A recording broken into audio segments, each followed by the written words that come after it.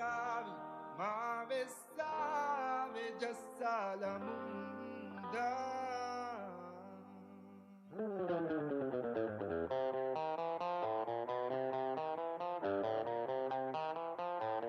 Hillaka kuma chapurala aduala, olvala jasala nattala pualva. Hillaka kuma chapurala aduala, olvala jasala nattala pualva.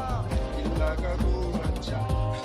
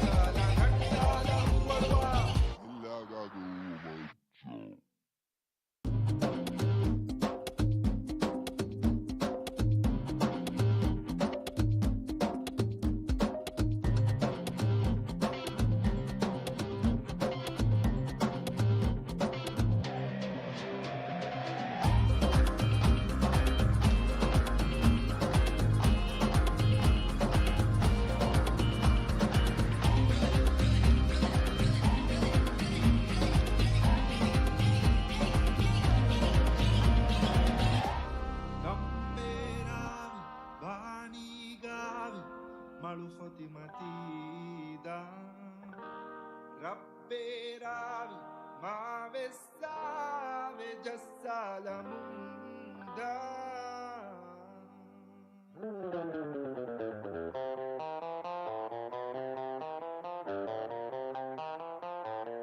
Hillaka kuma chapurala aduala, olvala jasala nattala pualva. Hillaka kuma chapurala aduala, olvala jasala nattala pualva. Hillaka kuma chapurala.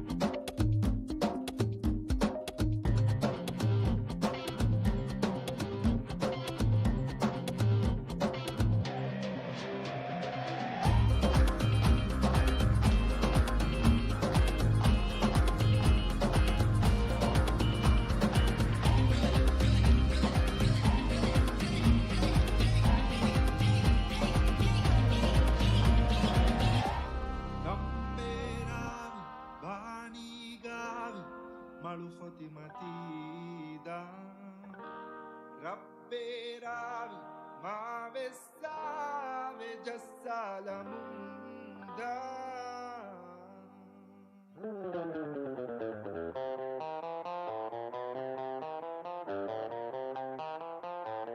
Hillaka Kumacha Apurala Haduala Odwala Jassala Nattala Vuvalva Hillaka Kumacha Apurala Haduala Odwala Jassala Nattala Vuvalva Hillaka Kumacha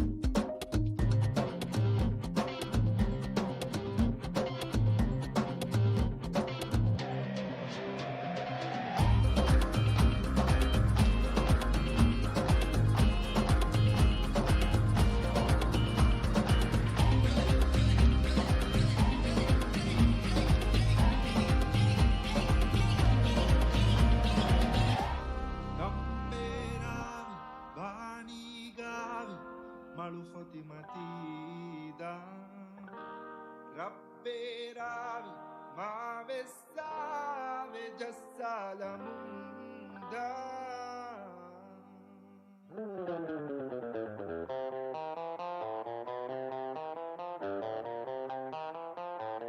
Hillaka Kumacha Apurala Haduala Odwala Jassala Nattala Vuvalva Hillaka Kumacha Apurala Haduala Odwala Jassala Nattala Vuvalva Hillaka Kumacha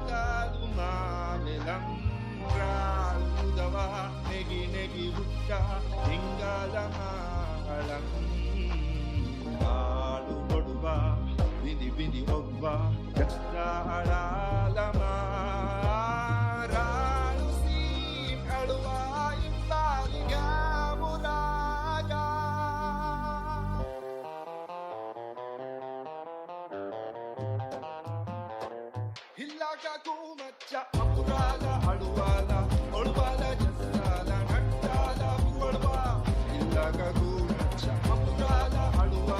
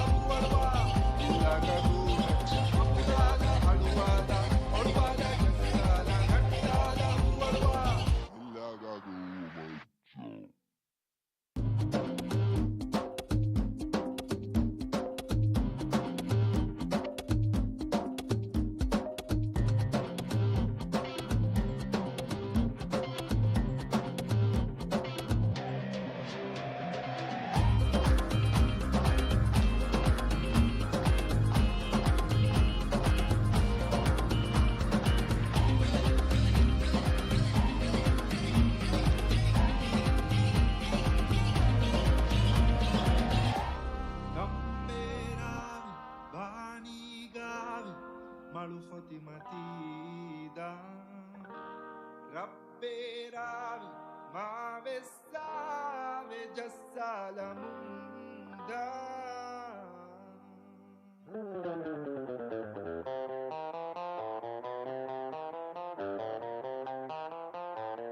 Hillaka Kumacha Amrala Haduala Olvala Jassala Nattala Puvalva Hillaka Kumacha Amrala Haduala Olvala Jassala Nattala Puvalva Hillaka Kumacha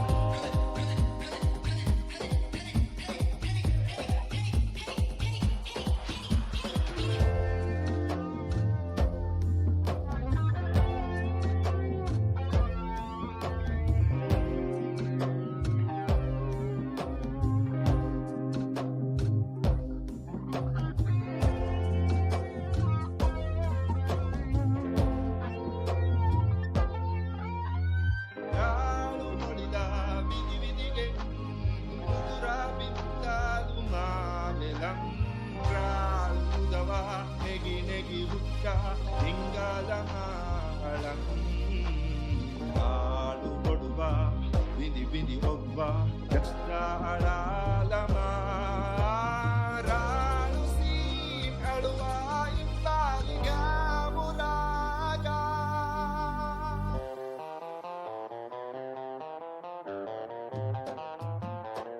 Hillaka Kumacha, Apurala, Aluala, Olvala, Jasala, Nattala, Puvalva, Hillaka Kumacha, Apurala, Aluala, Olvala, Jasala, Nattala, Puvalva, Hillaka Kumacha, Apurala, Aluala, Olvala, Jasala, Nattala, Puvalva, Hillaka Kumacha, Apurala, Aluala, Olvala, Jasala, Nattala, Puvalva, Hillaka Kumacha, Apurala, Aluala, Olvala, Jasala, Nattala, Puvalva, Hillaka Kumacha, Apurala, Aluala, Olvala,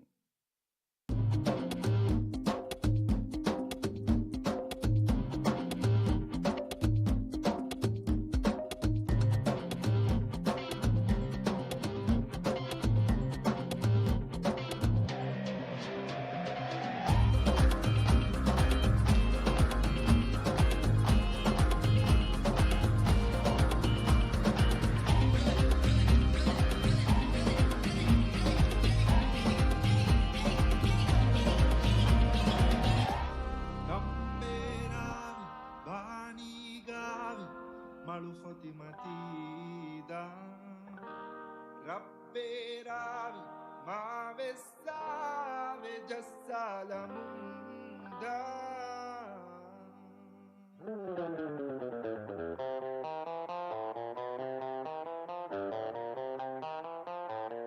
Hillaka Kumacha Amrala Haduala Olvala Jassala Nattala Puvalva Hillaka Kumacha Amrala Haduala Olvala Jassala Nattala Puvalva Hillaka Kumacha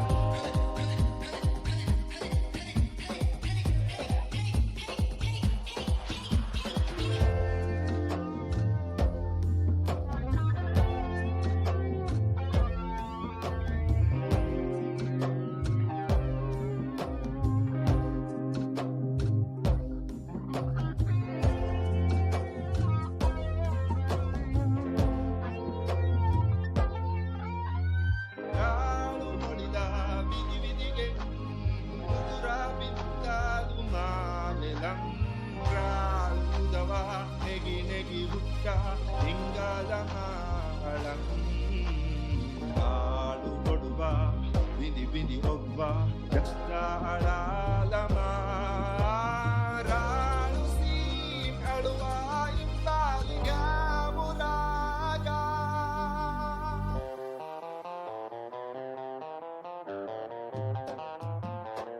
Hillaka Kumacha, Apurala, Aluala, Olvala, Jassala, Nattala, Puvalva, Hillaka Kumacha, Apurala, Aluala.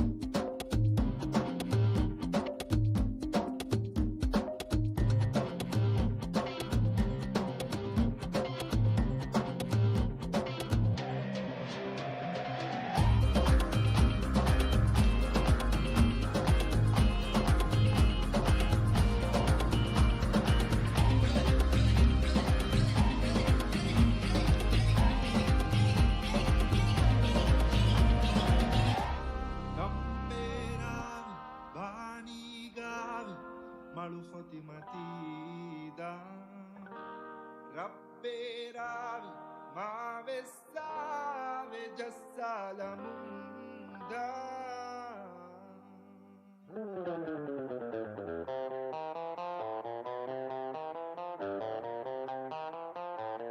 Hillaka Kumacha, Apurala, Aduala, Olvala, Jassala, Nattala, Purva. Hillaka Kumacha, Apurala, Aduala, Olvala, Jassala, Nattala, Purva. Hillaka Kumacha.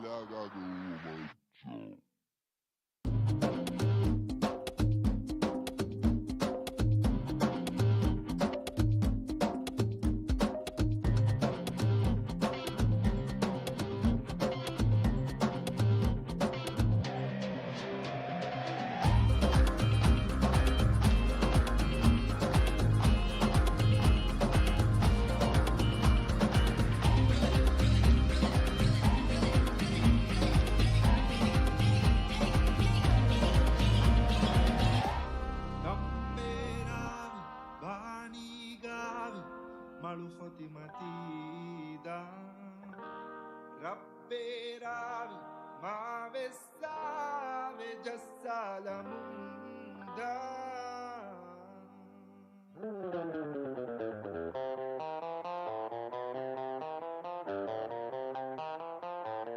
Hillaka Kumacha, Apurala, Aduala, Olvala, Jassala, Nattala, Purva.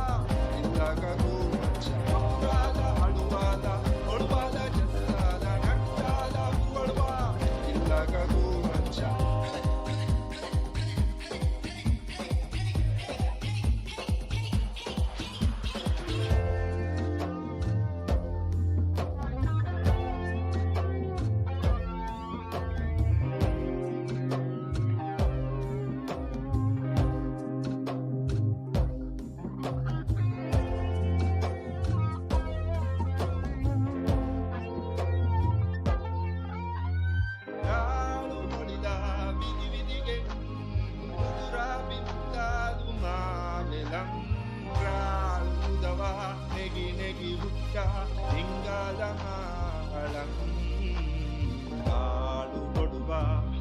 Bindi Ogba, Jasta Alama, Ranusim, Alua, Imbaliga, Muraga.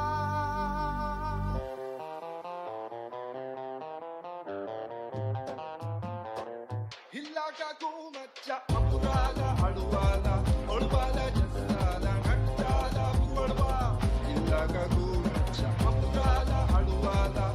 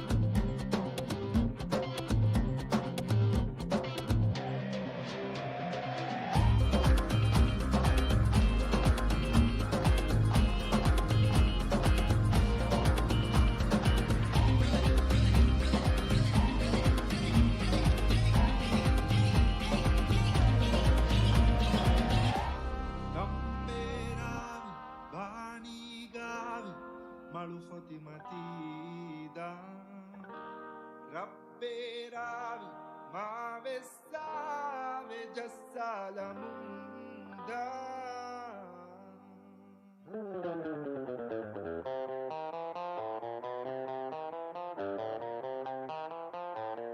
Hillaka kumacha apurala aduvala olvala jassala nattala puvalva. Hillaka kumacha apurala aduvala olvala jassala nattala puvalva. Hillaka kumacha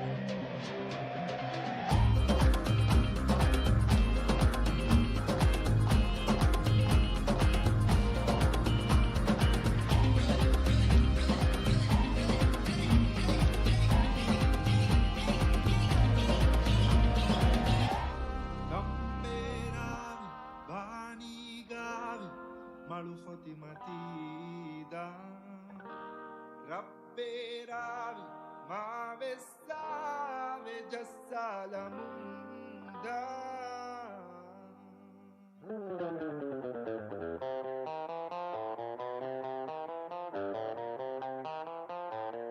Hillaka kumacha apurala aduvala olvala jassala nattala puvalva. Hillaka kumacha apurala aduvala olvala jassala nattala puvalva. Hillaka kumacha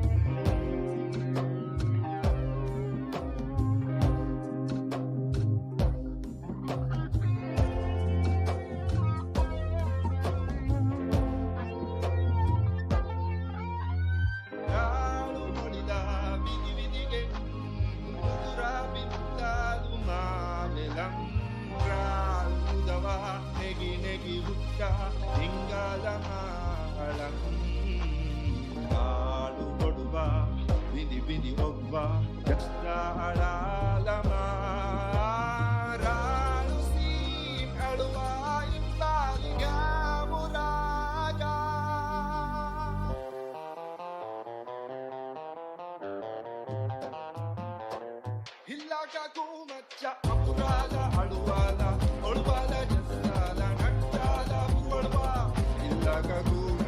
apurala aduvala olvala jassala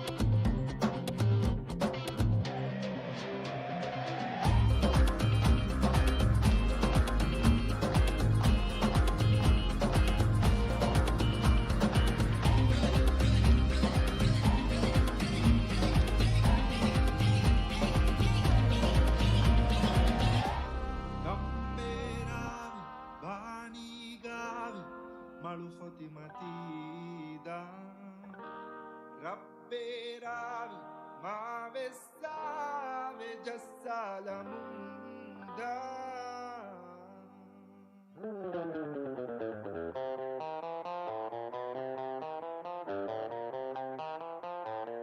Hillaka kumacha Amrala Haduala Orvala Jassala Nattala Puvalva Hillaka kumacha Amrala Haduala Orvala Jassala Nattala Puvalva Hillaka kumacha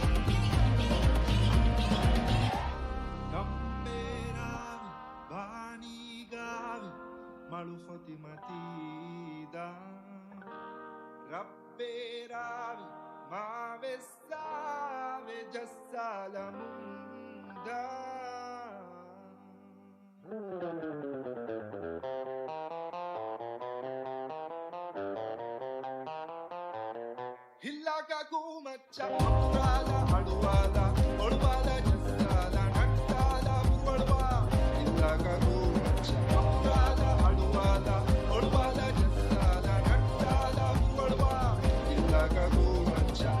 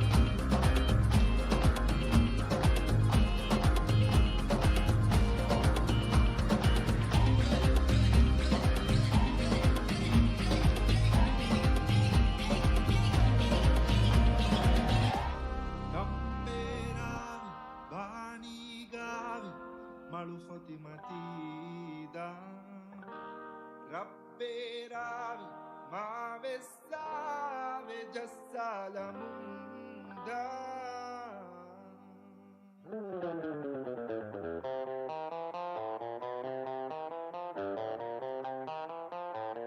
Hillaka kumacha Aurala aduala Olvala jassala nattala uvalva Hillaka kumacha Aurala aduala Olvala jassala nattala uvalva Hillaka kumacha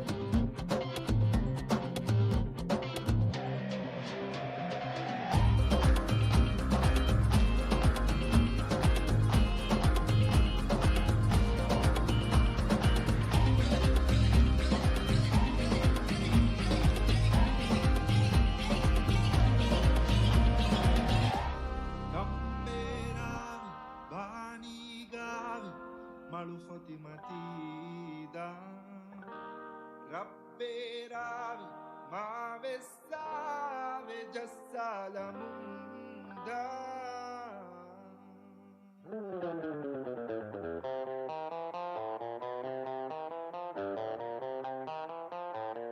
Hillaka kumacha Aurala aduala Olvala jassala nattala uvalva Hillaka kumacha Aurala aduala Olvala jassala nattala uvalva Hillaka kumacha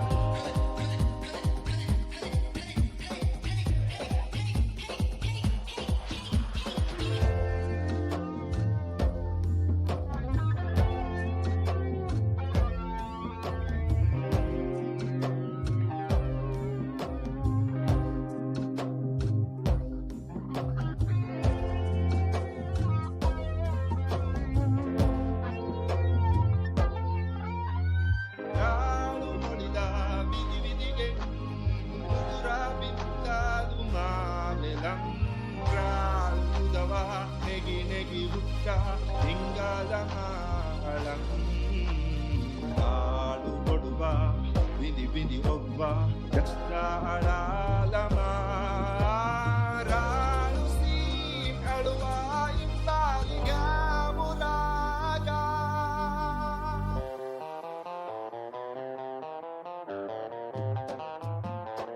hillaka kumacha apurala aduala olvala jasta nattala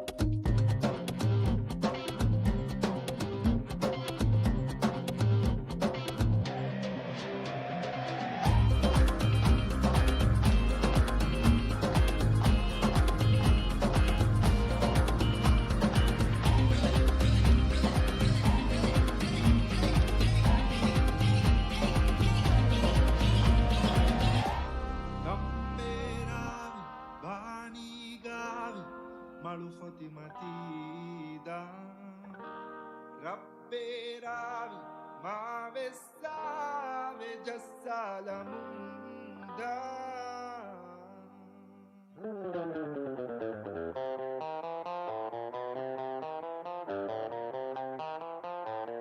Hillaga kuma chamurala haduala olwala.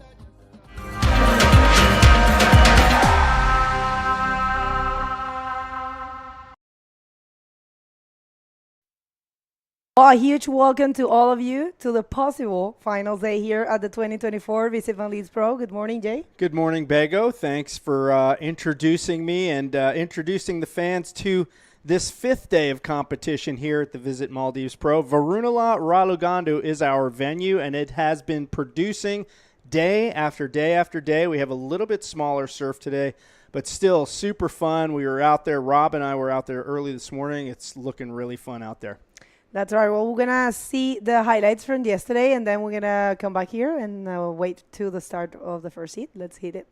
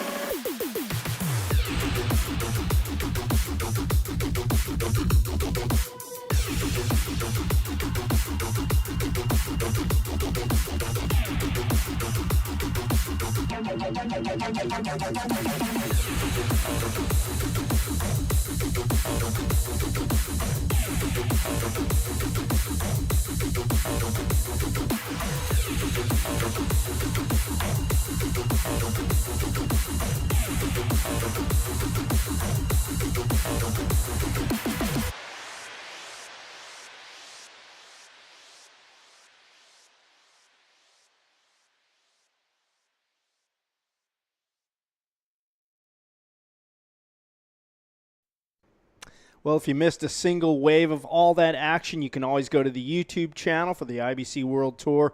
You can rewind all of yesterday's action, including the first 3 days in addition to yesterday. And we're going to get underway very shortly, as Bego said, with the men's quarterfinals. The sun is out. It is hot and steamy out there, and the action is also hot and steamy. Yeah, actually, when I was walking in, I saw some very nice rides. and as Osari Ohara doing a lot of maneuvers. So it's super contestable, and we're very happy that we brought the event till this point, and used the whole day yesterday as well. We don't know what's going to happen tomorrow or the next day. Remember here, there's a Muslim tradition of prayings, which is from 12 to 2 every Friday. So everything stops, and it's a part of the culture. So we really cannot run much on Friday. So the best thing to do is to try to finish either today or tomorrow. We'll see how the conditions are, and of course, always bringing the best for you guys. Remember, always keep that in mind in our heads and in everyone's minds. Is try to bring the best possible show, the best possible conditions. Of course, it's all in Mother Nature's hands, so there's so much we can do. Yeah, so if you want to see the big stuff, that was the first couple of days. It was very solid out there, but as Bego pointed out, very contestable conditions now, and we're going to go straight to the water. The first heat is now underway. That's right, and check this out. We have Hayato Enokido from Japan. He has been making a name of his own right here, surfing super well in red, and he will be facing Dave Hubbard from Hawaii in yellow. Dave, he loved this place. He has got, this event has a special place in his heart because he achieved one of his goals, as an athlete, to get 2 victories in 2 divisions in the same event. That was only being done by done only by Sammy Moretino back in 2019 in Antofagasta. He took drop knee and men, and it was done again by Dave Hubbard. No one else has done it. Not to mention that last year Dave also won the drop knee division and thereby taking his 10th world title. Check the socials right there on the bottom of your screen, IBC World Tour, Instagram, TikTok. Of course, you're on the YouTube channel and the IBCWorldTour.com website, where you can get all the rankings, the rest of the tour schedule, and follow along with live scoring. These heats are 25 minutes long. The riders are allowed a maximum of 12 waves in these heats. These are man-on-man heats, as you saw. And the best 2 rides count in the final tally. Get your phone out, take a picture of that QR code, and you can link up with all the IBC World Tour socials and website, and it's all in one spot right there. So first paddle right here, Bego. That's right. First block, Dave Hubbard, going for those rides that we have been seeing throughout the morning. And yes, roll one more just, to start things in a nice and smooth way, and risking not too much, but definitely putting some points and some important points and setting the pace for the heat.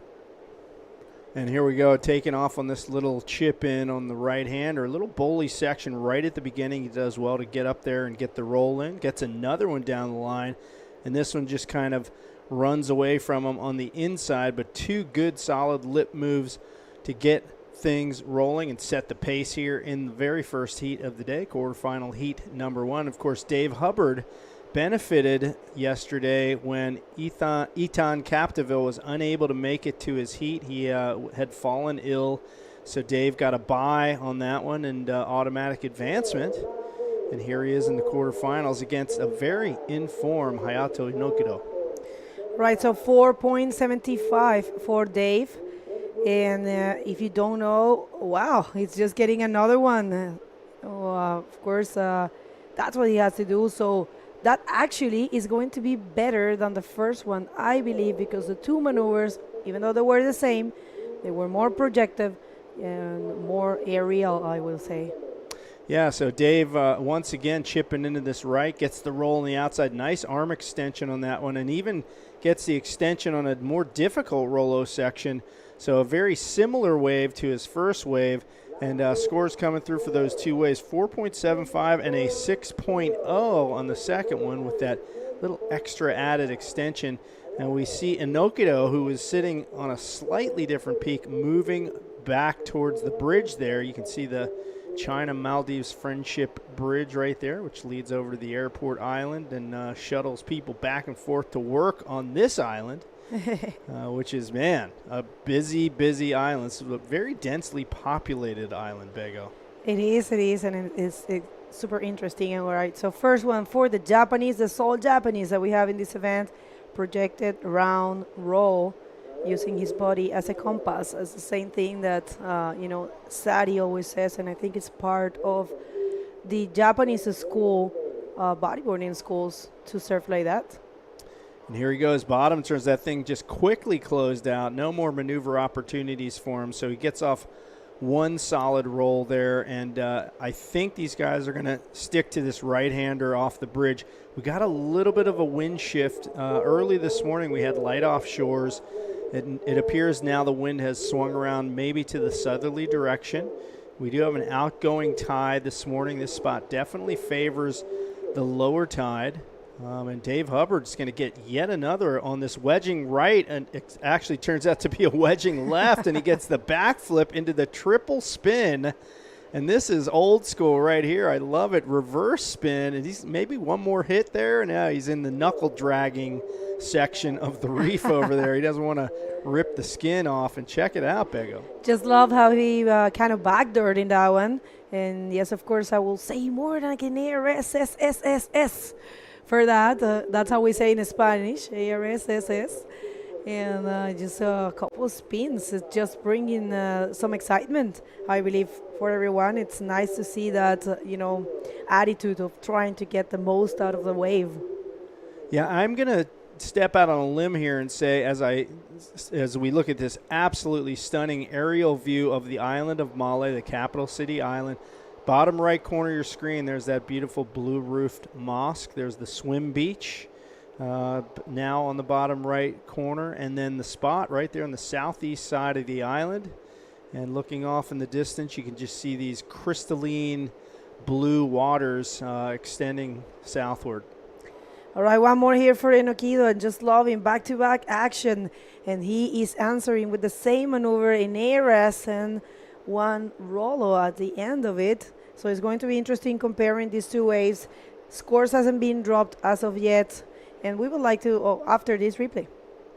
Yeah, so he's in the bowl right there, gets the nice extension on the ARS and stays right there with the open face for that second hit off the oncoming whitewater. And Enokido with his best wave so far. He has a 4.0 so far. We'll wait for scores to come through for that one. But from what I can tell, it looks like Dave Hubbard may be on a higher volume board out there. We will see if we can. We'll check on that. But he's, adjusting equipment is a part of being a pro bodyboarder. You get a little bit smaller, weaker waves. A higher volume board can definitely be a benefit for some of these riders. And some others, they choose a bigger board, especially riders from Brazil. They will surf in smaller conditions with bigger and, like you say, thicker boards. I see ladies that are probably my size using a 41.5. And me, I use 39.5 or a 40, more these days, mainly a 40. But yeah, I see that tendency. It's and actually it makes sense. It helps you if you see more bigger board will give you more space, and probably will give you the chance to land the maneuvers easily. So that's a trend. Me, I never change boards. I even use the 40 for drop knee, which is very small, actually. Yeah, I got to see some Bago drop knee, folks. Got some pictures. We got to check that out on her social. So when they put it on the screen, go to her Instagram and let's see her in the DK action out there. So beautiful view there. You can see Dave Hubbard in position with Enokido just a few feet away from him, and a great aerial shot there. And yeah, I mean, the high volume thing, it does give you the extra buoyancy, a little more glide in weaker surf. That was the word I was looking for. Thank you for that, buoyancy. No worries. Guidance gives you the glide to maintain your speed on a less than powerful wave, I guess you could say. So right now, these two just waiting it out. Enokido's second score does come through at a 5.15, which is pretty solid, although Dave Hubbard's still holding down the lead right now. And it's 5 waves ridden in this heat so far. Right, so this is a super good moment to thank all of our sponsors and everyone that has made this event possible. This is brought to you by Visit Maldives as a title sponsor, and it's made in association with the Ministry of Sports, Fitness and Recreation. And of course, a special thanks to the Maldives Bodyboarding Association for making it happen. And we have a long list of supporters. We have Diragua as a digital partner. We have Mukai Hotel as Accommodation Partner. We'll see if someone's taking this wave. Yeah. All right. Use a priority right there for Dave. Take up spin and another maneuver, radical one. I don't know if he's gonna get something more. Switching sides there. That's just showing how prepared he is. Enokido on a wave just behind this one. This one bowling up. He stalls it a little bit. Now heads up to the lip. Nice ARS there. Can he get up to the lip again? He drives to the inside on the closeout and hammers another Rolo. So Enokido going wave for wave with Dave Hubbard. He's not that far behind. Needs a 6.86 to overtake Hubbard to advance on to the semifinal. And this is no runaway for Dave Hubbard. Normally we've seen in past events here in Maldives, Dave can kind of get the steam rolling right at the beginning. And check it out, Bego. Actually, I would like to hear what do you think about that one. Yeah, it was a beautiful use of priority. Spin into the ARS combo here. Drops over a little left reform on the inside with another spin. So Dave milking it for all it's worth. And this one here is a bit smaller wave, but the execution of the maneuver was really projective. The Japanese underdog showing off in this event and, just making his flag proud. We know about the long tradition of women bodyboarders in Japan. It's huge. I heard, the ladies always tells me that the community of female bodyboarding, it's very alike the Brazilian. Of course, Brazilian is way bigger, the country is also huge, so, lots of population, so it makes sense. But yeah, we don't get too many men. And of course, Hayato is a well-known name for, the men bodyboarding, Japanese bodyboarding. So it's very good to have him here. Hayato, he has no ranking. So nothing to lose, all to gain. And in the case of Dave Hubbard, he is seeking for very important points here. He's got this year 3 5 places, 5th places, 3 5th places. He was 5th in Morocco, 5th in Iquique, 5th in Antofagasta, and 9th in Itacoatiara. So fairly good run for Dave, but of course, in his eyes, that's not enough. He wants to do better. He really has, the title in the men division in his head, and between his eyes. And Enokido, a well-decorated bodyboarder from Japan. 5 times he's made the ISA team for Japan, 6-time Japan Tour champion. And actually took runner-up slot on the Australian Tour twice. So he's made some trips down under, where, of course, bodyboarding is, very popular. A lot of really good riders down there. So probably a little bit of mixed influence in his riding, internationally speaking. And here goes Dave Hubbard. Dave just really seems to be on fire here. Gets up to the lip, throws the roll there, out on the shoulder, carves the reverse, and this wave dying out into deep water. So Dave Hubbard, I don't think he's going to replace that 7-0 and the 6-0 with that wave, so it'll end up being a throwaway, I think. 11 minutes, 45 seconds remaining in this heat. That's right.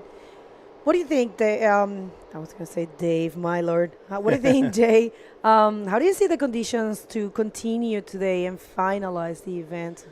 There's that English saying, a bird in the hand is worth 2 in the bush, right? Which basically means we have surf now. There's definitely contestable conditions. We've already seen these guys throwing big moves. We don't know what tomorrow will bring. So if we continue with these kind of waves, I say we keep going. All right, good insight. All right, one more ARS there for Hayato. It's looking super comfortable with us. You know, there are some people say that ARSs and backlifts are the new rollers.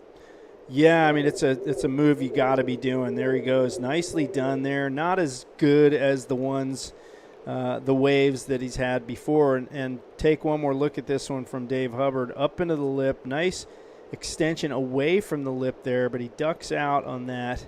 And, you know, at this point, these guys are throwing moves that are difficult for 99% of the bodyboarding population. And they're getting like 3.65 for an ARS. That goes to show you the level of riding here.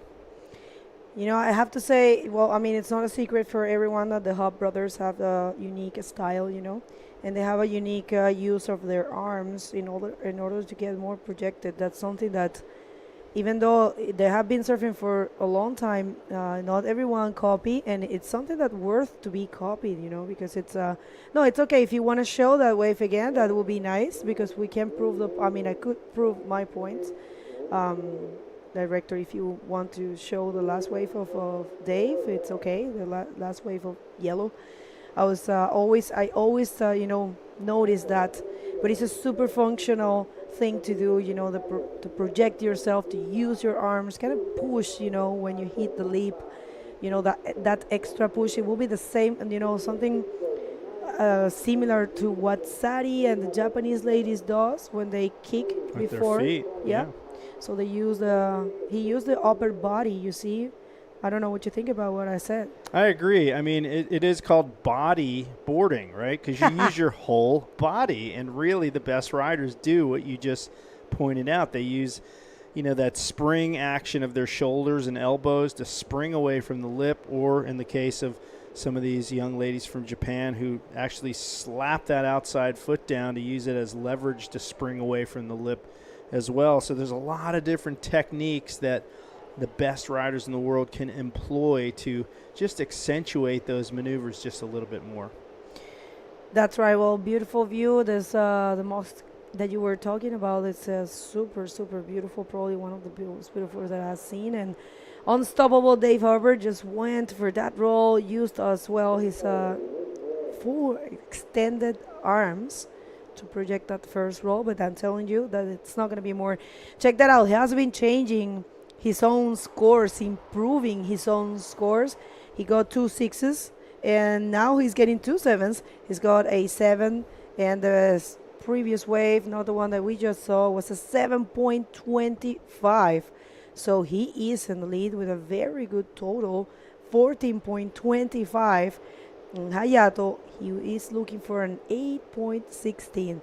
I have to say, in general, I mean, looking at the overall performance so far, Hayato has been picking the smallest waves. Very good execution of maneuvers, no doubt about that. Good style, good projection, you know, super active. I won't say anything about that, but I believe he might, you know, be picking up the smaller waves. That's why he's got difference in his scores. But you know how it is when, you know, there's not too much waves. These kind of things can happen. You know, frequency is low, and one rider can get the best waves, and the other just watching from the back, or when they're coming back to the lineup. And it has to be a bit frustrating too for Hayato. Every time Dave has a wave, it's just he seems to be on the one behind it or one right after it that's not quite as good or just not quite as big. So he does have to chip away at this 8.16 deficit. He needs that score to move ahead of Dave. Time is a-wasting, folks. We're down to about 6 minutes and 50 seconds left in this heat. And Dave Hubbard has had that slight edge throughout the entire heat. He is about 2 points ahead of Hayato, so it's not a complete blowout. But Hayato is going to need an absolute stunner of a wave here at this point. Look at that absolutely gorgeous view. I want to get out there with a snorkel and mask. I brought some goggles, but check this out. I was just noticing, you know, there's Hayato is fully combined with the blue and black fins and board, and Dave is full on the, you know, yellow and green colors. Even his rash guard matches, and that ocean bottom is so beautiful, so unique. We're not going to get this everywhere. I mean, in Chile, you get something like that, but it's more towards the blue. So split pick there for these two riders. All right, we'll see. I don't know. I think they've went for an ARS again, and Hayato was not able to do much. If I was Hayato, would paddle like crazy to get back to the lineup and try to wait to, hold my priority and try to wait for a bigger wave and just perform those maneuvers because, he is very comfortable with those ARSs. He only have to do that, I believe. So here we go. We got that split peak, as we mentioned. You can see Hayato. He's got a little bit of speed across this wave, but it's shutting down in front of him, and he just cannot get up to the lip as it crumbles in front of him. Take a look at the left-hander, though. Dave Hubbard gets up to the roof and goes for a bit of a sloppy ARS. He cannot hold on to that one. So both riders struggling on that particular wave and really not going to factor into their scores in either case, a 1.5 and a 1.0. Here we go. The green star right there. A beautiful execution.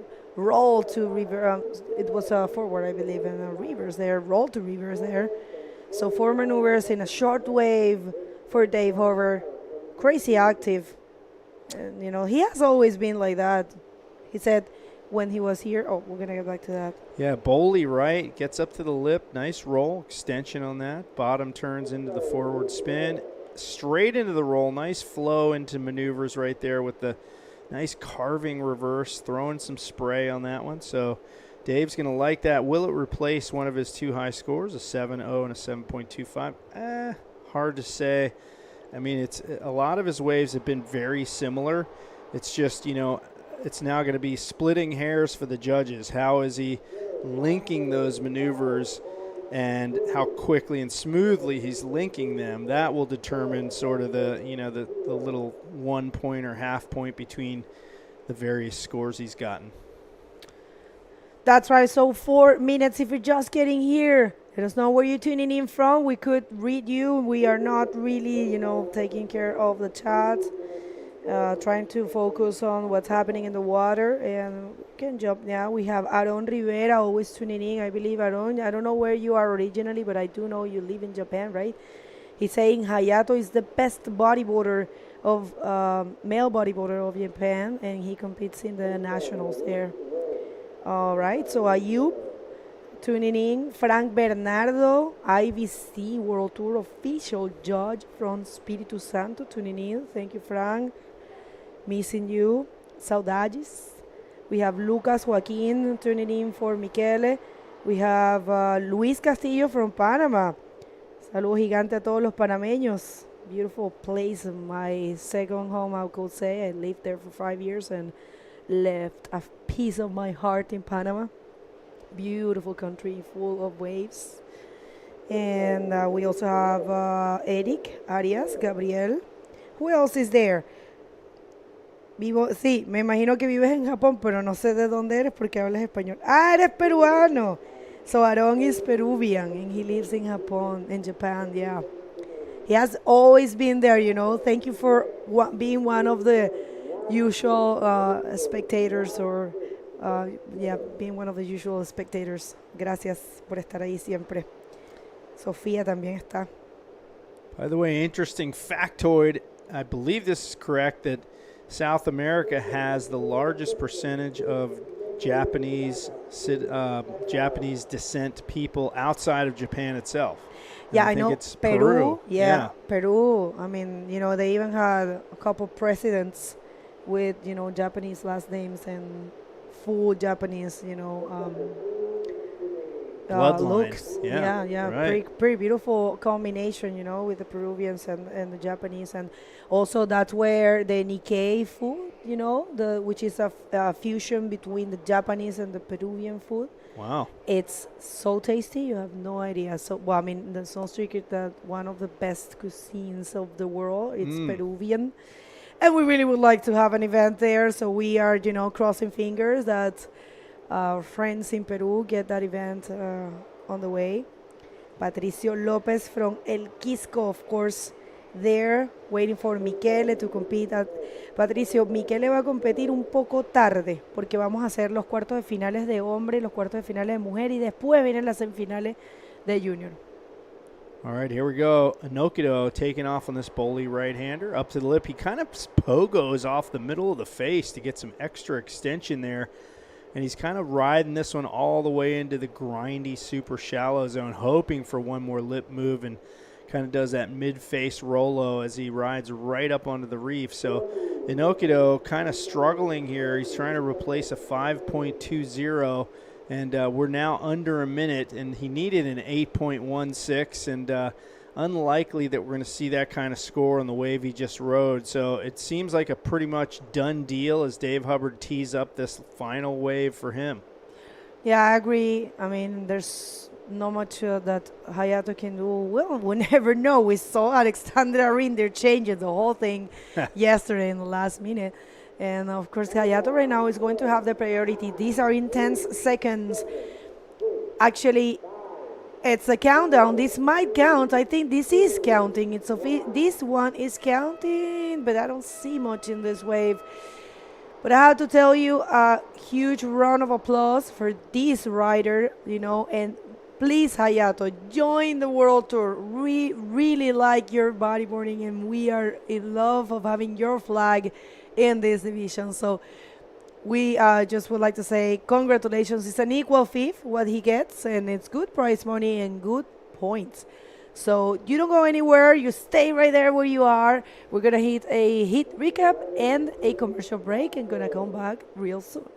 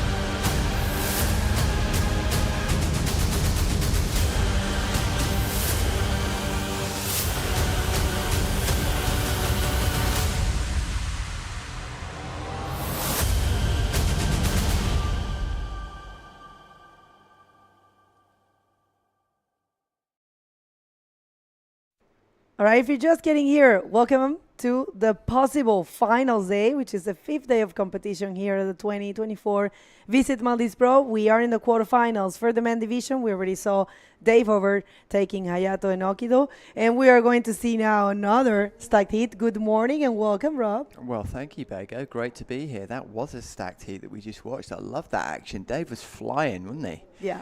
And Hayato, such a shame to see him go, but yeah, Dave just put up such a battle. I mean, he was just leading from the beginning, didn't let go of that stranglehold. But Hayato, I really want to see more of him on the World Tour, don't you? And same. I want to see this heat as well. Definitely Hayato should follow the tour. So who do we have? We've got Max Castillo from France in red. Then we've got Gabriel Braga in yellow. representing Brazil. So France-Brazil matchup. Let battle commence. And both these guys have got the skills and power to put on an amazing show for us this morning. These wedgie lefts and rights. Jay mentioned that me and him went out for a little surf this morning. There's plenty of power and punch in these little bowly ones, as Dave and Hayato showed in the last heat. Loads and loads of launch ramps. So let's see what unfolds. Yeah, it looks like it's a right affair today. We don't see many lefts, although there's a rider sitting in the left. I'm not sure who he is. I believe it's Maxime. So interesting. I love when the riders, they take each one a side, and that's definitely, I mean, fair play.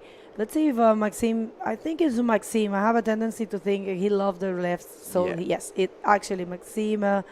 And we'll see, not really offering much for him, just not too great roll there. So we'll see.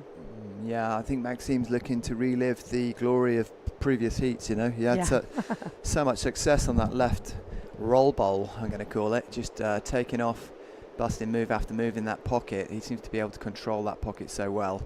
Skills honed in France, and the other place that he spends half of his year, Nazaré. He wants to reconnect with those left-hand bowls. But here we go. Braga up on a right-hander, jamming a carve in reverse. Wow, super stylish. And now he's lining up the inside, wants a ramp. He's eyeing up the roll section, and up he goes. Gets a nice loft. So nice way to open his account. I think he'll win that first trade-off against Maxime, who kind of was faced with a bunch of ribs coming through the wave face. So by that I mean that the right-hand wedge, which is coming across this break, was like cutting into the left-hander there and creating these bumps or steps. Once you hit them, it's very hard to generate any speed. You want the smoother surface as possible, and then you can gun it down the line from the speed. Everything becomes much easier, doesn't it, Bego? Yeah, I agree with you, definitely.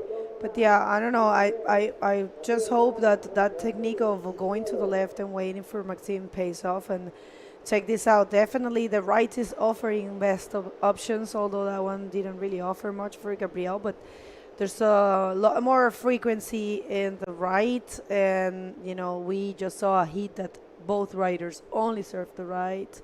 And the only left that was taken was actually taken from that peak.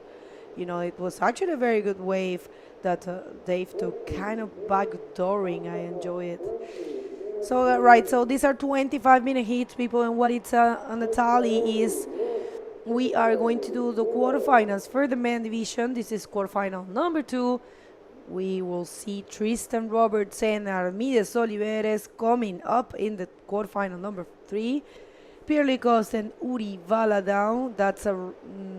That's a heat and a fight that comes a long time ago. We'll see. Way back, I'm sorry. Maxime trying to plot a little line across this bumpy one. Gets a little roll in the pocket. Nice forward spin. And then he's, nice roll off the end section. Now, it's almost as if he was struggling to get speed there, whereas Braga over on the right-hand side is gunning down the line. But yeah, a couple of nice waves. No massive scores from those, but whilst we've got a little lull, we're going to go... No, we're going to see the replays, and then we're going to go to the interview. Okay. Let's just, because, we want to see again last wave of Maxime Castillo, and then we can throw it to Jay. Because, last wave of Maxime Castillo was his best so far. Sure thing. So we Give would him like the credit. we would like to re-see that. So here he comes.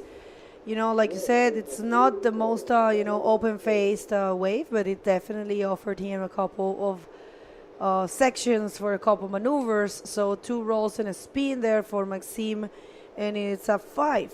He is currently in first, and this is only a 1-point ride for Gabriel. So yeah, after this wave, I believe we could go, if there's nothing on the back, I don't know if they're taking something. I think it's safe to send it to the interview with Jay, so take it away, please. Thank you so much. Here with Dave Hubbard, and let's get the euphemism started again. The dub train has left the station. You knew it was coming. So, Dave, this heat that you just had, you were leading start to finish, and Enokido seemed to be just below you every time. Did you feel that momentum from the beginning of the heat? Yeah, which was great. You know, it's always great to get a quick start and then control the heat with not only scores but priority for most of the time. So that was awesome. I felt, my positioning was also probably a little bit better than his. And yeah, just super stoked to get on the podium. Well, every wave you caught seemed to be a little bigger than what he was catching, but I noticed you were riding a higher volume board out there. Did you feel like that really was the right decision? Yeah, absolutely. I was so stoked to be on what, I consider the best equipment in the sport. Hubbard's, maybe I'm biased, but maybe not. I think we've got the best equipment, whether it's small waves or big waves, any kind of shape waves. So coming here to this event, I was actually speaking with a few of my friends and even Jeff, and I've got the best equipment out of all the riders. That's just a big claim, but that's true, I think. Well, you've backed it up, obviously, with results. You have the results, especially at this event, to support what you just said. So good on you, and I'm going to give you a chance to, you've already promoted your brand, but any friends and family? Yeah, but my other sponsor, the company, the best bodyboard shop in the world, so I'm just throwing out those bests. But yeah, thank you, Evelyn, for watching, and my family, and of course, all the glory goes to God. My Lord and Savior, Jesus Christ, the one and only Son of God.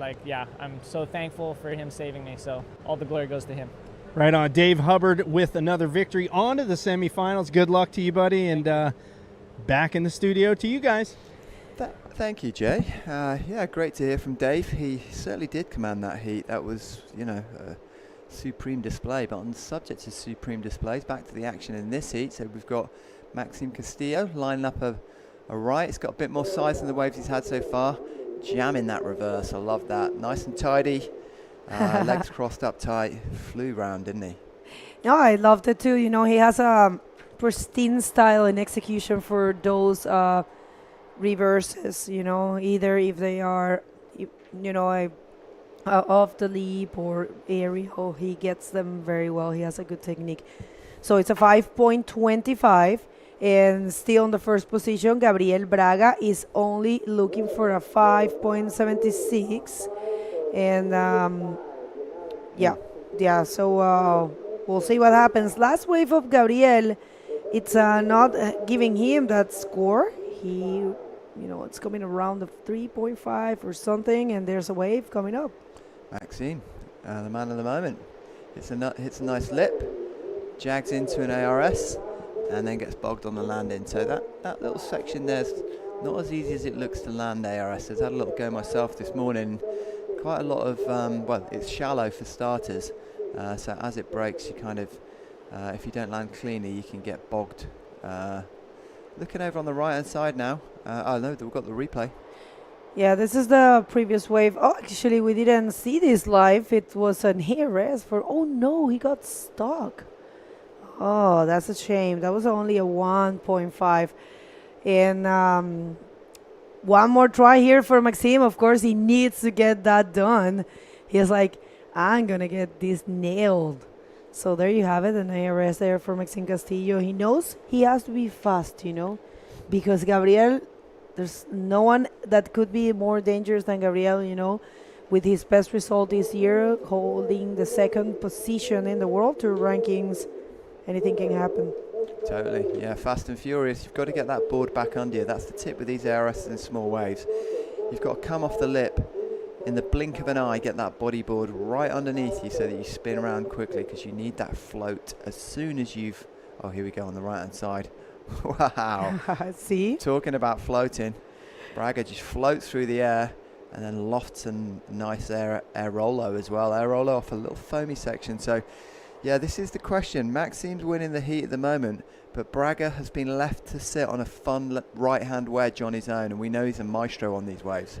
Well, I tell you what, this guy right here, check that out. He's got the projection, he's got the technique to surf these kind of waves.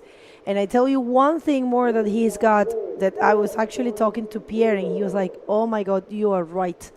I said, there's a huge advantage that Gabriel and Uri have.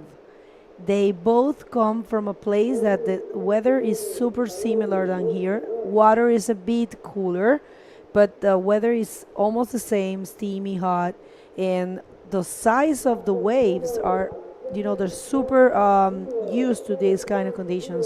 So that's an advantage, towards people like, Maxine coming from surfing the best beach tricks of, Europe. He's always in Portugal, all friends. And he was saying that he hasn't been surfing because he had 15 days flat in France. And, I'm not saying that, he could win or not. Because, sometimes when you don't surf that much, gives you that urge. And you actually, when you get to surf, you surf way better. So that could be there, saving the stoke. I totally agree. Yeah, it's strange, a strange sport in that respect, isn't it? All these Olympic athletes have been training recently for all these events, have been putting in hours and hours and hours, and that brings out the best of them. But bodyboarding seems to be one of those things where you can, not be in the water for a little while, and exactly what you said, you kind of like your energy builds up and your drive to get out there and shred. And then you get in there and you feel like a new person. It's kind of the same as well when you get a new board. All right, yeah. Every new board is like an improvement, huh?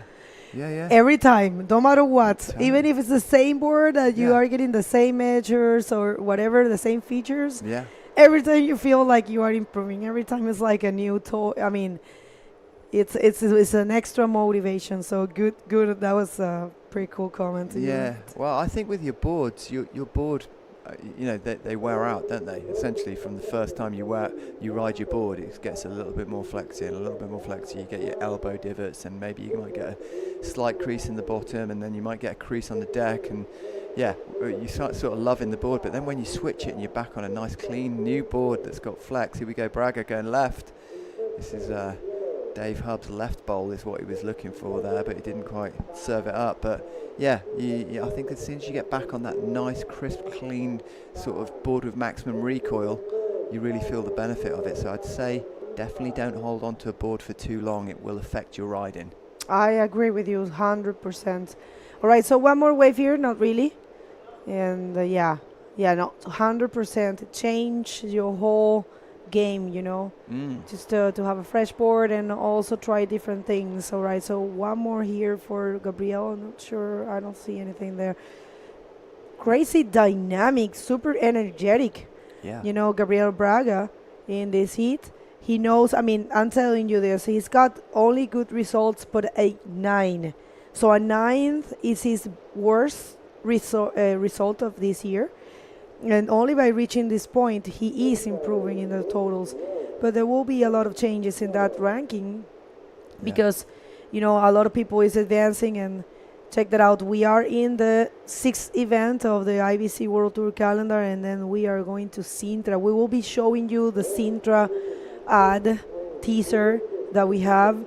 I'm super happy to have the 28th edition of the Sintra Pro coming up in this year only for men and women. They will have a kind of like a special session or a specialty, division, which is the drop knee.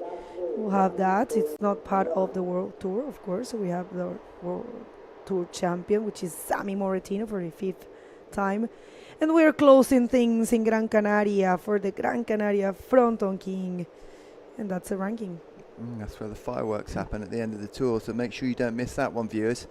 Always thrills and spills over that incredible slab of rock, which creates the freak of bodyboarding, Fronton. What an amazing wave that is. Have you surfed it? No, we were chatting about this yesterday. I've been there a few times. Me?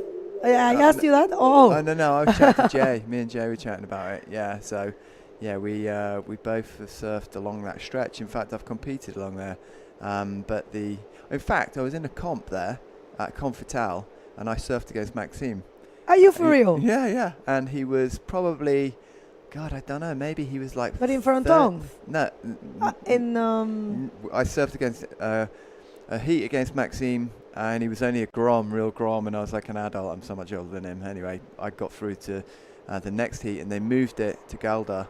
The event, and they held it at Chubaria, I think it is, or La Guancha, is it called? La Guancha. Yeah. Here we go. Left-hander, Gabriel pulling into his little bowl, spotted it well. Lovely, clean little peak there, and then another roll. So he's stacking the scores up over there. I think that he would have liked to do a flip on that one if he'd got the opportunity. Just ran away from him a little bit fast. But point I was going to make there quickly, Bago, was I was just checking the tides here. To me, it looks as though it's dropped back the tide and therefore lost a little bit of the punch that it had in Dave and the previous heat. But it isn't. I think the tide is just turning and just coming up. But there's been a slight change in the conditions. You feeling that? Yeah, but you know how it is. It usually one heat, you get a heat with a lot of waves, and then the next one not so much. You know, it's that's how the ocean behaves, and you can't take control of that. There's a wave rolling there. We'll see a nice looking right, and it's Maxime Castillo with the priority. Is he gonna get this one? All right, he's not. And Maxime, he is one that really need these points and really needs to keep advancing. This year he has had no podiums. He is holding the 9th in Morocco.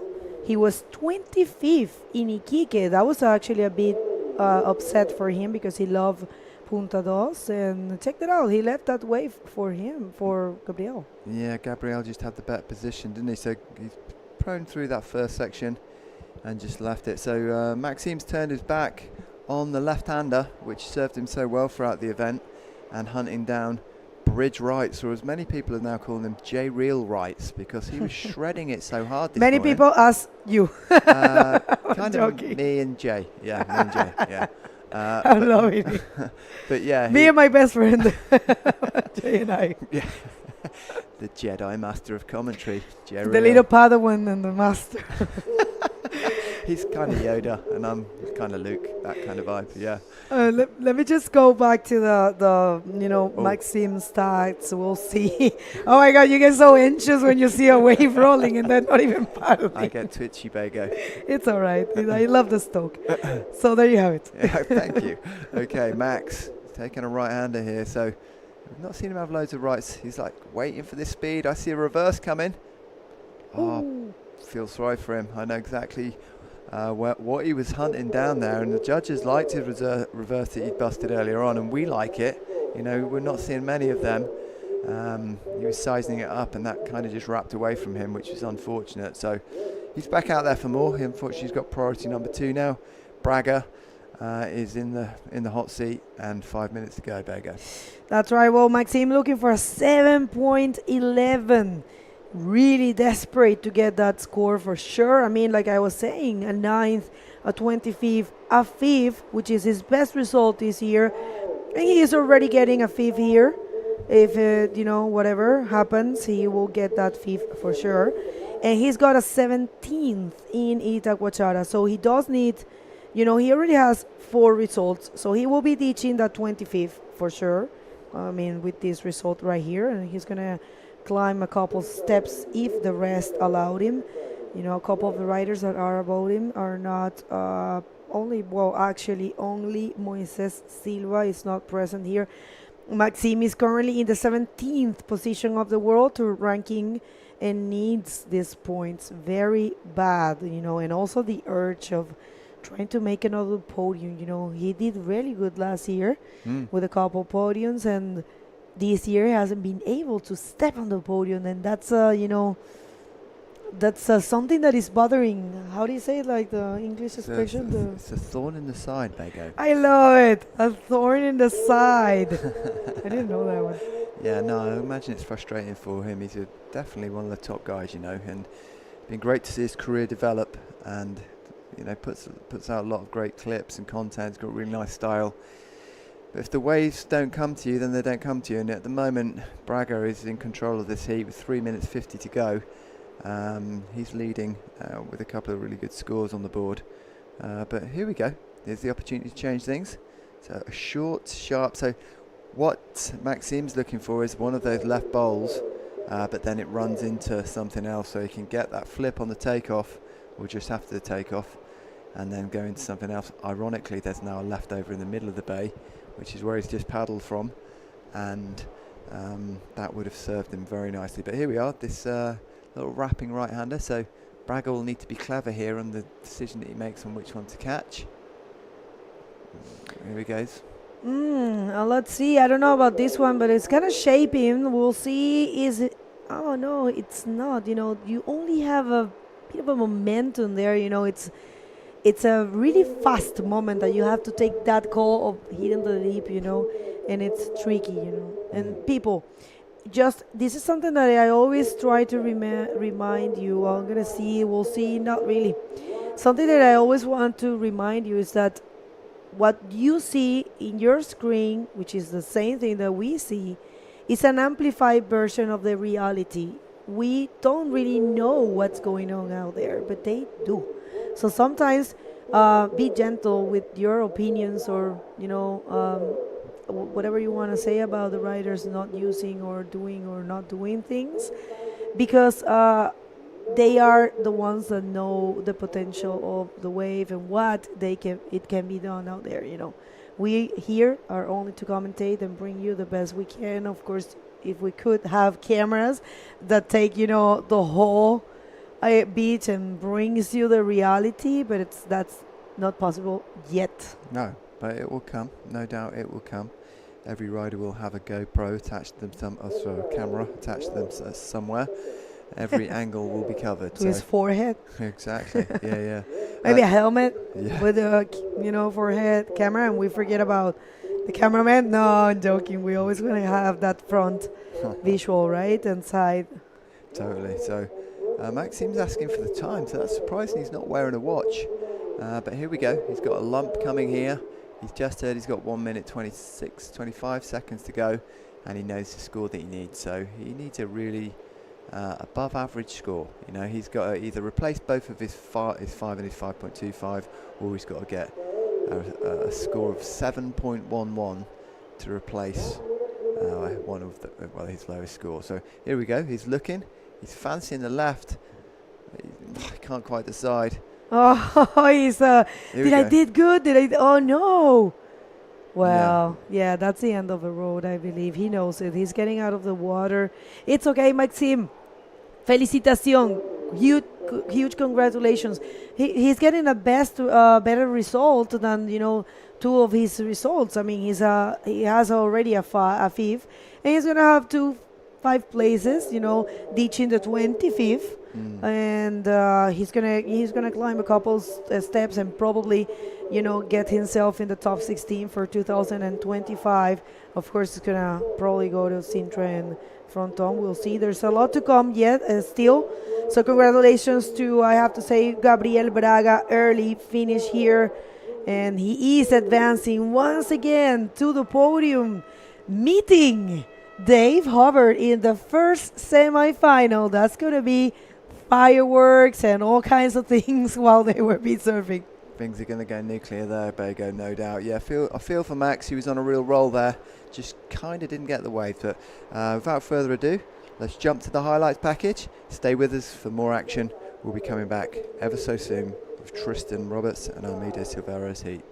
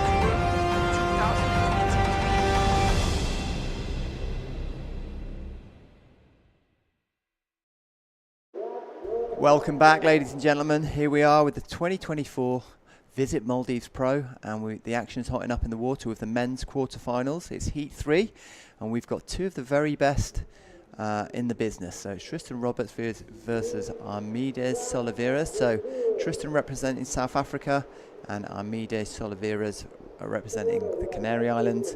We've got red for Tristan and yellow for Armide. Jay, take it away. A couple of world champs out there. Armide, a former junior world champ, and Tristan Roberts, two-time men's champion. There's your stats on the screen right there.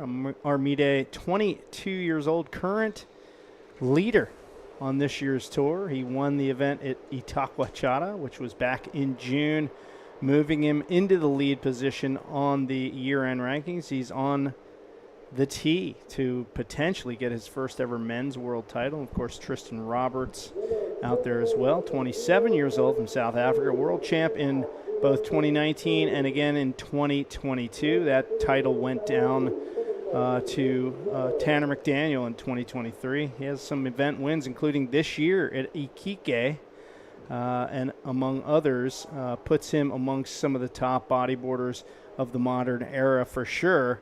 And so these two guys wouldn't be the first time they've done some battle together, and here they are in this bathwater, warm water here in Male. Totally. So here's the men's rankings just up on the screen. See where they lie. They're a whisker away from each other. Gabriel Braga sandwiched between them at number 2. Armide is number 1. Tristan Roberts is sat at number 3. Then we've got Uri Valadao for a joint with Dave Hubbard, who we just saw blowing up earlier on. So these guys have watched the heats prior to theirs, and they've made the decision to sit over on the right, on the peak just under the bridge. And who could blame them, because it seems as though most of the high-scoring waves have come from there in the last couple of heats, don't you think? Yeah, I would agree with that. No doubt about it. We already have a score on the board. Here goes yellow taking off, a little pushing right-hander quickly in and out of that. Salivas already has just one score on the board. It's just a 0.2, so a throwaway score for him. And it's looking like a second throwaway for him. There's that middle peak kind of showing its stuff here as we get into the tide push here. We might see a few more waves in that center peak. But, yeah, this morning, you and I were in the water pre-dawn. It was all about that right. Rob, you did sit down there on the left. Were there a few coming through down there? Yeah, I was sat with Hugo Nordia, and we sort of sharing that little peak there, and there was a few coming, but they just didn't quite have the shape that they seemed to have yesterday. It was some fun ones. Just had to be patient. But yeah, bath warm water, not even a little shiver as I paddled out in the dark, and yeah, empty peaks to ourselves. So plenty to love. Well, you've done a lot of traveling, Rob. This the warmest water you've ever felt in your life? I believe it is. I can't think of anywhere else that's warmer. I mean, I came here, like I said earlier on in this webcast, a few days ago and surfed during the pandemic down in the southern atolls, and that was easily the hottest I've ever been in the water, and I had to actually borrow a long sleeve rash vest off our boat guy because I was getting so fried even with factor 50 on my arm. So here we go, live action. Tristan taking off on a nice peak here, blasts a backflip out of what many would just trim past into the smoothest spin, bottom turns, nice rollo, might get another one in here. This is a dream start to the heat for him, and then gets a little above the lip roll on the inside. The judges are going to like that one, Jay, I can tell you that for nothing. Well, certainly a great way to start the heat for him. He's going to get the momentum rolling here. And we're only 6 minutes into the heat, and Roberts with a barn burner of a wave. And look at this set on the outside. Armide Salivas all alone on the outside. Our current World Tour leader is in position for this wave. He has a look at that. Now, of course, we can't see what's down the line, and he can in this tighter shot. But obviously that one did not appeal to him. So sometimes you see those sets coming, and what's down the line just doesn't look that great. One more look at this one from Roberts, up to the lip, and yeah, back flip on what you said most people would just trim past, and into the forward spin, and finds another little lip move on the inside. And Tristan Roberts, just mind-blowing use of this wave. Just incredible, Rob. Yes, super impressive, super impressive. So here we go, Armido, whilst we were watching the replay, jams a roll on the outside, little check into a forward spin, nice, and then he's lining up the inside now, so he's got a little bit more in him. He wants to get a little bit of a extra extendo roll there, and then one more roll is what I'm expecting, and yeah, he delivers. So that's really energetic riding from Armido. He answered back immediately, and we've got, the heat is on, Jay. The heat is well and truly on. Yeah, let's check this one more time here. Armido Salivas does a little cutback to get into the energy pocket of that wave. Nice roll, does a little carve into the forward. And now watch his feet here. He's kicking with everything he has to stay with that wave. He's got that left elbow way back so he can really get that pogo effect on this inside wave and gets another roll. So he's utilizing really everything that he has at his disposal. And now Tristan Roberts in and out of that one. Yeah, for sure. It's going back and forth between these two guys now. Looks as though the set has now dissipated. We'll just check, see if this looks as though Tristan's seen something, or maybe they're both trying to get out back to get priority. That's what's happening, isn't it? So they're both racing out there. Looks as though we've got no waves for a second. So I'm going to hand over to Bego Martinez with the post-heat interview. Thank you so much, guys. We're Gabriel Braga, super stylish, smooth, bodyboarding out there. How do you feel? Tô amarradão, feliz pra caramba, trocando mais um resultado e agora na semifinal. O sonho continua, que é de buscar o título mundial no final do ano. Então é isso, é felicidade mesmo, imensa, e vamos pra semifinal agora com o Dave. Yeah, I want to know your thoughts about facing Dave Over, who you know he is very connected to this place. He has had a lot of good results. So what's your strategy, or you don't want to speak about that?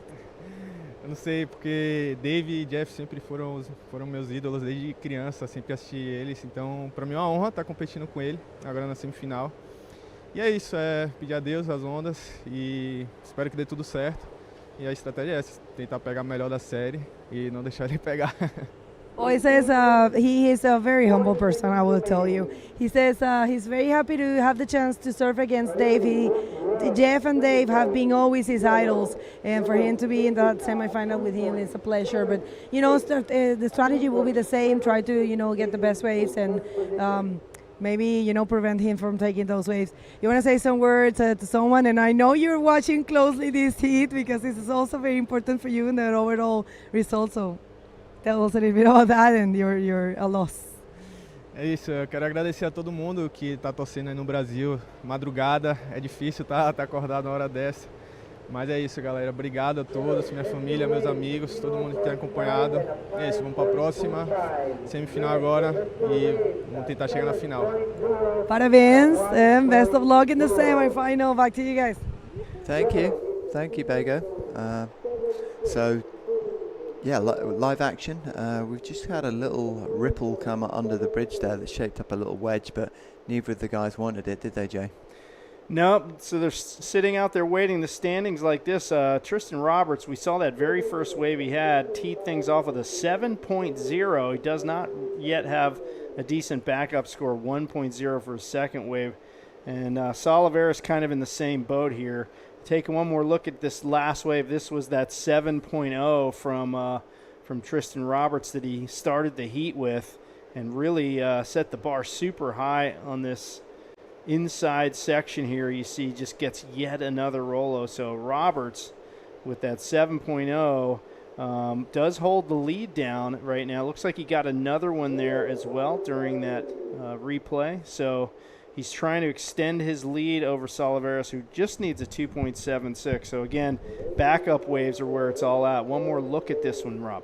Yeah, nice roll on the takeoff and then a nice flip at the end. Wow, he is really finding his form. So Jay and I were just chatting during the interview there about the different scores that are coming through, and we think the judges have got them bang on, you know. Tristan Roberts 7.0 for the first wave. Wow, he's just got a 7.25 for that second wave, Jay, and we know why. The judges just love these big outside maneuvers, don't they? They love air, they love to see air being gained, they love to see projection. They love to see smooth movement from one move to the next, and Tristan's really delivering on all of those requests at the moment. It's going to be all about wave selection today. You know, we have a little smaller swell, and picking the right waves is so critical. Bottom turns straight into the lip there for Armide Salivas, cuts back into a nice reverse, and another one flowing from move to move. He's going to get another hit here on the inside. He bides his time, waits for that thing to pitch in. Oh my goodness, I did not see that coming. Another ARS from Salivas. And I'll tell you what, man, he's chipping away here. He needs a 9.01, but that will be his backup score and edge him closer to catching Tristan Roberts. He is in a deficit right now. One more look. Up he goes. Immediately hits the lip and boosts. Jams that tight reverse. He's got a lovely style of reversers. And then he gets this little sort of wedge chip in here. He's eyeing it up. We know what he looks for, what he's looking for. A ARS on a knee-high wave on the inside. This guy has got incredible skills. He's so dynamic, and his flexibility is, to be able to pull that off is mind-blowing, Jay. Yeah, I mean, in the best of times, you know, you and I go out there, we need a decent-sized wave to even have a hope of pulling a move like that. He's doing it on a little 1-foot closeout on the inside, so super impressive. The judges agree. 8.0 for him, and that combines with his 5.25 to put him ever so closer to Tristan Roberts. Now needs a 6.26, so he's going to have to wipe out that 5.25 to add to his 8.0. Roberts really has set the pace in this heat, so Salivas on the catch-up mode with 11:30 to go. Yeah, great to see these guys sparring in such fun wedgie waves. You know, it really makes it makes you be able to believe what is possible on a wave of this size. You know, they're managing to sort of mine those speed pockets, maximize the lip opportunities with their incredible timing, and then their dynamic flexibility. So yeah, for you riders at home that perhaps are only getting to surf smaller waves like this, I include myself in that on a regular basis. It helps you sort of gather what can be achieved in this kind of conditions. Yeah, take notes, folks. Here we go. Salivas scratching into this one here. Flat spot at the beginning, but that doesn't stop him from busting an ARS and kicking hard to get back down that wave. And now he's going to get this inside runner and hits the lip one more time and pulling a Rolo on a really impossible section. So Salivas, will he replace the 5.25? We will see. He does need a 6.26 to have a shot at catching Roberts. Yeah, off he goes. I mean, this section, it looked as though it was going to give him a little lip to launch, but then it went flat, but he made it happen anyway. And then he guns it through to the inside, has another roll. That roll not quite as impressive as the other rolls that he's done all heat. He'll know that because that wave hit deep water, which meant that it backed off a little bit. So I would say he's not going to get the score on this one, but he served notice to Tristan Roberts that the cavalry has arrived and he's about to do some damage if he's given the opportunity.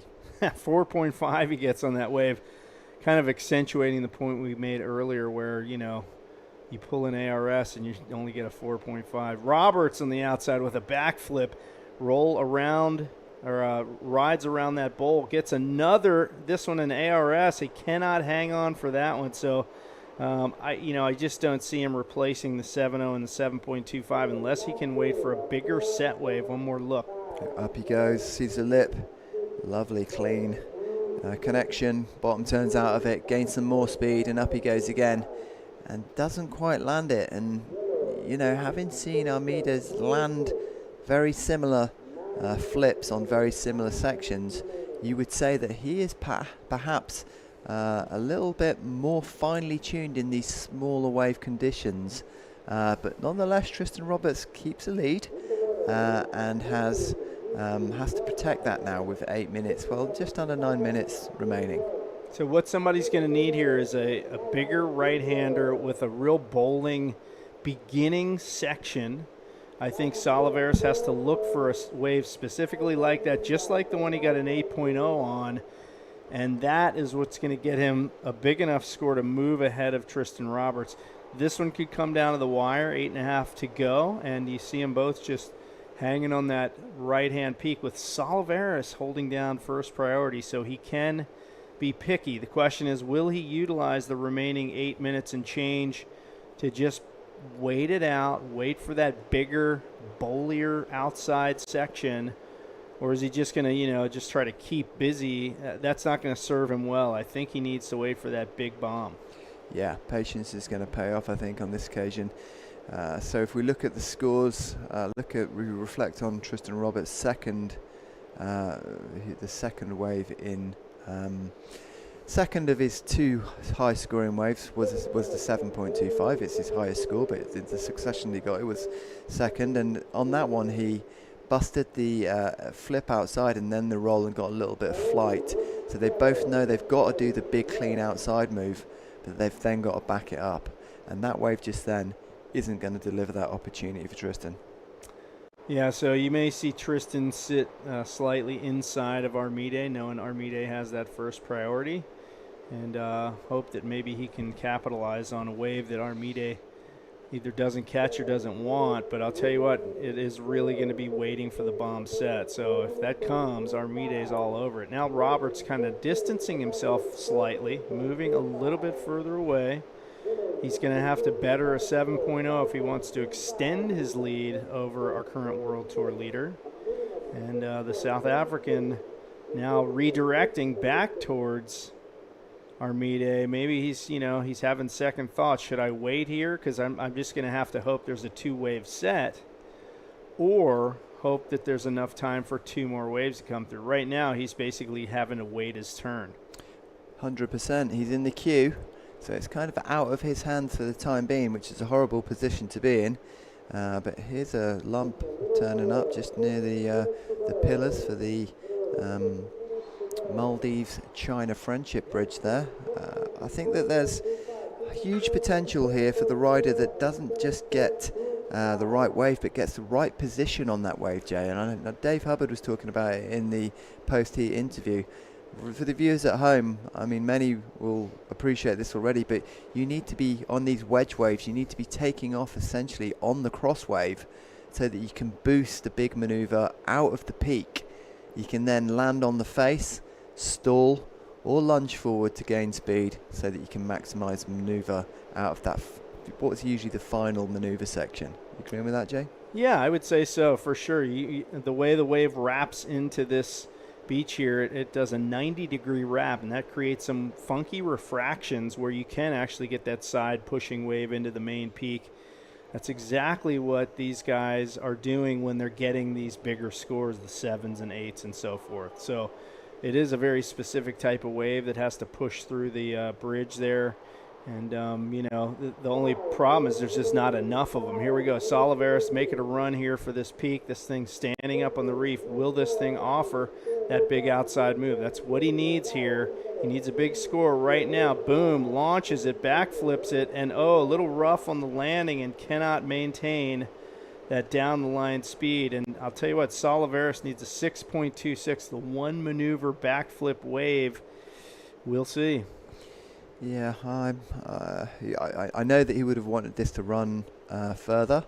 He would want it to land that maneuver and then come round and bust something else. But one maneuver will always get a good score as long as it stands above and beyond the other maneuvers that have been performed that heat. You can get a really, really high score, even a 10 for one maneuver wave, no doubt.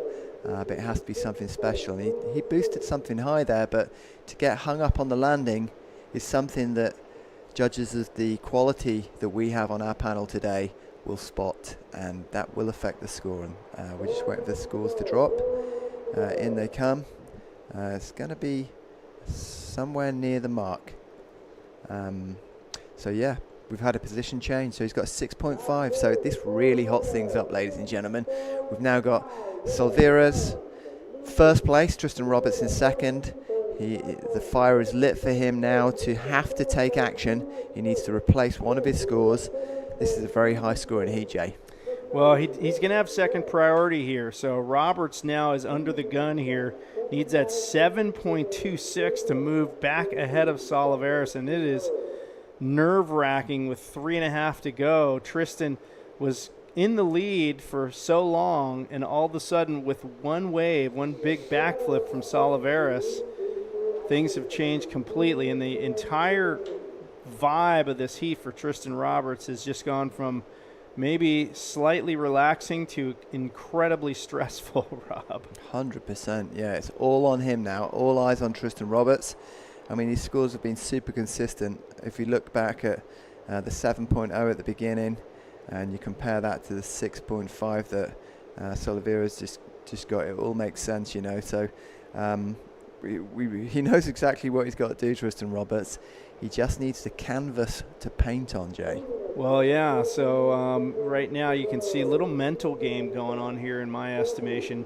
Salivas wants to put the pressure on Tristan. He's going to try to sell him a wave, and for those of you that don't know what that means, when somebody has first priority, if they paddle for and get under the power of a wave, they will lose priority. So if you have second priority, it's to your benefit to act like you're going to go on a wave to basically make the person with that first priority go on that wave to prevent you from getting it. So Salivas' move here is to sell a wave to Tristan Roberts with 2 minutes to go and hope that Roberts will paddle for it and lose his priority, and then it's basically going to be game over for Roberts. So yeah, this one's come down to the last 5 minutes, Rob. Yeah, certainly has, as so many of these heats have done.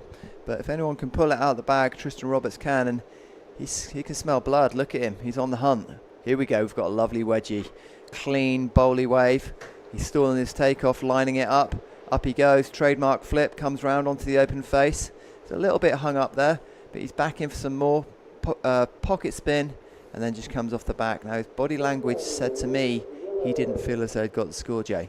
Yeah, I mean, he didn't get a lot of launch or loft on that flip. Let's take one more look. Nice wedgie peak here, but there's just not much down the line. So he has to climb to the lip really quick, and that wave just over wedges, and there's just not much face here. He has to kind of stay back in the zone of the power, and not even enough really to get the spin off. So Roberts is going to have a throwaway score on that one. And now he's lost his priority, and there's 1 minute to go. So unless a miracle occurs here, it's looking like Salivas is going to be into the semifinals. But, hey, man, stranger things have happened. Yeah, if anyone can pull a rabbit out of the hat, it's Tristan Roberts. You know, he's got so many examples of amazing maneuvers that he's pulled in heats before. He just needs a little bit of space to do it. I would have thought he was going to race over to the middle and try and get away from Salivas, but you know, they both know how it works out from here. Solivas is going to sit there and maintain priority and try and protect his lead. And unless there's a flurry of waves, Roberts is just going to have to sit there with gritted teeth and suck it up. Yeah, so he's conceding at this point, just shaking hands with Salivas. Nothing coming, and that will end this heat. And Armide Salivas coming through in the last 5 minutes of this heat to move ahead of Tristan Roberts and on into the semifinal. Folks, we're going to take a quick break for some highlights. We'll be right back. Stay tuned.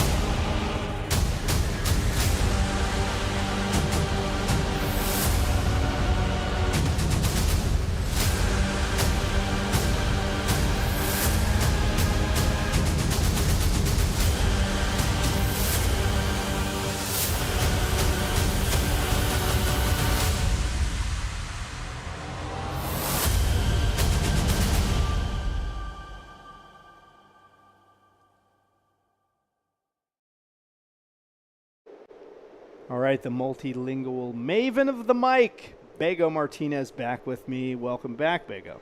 Thank you. It's a pleasure to be here for the possible finals day here at the 2024 Visit Maldives Pro. We are in the quarterfinals of the men division, so let's hit the water because we don't want to miss the thing. This is the last quarterfinal, and we'll see Pierre Ricost from France in red facing Valadao from Bahia, from Brazil. Right there, you know, Uri keeping his dream alive or trying to get another title. You know, it's been so long since the last that he took it. The same goes for Pierre, you know. Pierre has been trying all these years and, of course, getting good results, but Pierre really wants these results. And there he is, first wave. So, yeah, this is a wave that we missed, and that one didn't really work out for him. Meanwhile, Uri Valadao gets the roll on the outside into the carving reverse and one more hit off the lip there. So a good opener for Valadao, 5.0 for him. Of course, that quick wave for Pierre, just a 1.0. So Valadao starting things off with a solid score, and we're young in this heat.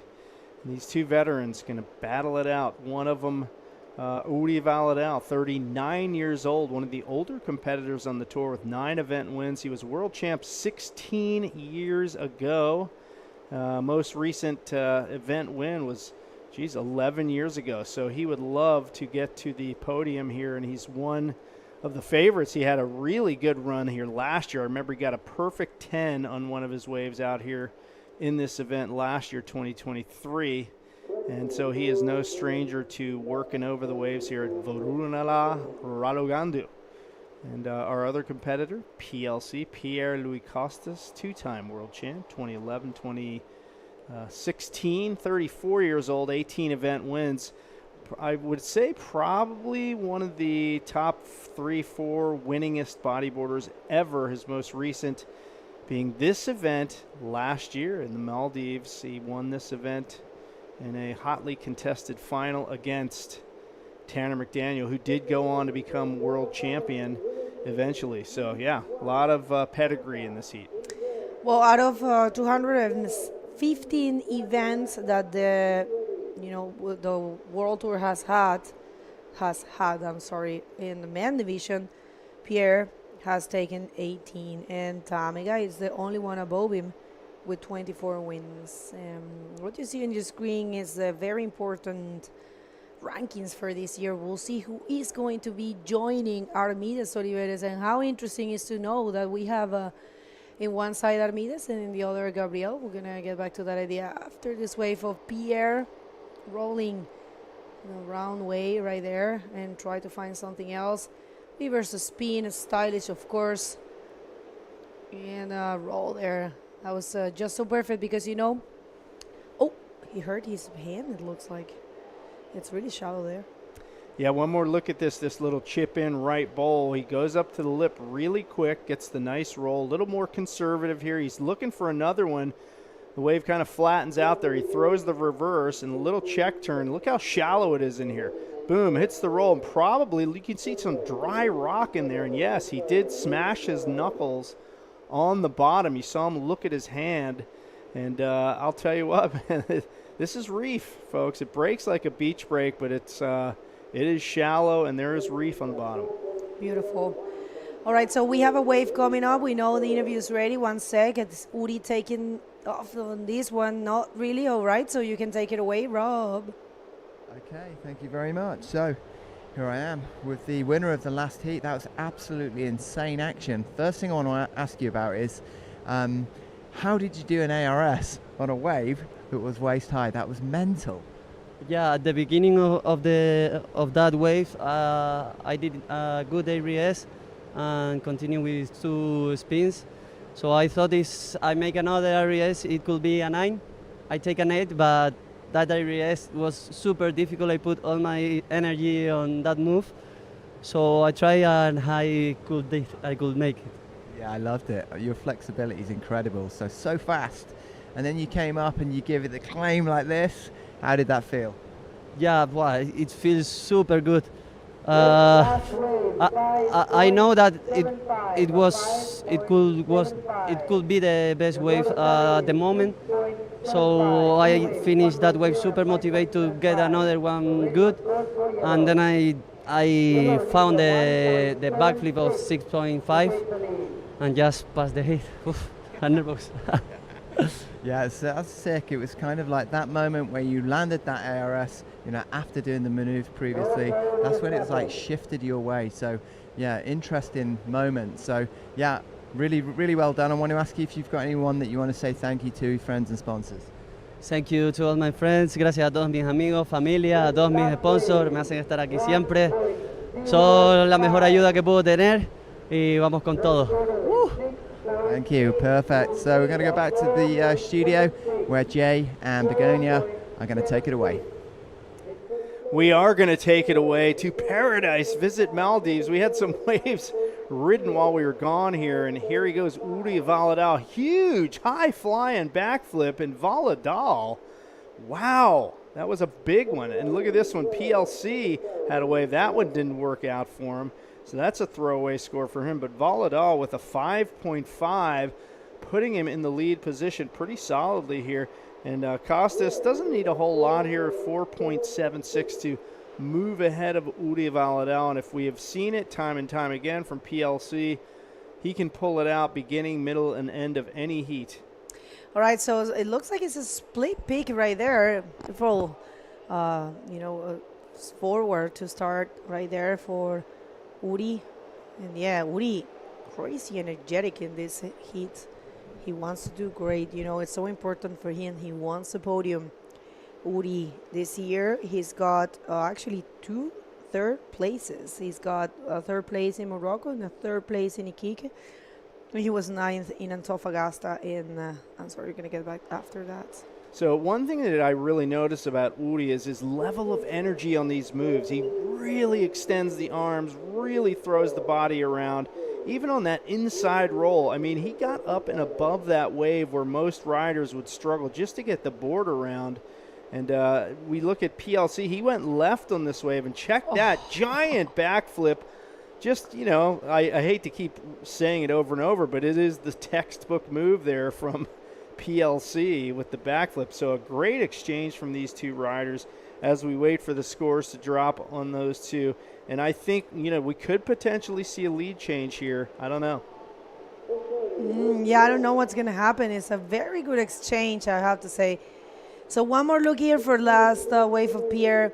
Yeah, I mean, I have to say he's got this the same projection as Manny, but with, you know, a super composed style. You know, it's a very concentrated. You know, all in his body is perfectly aligned with his board and completely his tummy is stick to the board, which I think is something that, you know, worth to mention. And one more here for Uri. When that happened? I think that was while we were watching the other replays. And look at that sick backflip here. He's got a little wedging left section here. He hits another roll there. So these guys are staying really busy in this heat. 8 waves ridden. PLC gets a 7.75 on that backflip on that left-hander. Amazing. The high score of the heat. Uri Valadao, 6.35. Another wave out the back, Bego. Yeah, unstoppable. He can't just, sit and wait. This is Pierre Ricoste. And that's not really his strategy. So that one there was not, I don't think it's going to be much. I don't see more. I don't know. Maybe he changed to 5.5. I don't know. What do you think? Yeah, let's see him scratch into this one. He's looking for that power pocket. Guns it down. A couple sections go by, and he gets the ARS, not the most projected or clean move. And then, of course, a 4.0 score on that wave reflects that. So, yeah, this is a pretty even battle here between these two riders.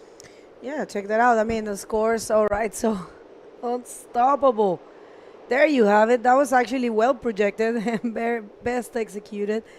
Pierre, you know, he just have to show the maneuvers well done. You know, he's not happy with all his scores. He wants a perfect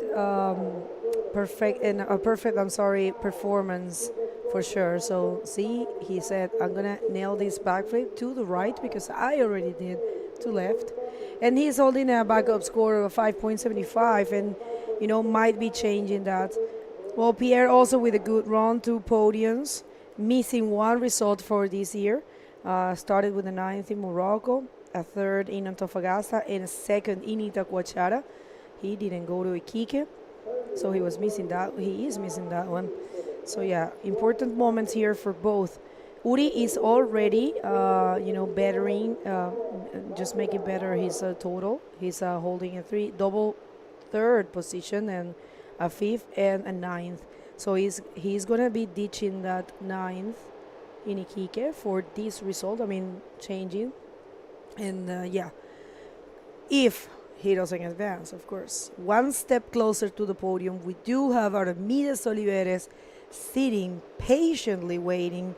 Are we gonna have a rematch between Pierre Ricos and Armides Oliveres, which was the final in Itacoatiara? That's gonna be interesting. We saw a lot of rematches between PLC and Tanner McDaniel last year. Is this the new rivalry here? Salivas against PLC remains to be seen.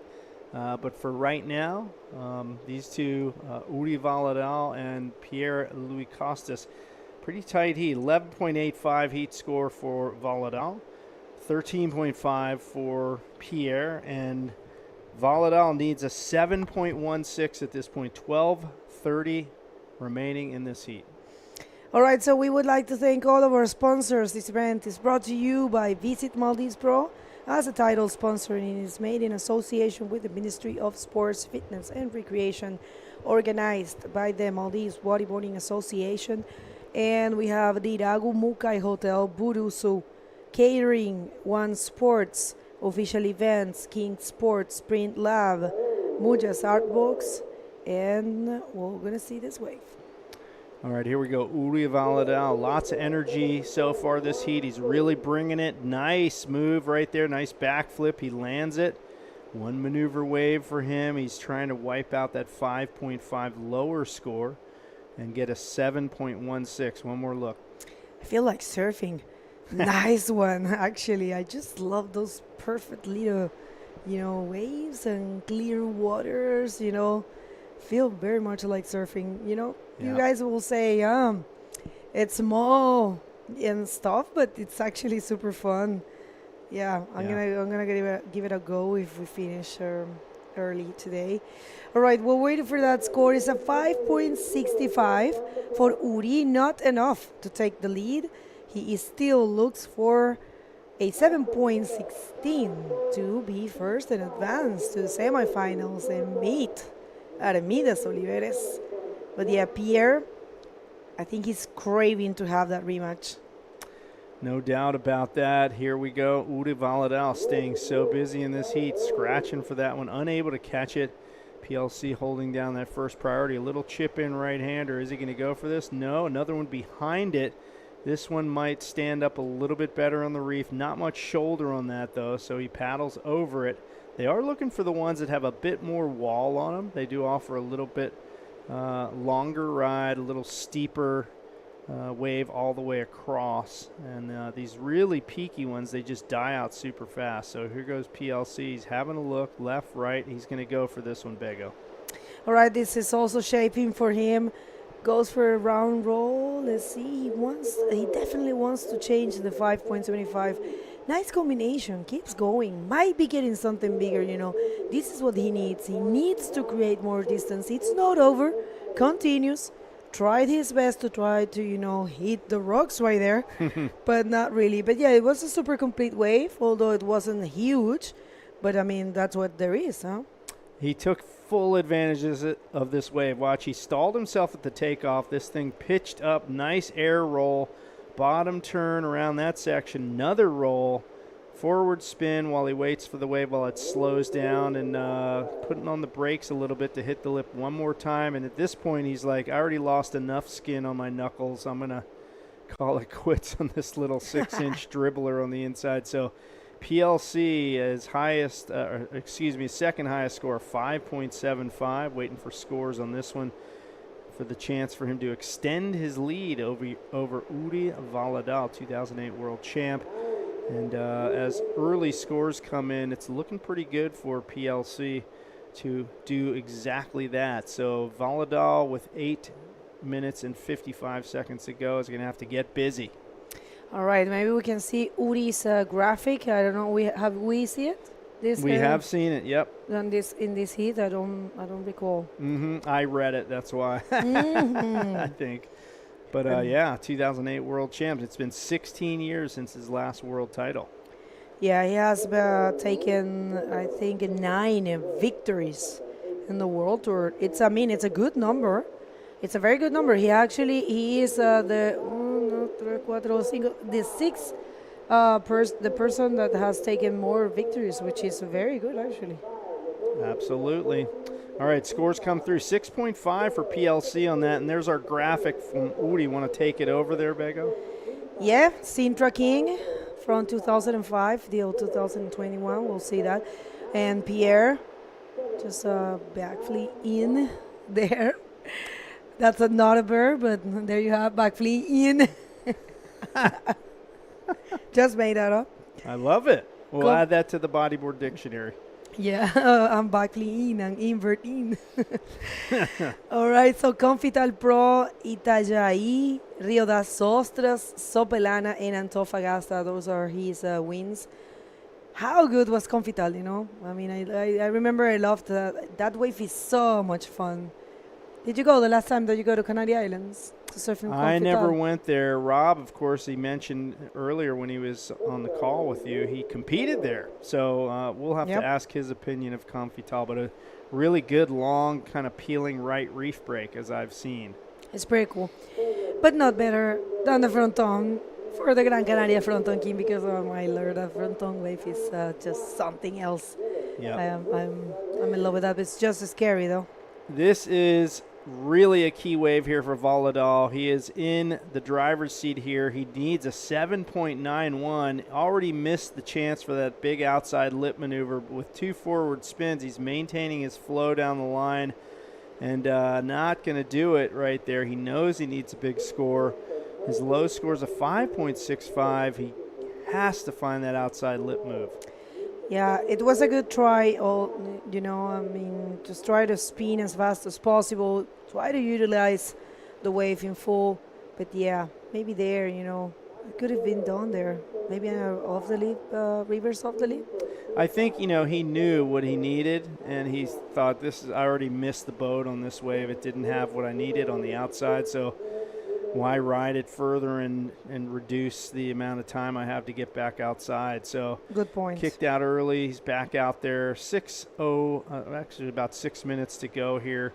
Costas with a 4.25 heat score is dominating the heat thus far. Valadao with a 12-point heat score. He's going to have to dig his way out of this ditch that he has fallen himself into and have a shot at beating PLC and making it on through to the semifinals.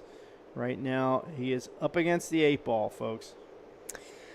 Right, we'll see how that unfolds. But yeah, there you have it. The second person in the world with more event wins, and the one that put together that file that where we got the information from. Thank you, Pierre, for that. We are truly thankful to see that, riders, they want to do something more than being stars. That's the case of Pierre. Well, like you said, key moments right here for Uri. Not really. You can see the desperation in Uri, right? Yeah, you just the body language. He seems anxious. He knows he needs something, and he just lost any priority he had, so he's going to get back out. He's going to have to wait for PLC at this point. PLC in the position to be able to prevent him from getting a good one. And PLC, a bit of an international man of mystery, if you will, has some Moroccan blood, has a connection there.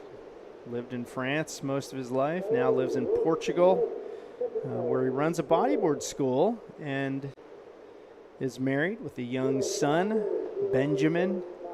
And I believe they're showing up here right at the end of the event. Last year, they literally showed up during the final and were there to congratulate him when he won, which was really cool. They landed and got here straight from the airport just in time to congratulate him. Here we go. Valadao having an eyeball on this one. All right, we'll see how this one goes for Uri. Important moments. Atención. Atenção, Brasil. The Baiano Voador right there. Of course, he made it and he knows it. It's so cool to know that how when the riders are, they know when they did something good.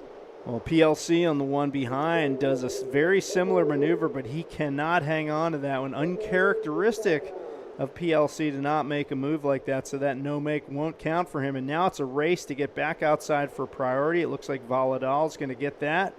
So Valadao will have 3.5 minutes to try to further reduce the deficit. You see him here on this wave streaking down the line, little bowly section there, and really gets it out of the water on that. A solid wave for Uri. He's going to try to reduce that deficit, and PLC you'll see on this one, uncharacteristic no make.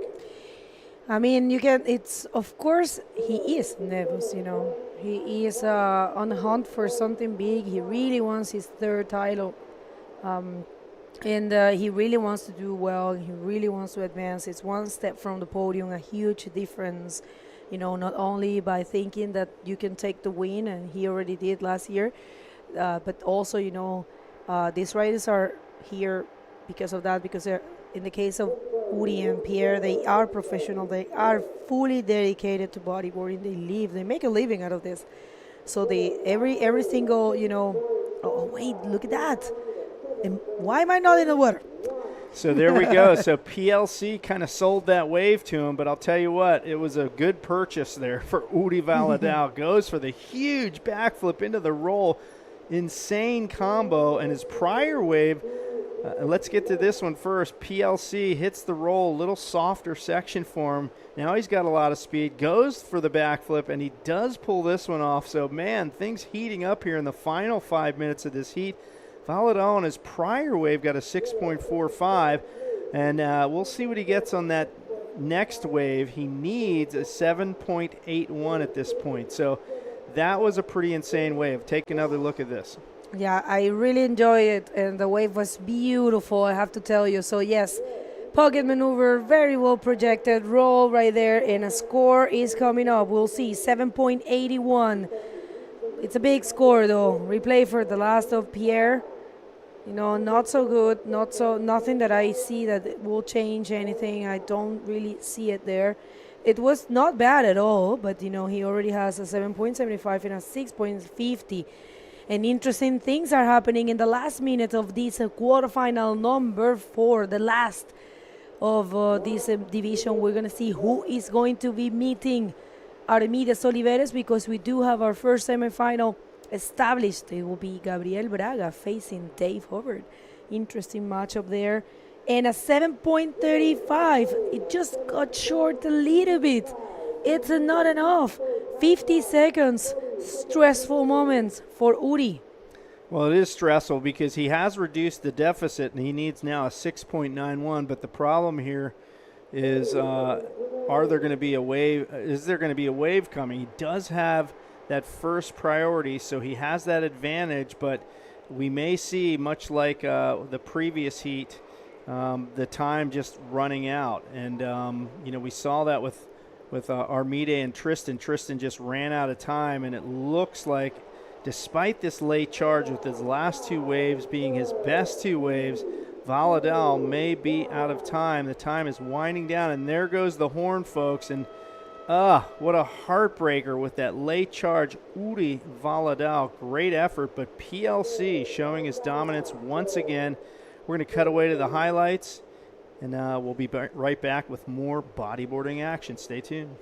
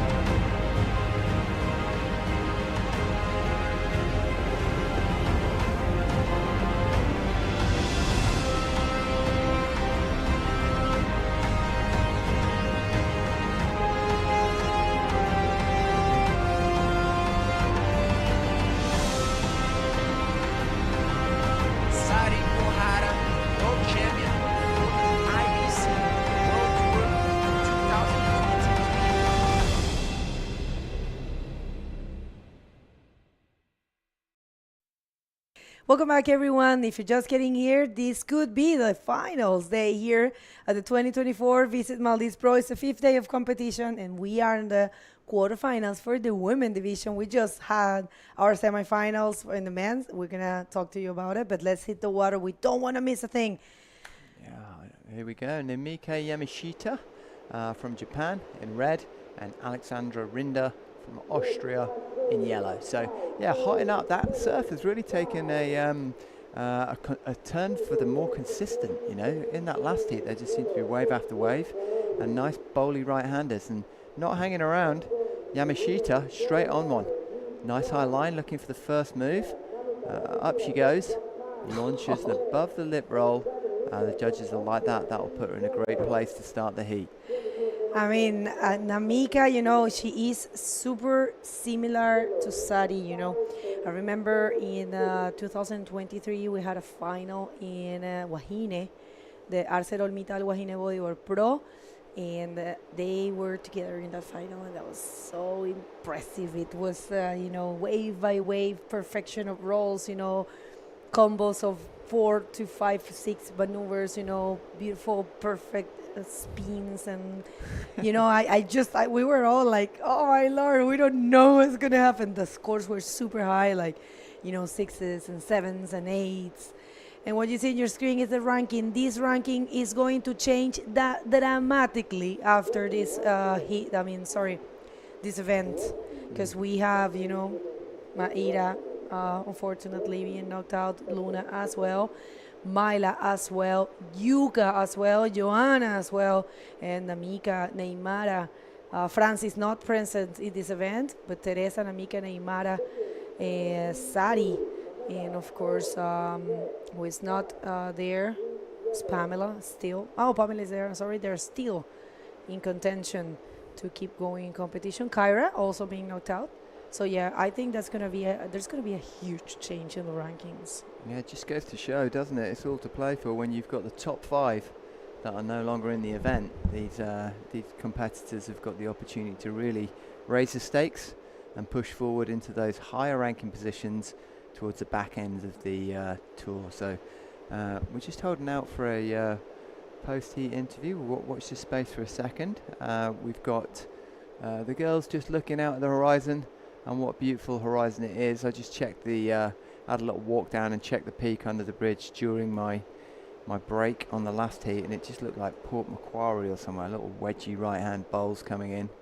Incredible setup, and these girls are in the right space to get those wedges when they come through the bridge. So the cross wave comes through the bridge, and then the incoming wave connects up with it, and it creates this really nice corner.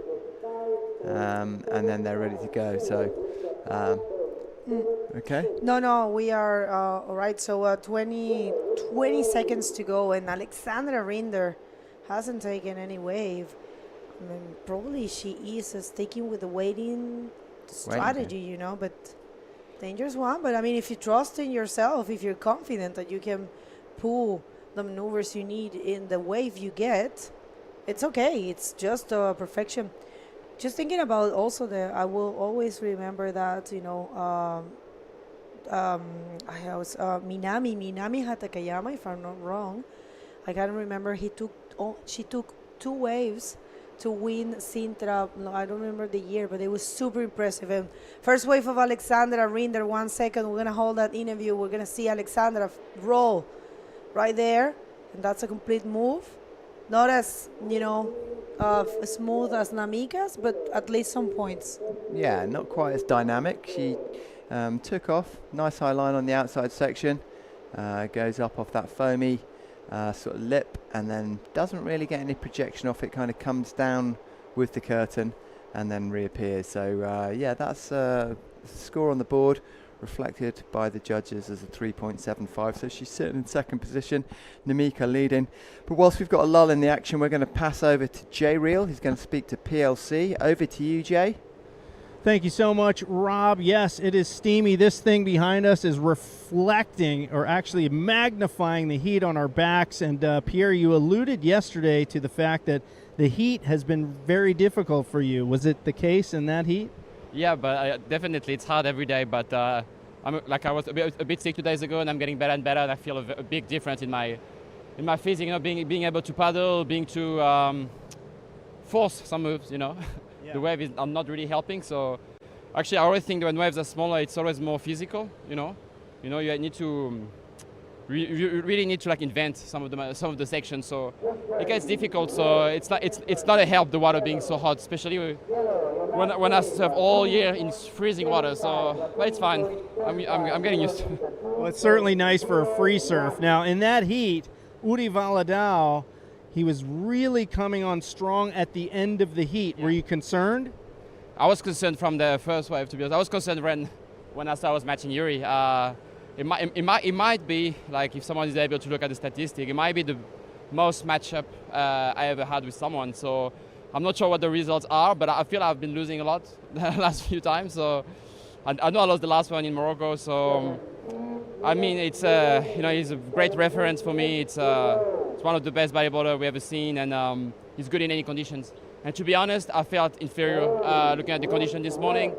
I knew that I was under his level, so wave selection was going to play a lot, and I can say that I won the heat because I see an opportunity going left. I didn't expect to score so high because I didn't see anyone going left. I took the chance. He went right on the priority, and that made a huge impact in that hit.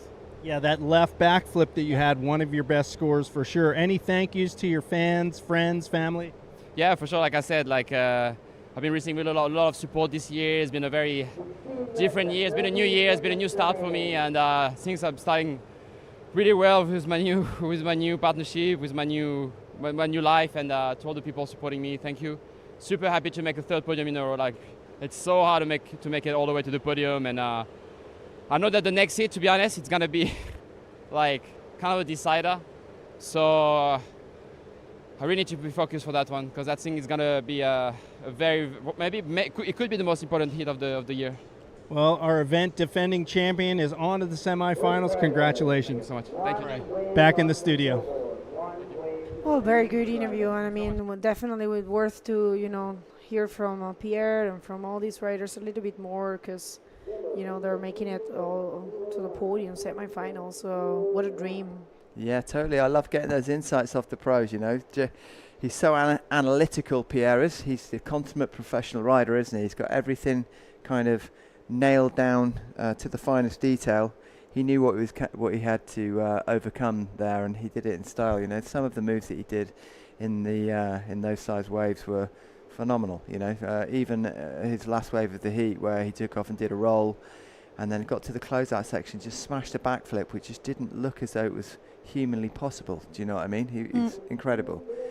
He's not lost a beat of pace, has he? And he's still a massive contender every time he enters an event. So ladies are paddling now. So we've got Namika, lovely bowling right-hander. Wow, great big roll on the outside. Gets some loft off that lip and projects out into the flats, and the judges will like and reward that, no doubt. So both of them were patient. Namika using her priority well.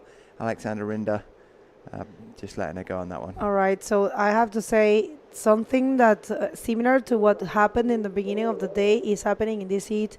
Namika is definitely getting the best waves, the biggest, and the performance, the maneuvers are being performed cleaner than the single wave that Alexandra took. Alexandra is holding only the 3.75, and situation now it's that Namika, she got a 6.25, and now Alexandra needs a 8.26. I have no doubts that Alexandra can do it, right? But we have a graphic for Alexandra. We'll see. But yeah, Alexandra Rinder, she is, she has 7 wins in the World Tour. And, she is super strong. Although it's been a while since she doesn't take a win. Last time was Fronton Queen in 2019, imagine. So in the IBC World Tour, she hasn't won any event. Right. During the IBC World Tour ages. Super surprising. I mean, times. Yeah. Well, we can never rule her out. The last heat that she surfed was very similar, almost carbon copy to this type of thing. Super quiet for the first third, maybe the first half of the heat.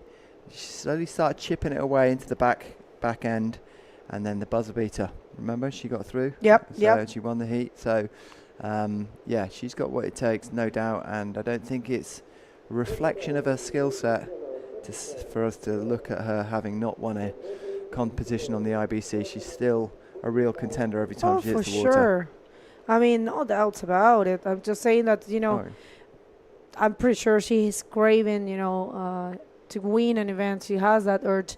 Actually, you know, we had this conversation a number of times. You know, she has been very humble, you know, accepting the fact that she has been going through very difficult moments, you know, coping with the stress of, you know, she puts to herself, you know, and the pressure of, you know, she wanted to win an event and she wanted to have another title.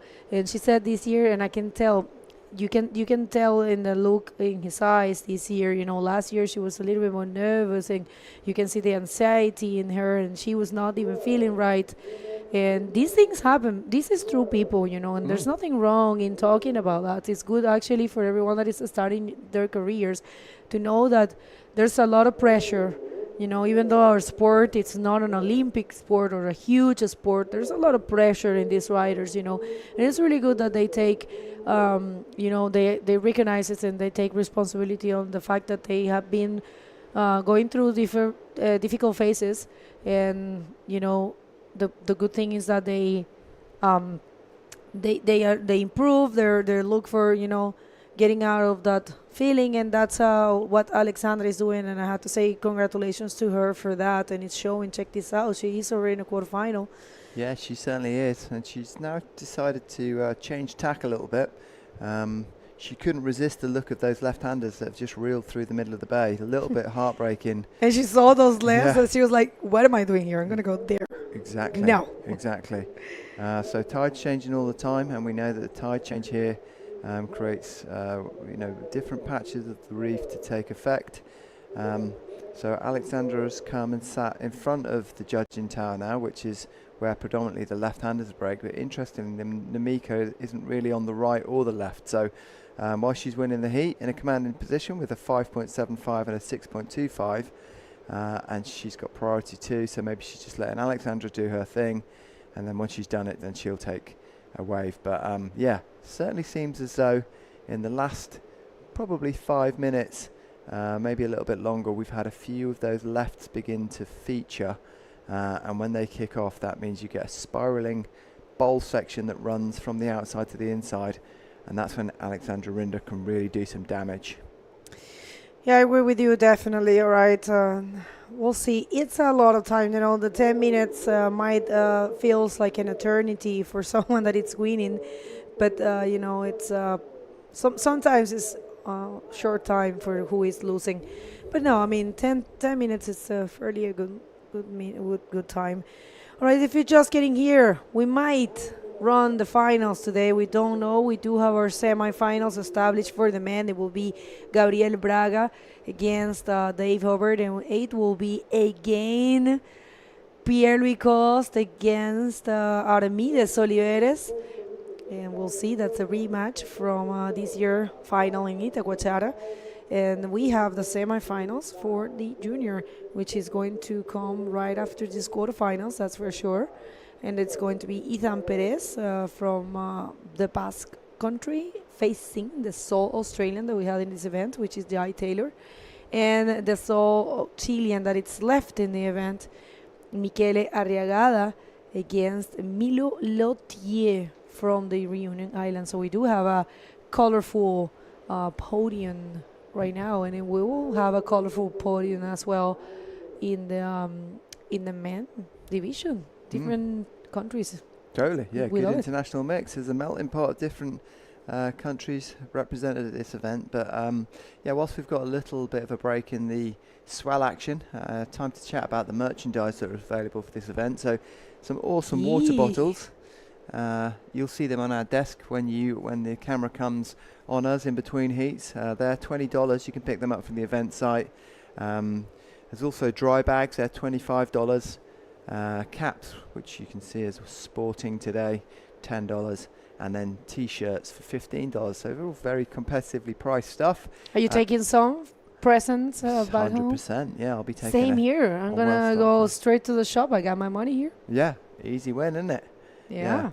I'm sure sure Claire, my good lady, would love nothing better than a Maldives bodyboard And what contest about cap. those dry bags, man? I'm loving them. Yeah, my daughter's already earmarked that for her surf stuff, so You might gotta get 4 of them, so you get for everyone at home. exactly. They're super useful. I'm telling you. I have Totally. one from last year. Yeah, I've seen Jay's using his from last year. So anyway, Alexandra Rinder lining up this one. Off she goes off the bottom, punches through the lip, and a solid roll and lands it. So patience paid off. She's got another decent wave score to wait for now. And yeah, she's just have a look at this one, Bago. Yeah, I mean that was a well executed roll, probably not as projected as the rolls that Namika has been showing, but you know then again Namika's wave have been definitely the best waves of the heat. You know, she has been taking these waves that allowed her to have those pocket maneuvers. You know, there's a huge difference on the section that you perform the maneuver. People, you have to keep that in mind. We try to always remind you that, because some people will say, well, but that was an ARS. It's a way more difficult maneuver than a roller. Why the roller got more? Or you know, maybe it's a couple spins, and there's a few not a few, a lot of things to take into consideration when judging, and we are not judges, but it's definitely, you know, the section where you perform the maneuver and then the moment where you do it. So there's a difference between a maneuver that is performed in a closeout section that in a pocket section. And of course, if it's a very powerful and difficult closeout section, that also can give you a good score or a bigger score. But, you know, that's, you know, it's part of the criteria.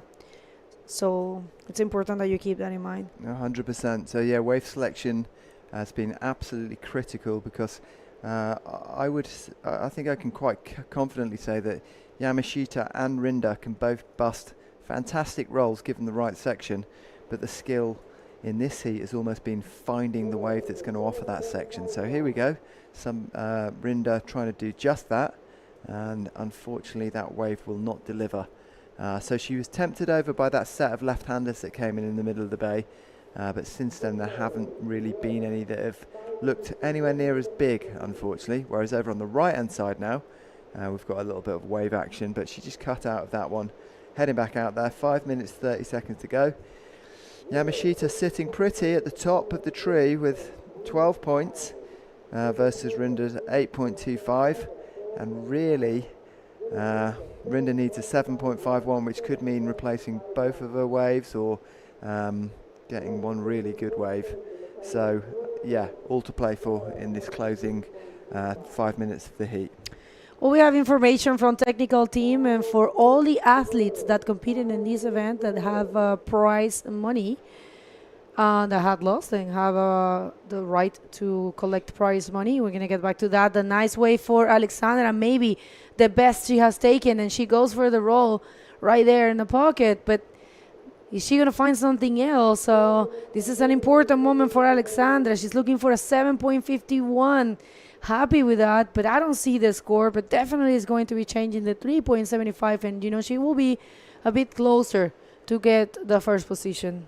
Yeah, this was a great wave selection. She came up under the hood there, so she had to kind of almost go back on herself to get to the lip, which was quite an awkward movement. But then on the final roll, she punctuated it above the lip line. So it's two rolls. We haven't seen that so far this heat. Answering straight back is red. Yamashita just going out of the screen, but then busts that lip and does a nice rollo. So yeah, immediate answer back. It's going tit for tat here. Let's wait and see what the score is of Alexandra Rinder. Judges are thinking about it. I have to tell you the thing with the, you know, I would like to compare these rollos. You know, there's a thing to keep in mind also. You know, did you see how Namika landed that? Did you see that bouncing? That only means that the maneuver was super powerful. In the case of Alexandra, even though she got 2 rolls, they were not as powerful as Namika's. You know, this thing, I'm not taking anything from, you know, Alexandra's performance at all, but it's pretty obvious the difference of the both execution of the maneuvers. There's definitely more power in the Namika's rolls. I believe she's got that technique, the kicking technique, but also probably she is approaching more critical sections. I don't know exactly what it is, but I can see there is a difference in the scores that are dropping right now. It will reflect what I'm trying to explain here. Yeah, it's been an ongoing trend between competitors heat after heat. I should say among competitors heat after heat. So just quickly, we've had score drop for both competitors now. So Alexandra Rinder's was a 5.0.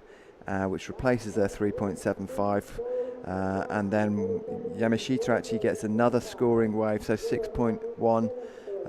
She's going to take an even more commanding lead. So Alexandra Rinder is back against the wall here as we come into the last 2 minutes, but never rule her out. She was back against the wall in her previous heat, but it seems as though when she's under the pressure, when she's under the cosh, is when she performs the best. But yeah, just to kind of develop what Bego was saying, it's all about hitting the lip with that crisp timing and riding away from the lip as you launch from it, and that drop that you get in front of the wave is what the judges are looking for, that sort of moment of being airborne. And I tell you what, Namika, she is one that has been super close to the podium, never made it.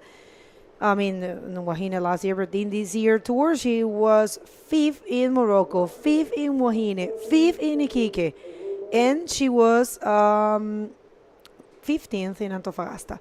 Namika got sick in Antofagasta, and she couldn't compete. I remember perfectly. She lost, the chance. But check this out. She will have a whatever, no matter what, she at least will have an equal third. But there's a thing. She's not going to Sintra. She told me so. So, with Namika out of the picture, but she getting fifth places, and whatever place he gets here, which is going to be a good place, there will be. I have no idea what's going to happen with the rankings, because I will have to start doing the math like half of a day in order to get all the different scenarios right now, and that's why we have our beloved Diogo. As we said before, Alexandra Rinder likes to come into her own in the final moments of a heat, and here she goes. Her final attack, perhaps. She smashed a roll on that first section. Looks as though that one's just petered out on her. So body language is suggesting that she might feel a little bit, so it might not be worth it. Yeah, I think she's going to be a bit short with this one. It's a good effort. It's okay. Ale, you're doing great. This is a very good result. We'll see how the year turns out.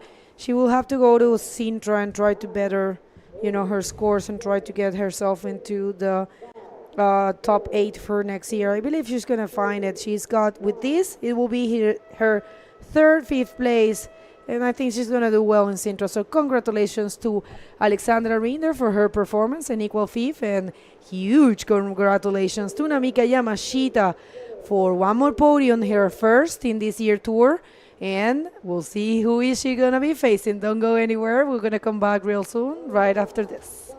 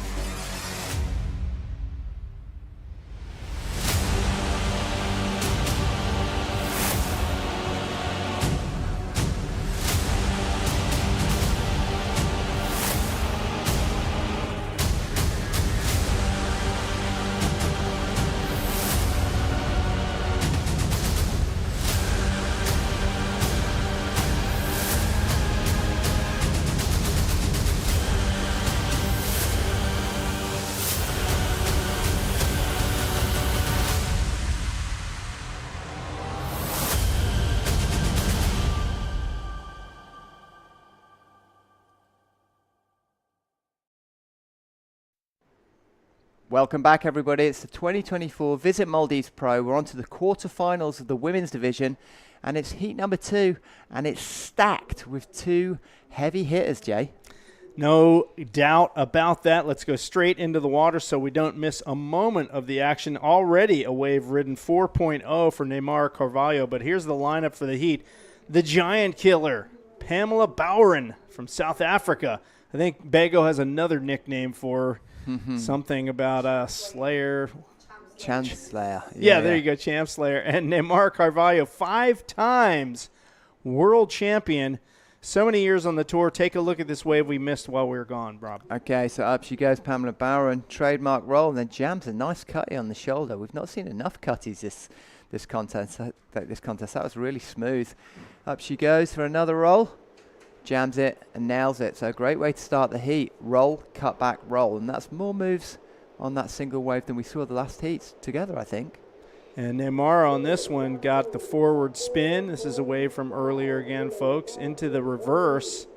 Nice crisp maneuvers into the forward. She's going to look for that closing move and gets it with the Rolo. And right up onto the shoreline here, Carvalho putting together a nice series of maneuvers to get a 4.5. So these two neck and neck, 4.0 and a 4.5. And the pace is hot and heavy already in this quarterfinal heat between these two ladies. Straight out the blocks, slugging it out. That was really great interaction there. I love the fact that Pamela Bowren managed to jam her 2 rolls in and then the cutback. And Neymar, with her combination of really smooth spins, Jay, you know, they're so technical. You can tell that she's the finesse product, and that's why she's won so many World Tour events and world titles. Well, the thing about these two, they're both very athletic, really fit, really strong. And stats on the board there, Carvalho, 48 years old. We've mentioned this yesterday. 5 times world champ. Her first world title some 21 years ago. Most recently, 15 years ago. So she would love to get back on the podium. Wouldn't that be the Cinderella story of the day? Most recent victory, the Wahine Pro in 2022, which is an event that she helps to put on in Brazil. It's a women's only event, multiple divisions. And here we go with Pam Bowren. Oh, this is a beautiful wave, Jay. Up she goes. Lovely roll out the pocket. Jams the reverse and just unfortunately comes unstuck, and she will be hating that because that roll was really crisply timed. And up she goes. I think she got a little too hard on the rail. Nice roll, but she goes for the follow-up and goes really hard on that rail, and the tail just digs in as she gets 3/4 of the way around on that move. So Bowren will probably find that wave. She actually gets a 5.0. So the Rolo was the key point of that wave. So a pretty good score for a wave that she didn't quite get the finish on, I think. And these right-handers still seem to be the wave of choice for all the competitors today. I think when the swell is smaller, that is the better wave. Yeah, interesting. Here's Neymar taking off, bottom turning. Up she goes. A nice roll out the pocket there. She's going to get another one through the lip. So showing the variety of her arsenal. Out she comes. So 2 rolls, the judges would like that. There was, it's nice and critical, that first one. Yeah, I mean, here's the athleticism in play right here. She gets right up to the lip. Nice clean roll. Has to punch through and muscle her way out the whitewater on this one. So Carvalho putting together a nice wave for herself. That's her second wave. Scores are going to pop through for this one. And we will see. She needed a 4.51 to edge out Pam Bowren into the first slot. And as scores come through, we will see if she's managed to do that. 18:30 to go in the heat, and indeed she does with a 6.0. There we are. So it's small margins in these events that determine the winners and the losers. And that reverse 360 hiccup where Pam Bowren caught the tail, could cost her here, because that was set up for a really high scoring wave.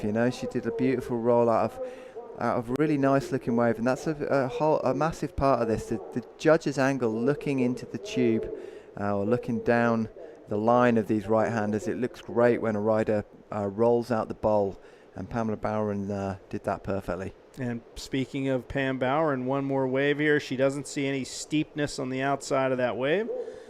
So she motors it back out to try to regain that priority, as Neymar Carvalho isn't quite back outside just yet. Yeah, so 10.5 to Carvalho versus 9 to Bowron. So super close already. 17 minutes 35 seconds remaining of the heat. And yeah, like I was saying, a big part of this is that the wave looks good. You know, it's quite hard to manufacture a score if the wave actually doesn't look like a good wave. And here's a good wave. So you see Neymar Carvalho trying to put some pressure on Pam by paddling out on the shoulder, and Bowron rolling on a wave that just shouldered off a little too quick. So that one wasted her priority. And you see Neymar, that was a risky move from her. She could have ended up caving the wave in on Bowron, which could have gotten her a potential interference call. But she pulled back just at the last possible minute there. Yeah, that was interesting gamesmanship from Carvalho.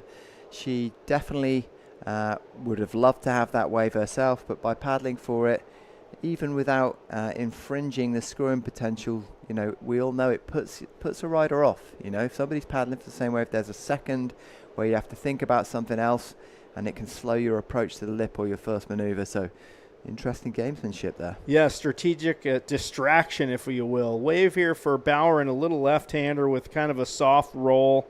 I don't see that as being one of her top two scores. Take another look, Rob. Yeah, here she goes, lunging down the line. And yeah, closed out quite quickly. She was hoping that would have that little rappy bowl section that Pierre managed to score one of in his heat, and Dave Hubbard did in his heat, because those, if you can get them right in that, if you can choose them in that little corner down there, Jay, there's some lovely backdoor barrels that go into little bowls, aren't there? I saw you get a backdoor barrel as I was paddling out this morning, like a little tube troll in there. Yeah, I did the double elbow on the deck stall on that one. So yeah, I mean, that little right, some of them are actually really good in wedging, actually bowl out a little bit. So yeah, we'll see. I mean, it has been the case where the riders that get those bowly ones that actually have a little steep round pitching lip at the very beginning are the ones that offer up those high point scoring opportunities. So right now Carvalho leading the heat, and Pam not needing too much actually to regain the lead here. So these two continue to sit on this right-hand peak. Pam Bowron from South Africa, a sports coordinator at a school. That's what she does for a living. So obviously I mentioned the athleticism. Obviously that keeps her busy. Yeah, totally. Busy and fit. So yeah, pays off. So look at this wedge coming through from under the bridge. Neither of them choosing to take it. Priority number one with Carvalho. She wants a wedge that's going to deliver a nice outside maneuver. So having a look at this one. So what's happening here, folks, is it's wedging up so much, but it's got no wall to it. So the takeoff in that sort of cropped frame view looks fantastic. But if there's no wall to it, then these ladies have got no potential to really work that section after takeoff with a nice rolling maneuver. So, you know, the best they could hope for in that situation is a cut back to essentially nothing. So they're looking for a wedge connecting with an incoming wave, which is going to run all the way into the inside. Yes, indeed. And here we go. Carvalho having a look at this one. She does have first. Carvalho has first priority, so she goes where Pam Bowron wanted to have it. And there goes Carvalho. Nice roll off the lip. Gets the forward spin. She's going to try to drive on the rail, and she does to get the second roll. So straight out of that spin into that finish move for Carvalho. She's trying to replace a 4.5. And one more look, Rob. Yeah, interesting approach here. So beautiful stalling on the takeoff. Launches, but just struggles to land in a little bit. Jams in a forward and then goes straight into a roll. So I thought she was going to land the roll and then maybe just line up another roll. She didn't seem to get rewarded on her first wave when she did the series of spins. It's almost as if the judges are just looking to give points, high points for the lip moves. But it's also good variety, you know. We're not seeing a lot of controlled forwards in the pocket, are we, Jay? So it'll be interesting to see what the judges' take is on this. Yeah, I mean, early scores dropping in. We'll see if that will replace her lower 4.5. It's going to be close here. Will she extend her lead over Pam Bowron? The jury is still out, but there's our picture postcard view of this beautiful lineup. Warm water. We mentioned the water temp about 87 Fahrenheit. That's somewhere around 28, 29 degrees Celsius. Sun is out, some puffy clouds off in the distance, light winds here. And, man, you know, I didn't even pack a wetsuit. Who needs a wetsuit here, right? Did you bring a wetsuit, Rob? Any neoprene? Didn't bring a wetsuit, didn't bring a jumper. Don't need it. Barely brought anything, to be honest. A couple of T-shirts, some shorts, some board shorts to wear in the water. And, yeah, that was the extent of my packing. It's just, you know, all you need to do is wash a T-shirt now and then, and you're good to go for the next day, aren't you? It's it's a great way to travel. Sometimes I bring Lycra T-shirts, you know, like tech shirts, because they're really easy to wash in the shower, and they dry quick as opposed to, like, cotton. Got ya. It's my little travel tip for you if you're ever going to the tropics. Like it. Easy to wash. Now's a good time to mention our sponsors, Visit Maldives Pro 2024 here. Of course, Visit Maldives, our title sponsor, official destination partner in association with the Ministry of Sports, Fitness, and Recreation.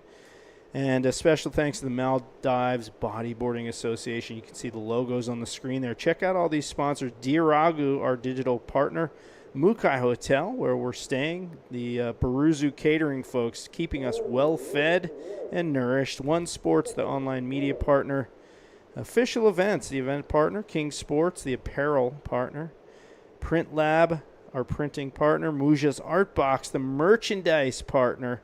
And on to the supporting partners, including the Wellness Club, taking care of the athletes down there in the athlete zone. DTEC, Malay City Council, MNDF, and the local police.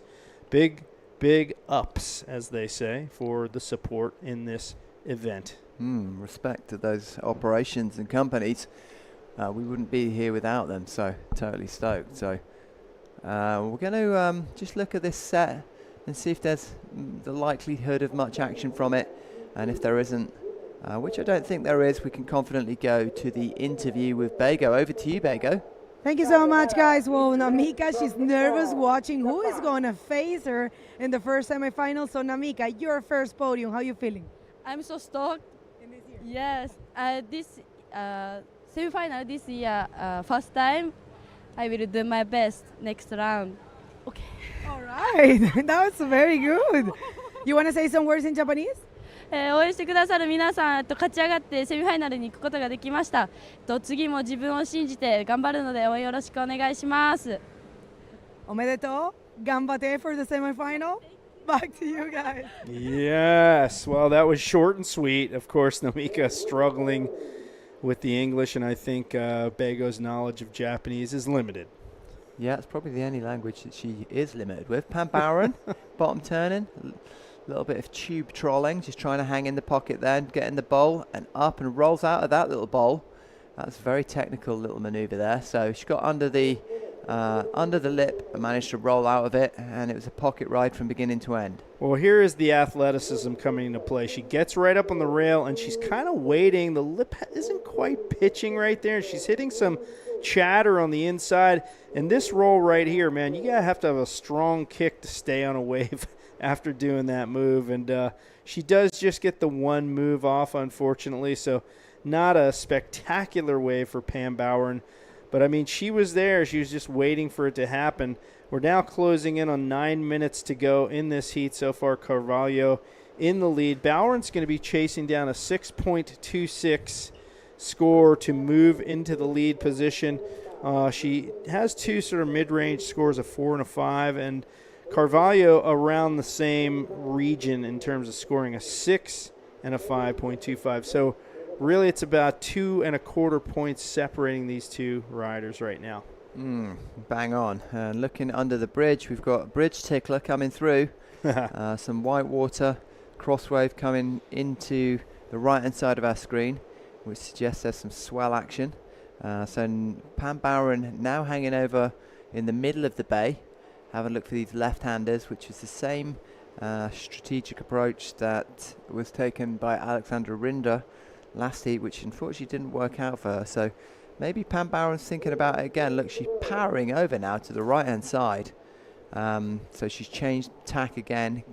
There's a lot of the competitors doing this, so they're kind of seesawing between the left and the right. They're seeing waves and thinking they're in the wrong place. They should maybe move over to the middle and hedge their bets, but here she goes. So Bowern going to pick off this left-hander, forward spin right at the takeoff, needs to hit the lip here, and she does so. Not much of a lip, kind of a crumbly section there. And Bowern, again, chasing down a 6.26. Not sure that's going to do it for her. Tide-wise, this does change things. I'll get to that in a moment, Rob. Okay, cool. Yeah, so up she goes. There's a foam section, so there wasn't a crisp lip for her to hit. And even with Bowron's power, she can only manufacture a roll that's got, a reasonable amount of aesthetic pleasure for the judges. So she does the best that she can with the section she's presented with, but I don't see that being one of her counting scores. I like the aesthetic pleasure mention. That's an interesting turn of phrase right there. High tide today, 1:35 in the afternoon. We got the high tide coming through, and then we have the descending tide through the rest of the day. So it's about 11 a.m. local time here in Male. Still 2.5 hours out from that high tide. And what I was alluding to a little bit earlier is, yes, that will change things for sure. We may see a shift to the peak. The right may become softer and softer, and maybe that left more and more bowly. And these competitors, their whole move is to adapt to the changing conditions as the tide fluctuates.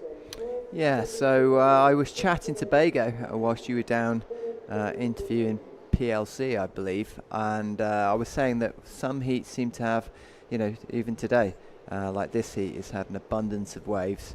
The heat before with Nemika and Alexander Rinder didn't seem to have as many waves, and Bago was saying, yeah, she believes that it kind of is very regularly like that when she's calling heats, one heat with lots of waves and a consistency, and next heat without many waves. And I said, well, the incoming tide would suggest that the waves should be fairly frequent and regular and of a reasonable size, potentially growing in size with the incoming tide, you'd think. But the man with a degree in earth science, Jay Reel, would know more about this than anyone.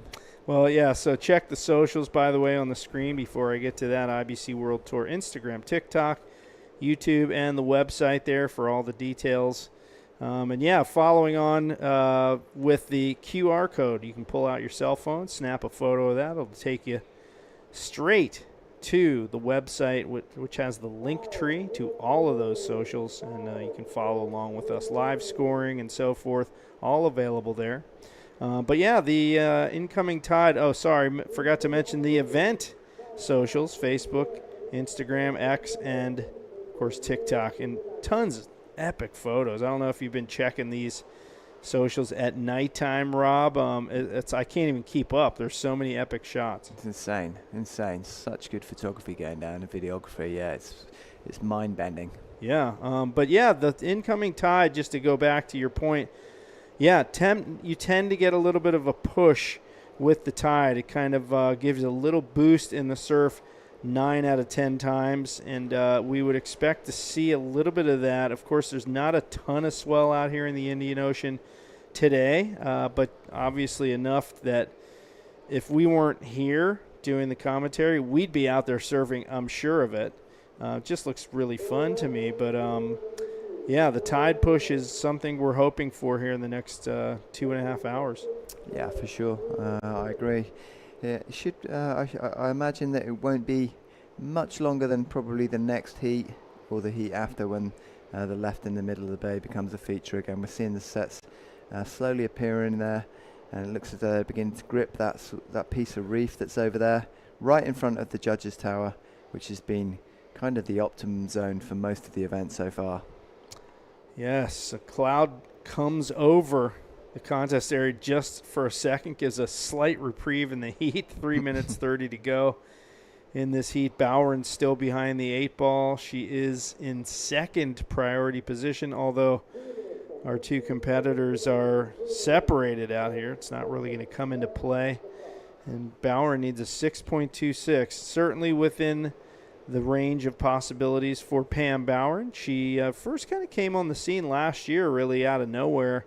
She's well known in South Africa, one of the top riders, female riders ever to come out of South Africa. So she was way on the radar down there, but she started international competition, and last year actually did very well in this event. I believe, I may be wrong, I think she made it to the semifinal last year in this event. And, of course, did very well in the event down in South Africa, the Walker Bay Pro. And she's been, you know, doing events as she can. That's schedule permitting. Yeah, totally. So she's sitting on the rankings there that are just up on the screen at 12th position. And start going upwards from there. We've got Sari Ohara, previous world champion, tied for 10th place with Kaira Shirahasi. And then we've got joint 9th, Teresa Padrella and Francis Ioto. 7th is Carvalho, who's in this heat right now. Above her is Namika Yamashita, who won the previous heat. Joanna Schenker and Yuka Nishimura are joint for 4th. But back to the live action here. We've got Pam Bowron staking a claim for a place in the next heat. And she managed to get her nose above the lip line, which is what the judges like to see. That was a very round roll. Yeah, so she gets into this left-hander, punches right through the ceiling, and throws the roll. I'm not sure if that was a claim or her way of just ducking out the back there, but a decent wave for Bowron. I don't know if it's a 6.26, though, Rob. She's going to have to get busy here. Just a minute and 15 seconds. And Carvalho trying to drive a stake in the heart of this heat right here with this last wave, that cutback into this inside section. And she is trying the roll. Not enough power there. She needed something better than a 5.25 to replace her existing scores. And Bowron's score, we're seeing it come through. Will it be the 6.26 she needs? The question is there right now for the answering as we wait for the judges to input all their scores with 44 seconds remaining. I don't think it'll be a million miles away, Jay. There it goes, just dropped. Unfortunately for Pam Bowron, it's a 5.45, so a whisker away. She just needed a 5.81. Well, that's what she needs now. It did chip away at that deficit. She needed a higher score before. Now it's lowered the amount that she needs. But, I mean, it's going to be another situation where the time is going to run out on her. Super unlucky. She did really well with that section, and it was a whisker away. She's had a really good heat and a really good run through this event. But it looks as though time has got the better of her on this occasion. She's proved yet again that she's got the skills to be a real player on this World Tour. And we hope we see more of her, Jay, don't we? We do indeed. And as this heat winds down and ends, Neymara Carvalho, our 5-time world champion, continues her march toward the semifinal, and we'll see if she can make the final. And we're going to take a quick break with some heat highlights. Stay tuned.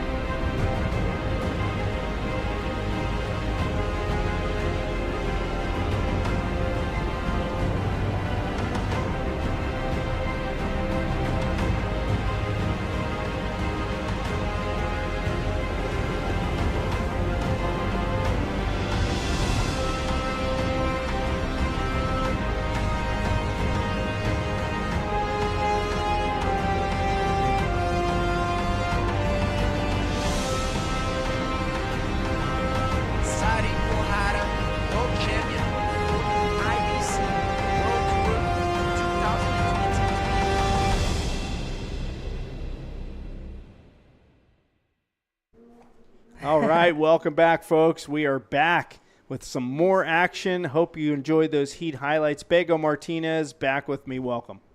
Thank you so much. I was just watching the action out there, and it's definitely some very contestable waves. Let's heat the water, please, and check this third quarterfinal for the women. And check that out. Sari, Ohara, and Teresa Padrela. Good friends. You know, they know each other for a long time. They have been sharing, apartment. Not here. Sari is with a Japanese team, a few of them. But yeah, they are good friends. And, the thing is that this is an individual sport where the glory goes to only one single person. So in the water, there's no friends, only colors. I mean, we've even seen some heats with Neymar Carvalho and her daughter, Luna Hardman, this year.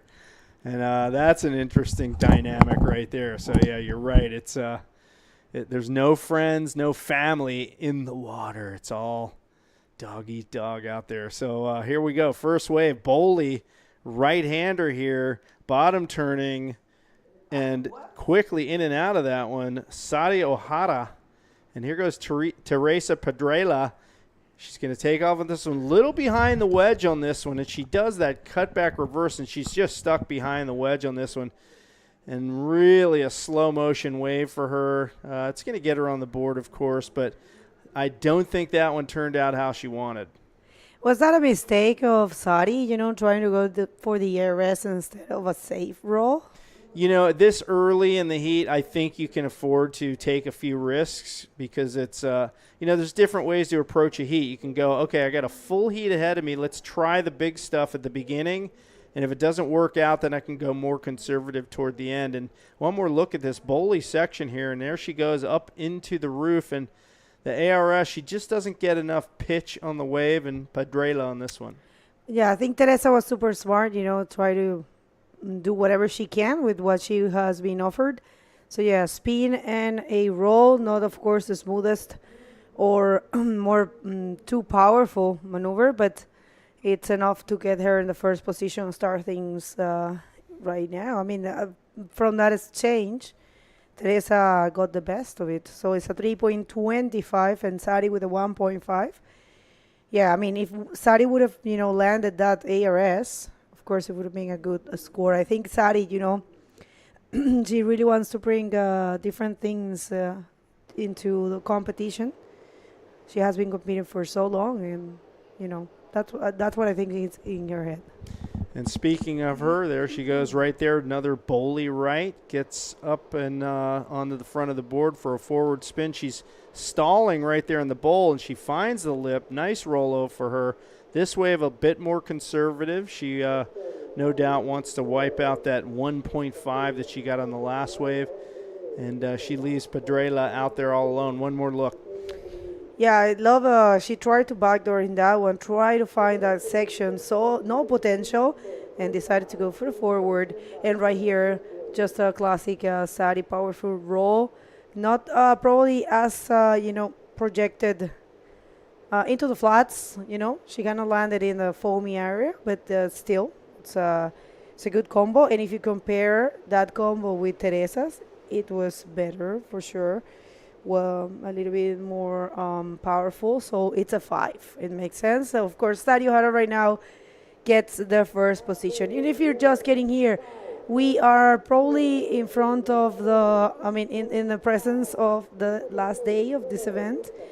Even though the waiting period is still Saturday, swell's not looking great, and we might just continue today. That depends on what the board that every event has decides. I'm going to explain further after this.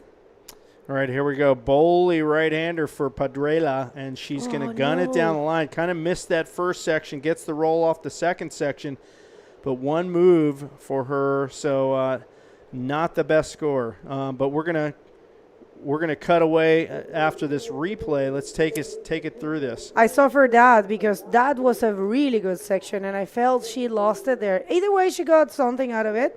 So good job there for Teresa. I think we're gonna toss it to Rod real quick because athletes want to rest. So take it away, Rob. Okay, yeah, I'm ready. Thank you, guys. So, yeah, I'm with Neymara. Congratulations on getting through that heat. That was really stunning. So you surfed that wedge so well. Is that like a wave that you train on? No, but I like the rides better, and I was happy to surf this wave, you know. Sometimes we have to change our mind when it's too small or too big, because the boat conditions make us feel like uncomfortable sometimes, but I was happy, you know, and then because I like rides, I was comfortable also. And that we have just to see what the waves show up to us and try to do our best. I think I did everything the 2 waves that I catch. I think I did everything the wave asked me to do. I totally agree, and it was great to see you like putting combinations together, like rolls and spins. It was not something we've seen from a lot of other ladies in the division. So is that part of your strategy? Yeah, can be. You know, yesterday I didn't do good on 3/6 on my heat. I made it the heat, but I was not happy with, because I didn't do any good 3/6. So this morning I opened the surf here. I tried 2 boards, and then I did a lot of good 3/6. So I was confident to do the both things, and yeah, that's what. Like sometimes you have to see what's doing wrong to mix it up and do good. Totally agree. Well, it's a real point of difference to see those spin roll combos and mixing it up with reverse and forwards. That's why you're the 5-time world champ. So, yeah, I'm going to ask you if you've got any thanks to your sponsors or friends. Obrigada, galera. Quero agradecer a ArcelorMittal, eles que me trazem para cá. É um patrocínio que eu tenho, o melhor patrocínio da minha carreira, né? Eu tô aqui há muito tempo e agora é o momento de ter esse patrocínio. Eu mereço e eu tô fazendo por onde. Eu queria chegar no pódio, já estou no pódio, mas agora eu quero mais. Então, eu quero contar com a torcida de todos vocês. E é isso. Obrigada. Beijo. Perfect. Thank you very much. Well, we've got some beautiful liquid sunshine coming down here, which is nice and cooling for everyone. So I'm going to throw back to you, Jay, and Bago in the studio. Wow, liquid. Didn't even know it was raining out there, but now I can see the pitter-patter of the rain on the wave faces out there. So a little passing tropical shower out there. And I found it really interesting to hear Neymara say that, you know, sometimes she has to change equipment, and she's got a couple different options out there. We saw Dave Hubbard do that earlier. And here we go, Saudi Ohara. All right, let's see this one for Sadi, looking nice. He's shaping. Is she going to find a powerful section? But she's preparing that kick. She's getting ready to kick that section. Of course she is, and there you go. Finally got a section there. But, yeah, I mean, it will be more than a 1.5. Here we go one more time. This right, not really offering that crisp lip at the outside. I think she saw something down the line, so she's gunning it with tons of speed. And watch that outside foot. Bego just mentioned it. Here goes the kick. Boom! And she gets the launch and blasts through that lip. So Ohara getting the 5th wave of this heat in what has been a rather slow affair in terms of the amount of waves caught. You know, we talked about that earlier. Some of these heats, it's multiple waves in the heat. Maybe, you know, between the 2 riders, they might catch 10, 12, 14 waves. But this heat so far on the slow end of things. 4.5 for Ohara on that last wave. She is in first position. Padrela needs a 5.76, and here she goes. All right, so nice looking one for Padrela. Decides to go for her first spin. Maybe she finds something more. Not wasting any opportunities, goes for the reverse spin, trying to get something more than a 3.75, and she finds a section there, and it's a roll. So, yeah, it's a nice combination of maneuvers for Teresa Padrela. She has to bring it all, you know.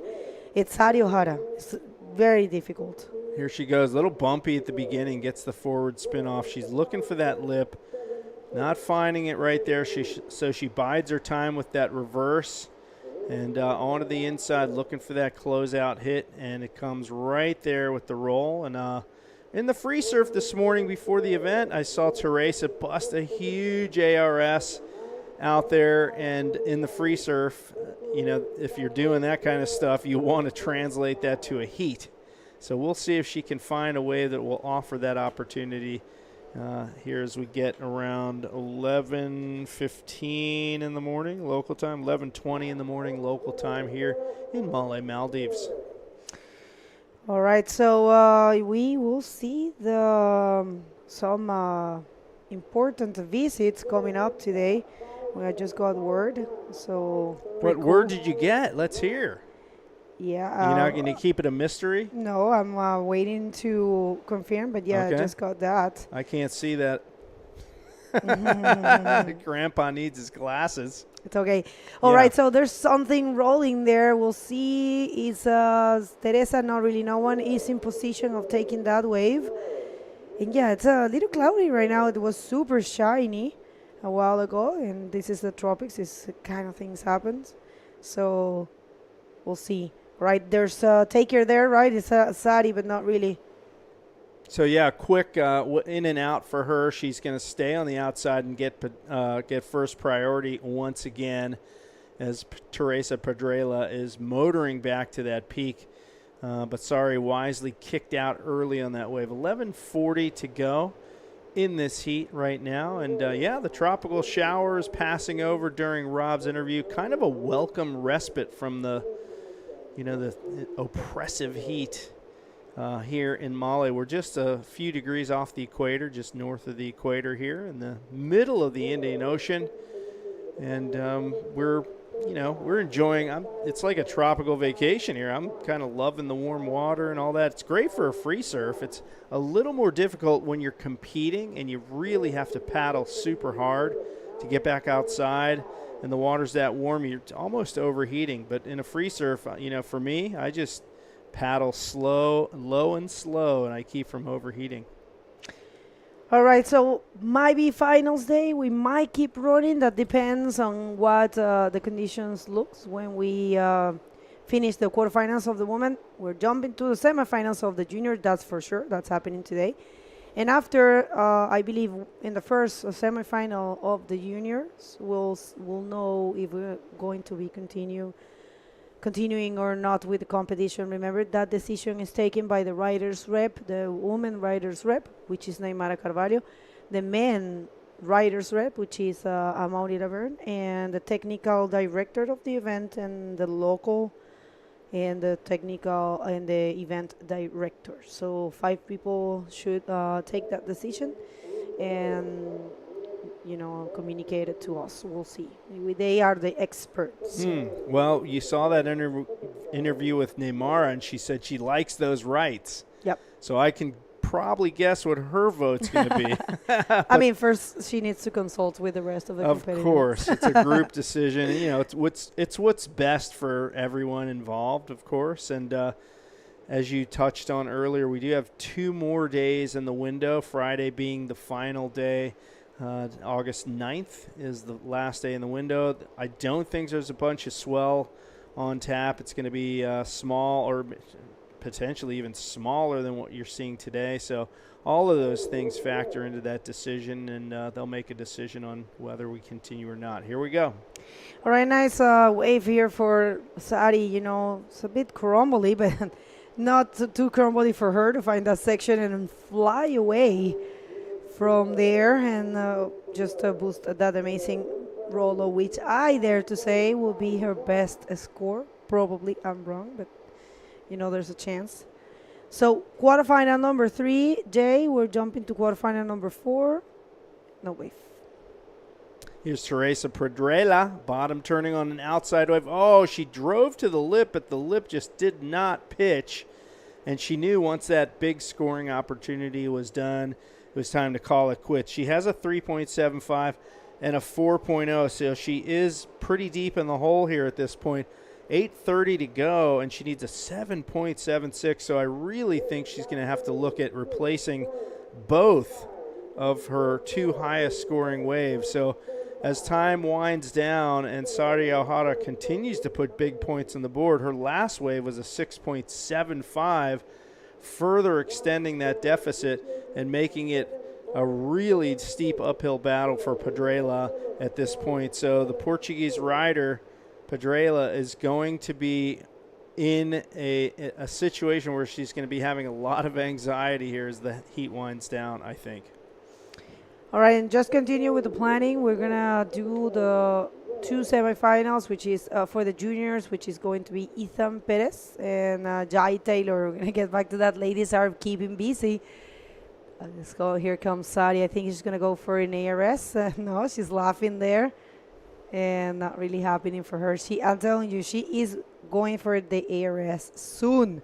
So yeah, her previous wave was a 6.75, and it's her best score so far and the best of the heat. And Teresa with a very good. She's been trying. She's been energetic. She's been seeking. Take another look at this one. She's eyeballing that lip, just waiting. Gets on the rail a little bit, has to do a little check turn around that crumbler. And she just says, nah, this one has no shoulder on it. But she does lose priority in the process. Under 7 minutes remaining in this heat. Nothing's changed here. Saudi Ohara is firmly and comfortably in the lead position. Pedrela needs probably a couple of waves here. She needs a 7.76 to have a shot at staying alive in this competition. So things are getting more and more dire for her as things progress here. And I'll tell you what, even though Sari is the usual suspect to take events, she missed 2 events this year, so she does need this win or get the further as possible that she can, because, the good thing for her is that Maira and Luna, they had lost in early stages. Oh, check that out. Thank you for the slow-mo. I'm loving this replay. And yes, of course, it was the best wave so far of this heat, and a classic, very powerful roll for Sari Ohara. And yeah, I was saying that Sari does need to try to win this event. She already has 2 wins, but she is like in 2 scores. So she is firmly counting with these results. And Sintra for her, for Sari Ohara, she has had a lot of victories, Oh, all right. So we have the manager director of the Visit Maldives. Thank you so much, Visit Maldives, for trusting in this event once again. And that's our James Niso, our president for the Maldives Bodyboarding Association, of course, showing them the whole structure and everything. They know this place very well because they have been supporting this event for the 3rd year in a row. It looked like James was kind of trying to tell him how everything works out there, how these riders compete and what they have to do. Here goes Saudi Ohara up into the lip, and she gets the ARS. You called it, Bego. She found another bully section and hammers that Rolo, and that's pretty much going to be the last straw for Teresa Pedrela. And we do have a wind shift out there. It's getting weird. Check it out. This is the samurai slashing there. Check that out. That was perfect. Oh, man, I knew she was going to do it.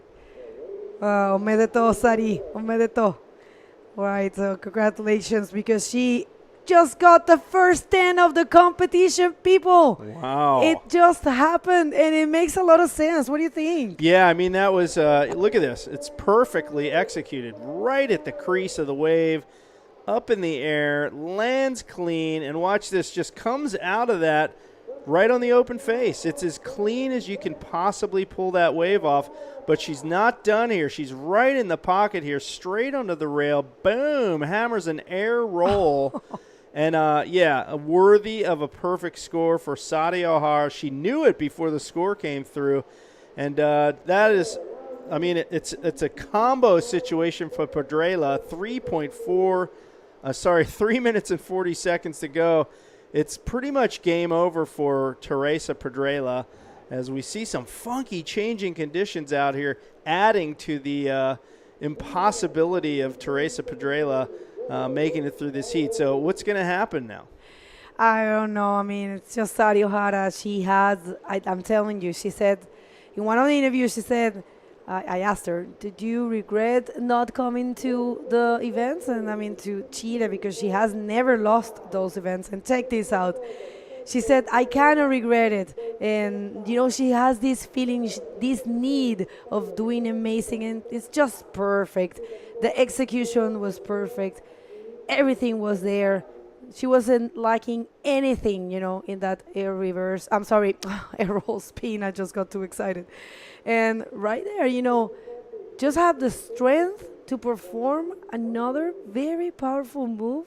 So there is no doubt. We love the super slow-mo, and there you go. That's the celebration of a rider that knows she has just sealed the deal here, and it's really just a matter of running out the clock here. 2 minutes and 25 seconds to go. Pedrela deep in combo territory. Perfect 10 plus a 6.75 for Sadi Ohara. That's a high heat score, folks, 16.75, and Pedrela less than half that score with a 7.75. So it's just unfortunate that Sadi was so on point and Pedrela was unable to find that perfect wave in this heat. Sometimes you get a one-sided heat like that, and this is one of those. It's just the nature of competition. Well, Pedrela, she's super young. She's got a bright future ahead of her. And I think, she is learning every year. She is only 24 right now. And, yeah, I think so, yeah, of course. She's 24 right now, so she will turn 24. She is 23. She turns 24 in December this year. So she's 23 years of age. Sadi is 29. Sadi is also, two times world champ, and it's one of the main, she is the main bodyboarder, main big shot from, female bodyboarding from Japan. So it's a normal, and this is the expected thing. And of course, Teresa, I think Teresa, she has been building her career, and she has been improving step by step. And I'm telling you, just getting this fifth position right here is really good for her. She's currently holding a 9th place in Morocco, a 5th place in Wahine, and double 13 places. She did 13th in Iquique and in Antofagasta. So she is changing one of those results and getting better points. I believe she has a good chance to stay in the top 8. And of course, she is going to be in Sintra because it's her home. And yeah, for sure. So I feel a bit bad of calling it, but it's been completely set, right? There's no way she's getting 2 waves in 10 seconds, right? So it's a slam dunk. Congratulations to Sadi Ohara for clearly taking out that heat in a one-sided affair from start to finish. And we're going to take a quick break, see some of those heat highlights, and we will be right back.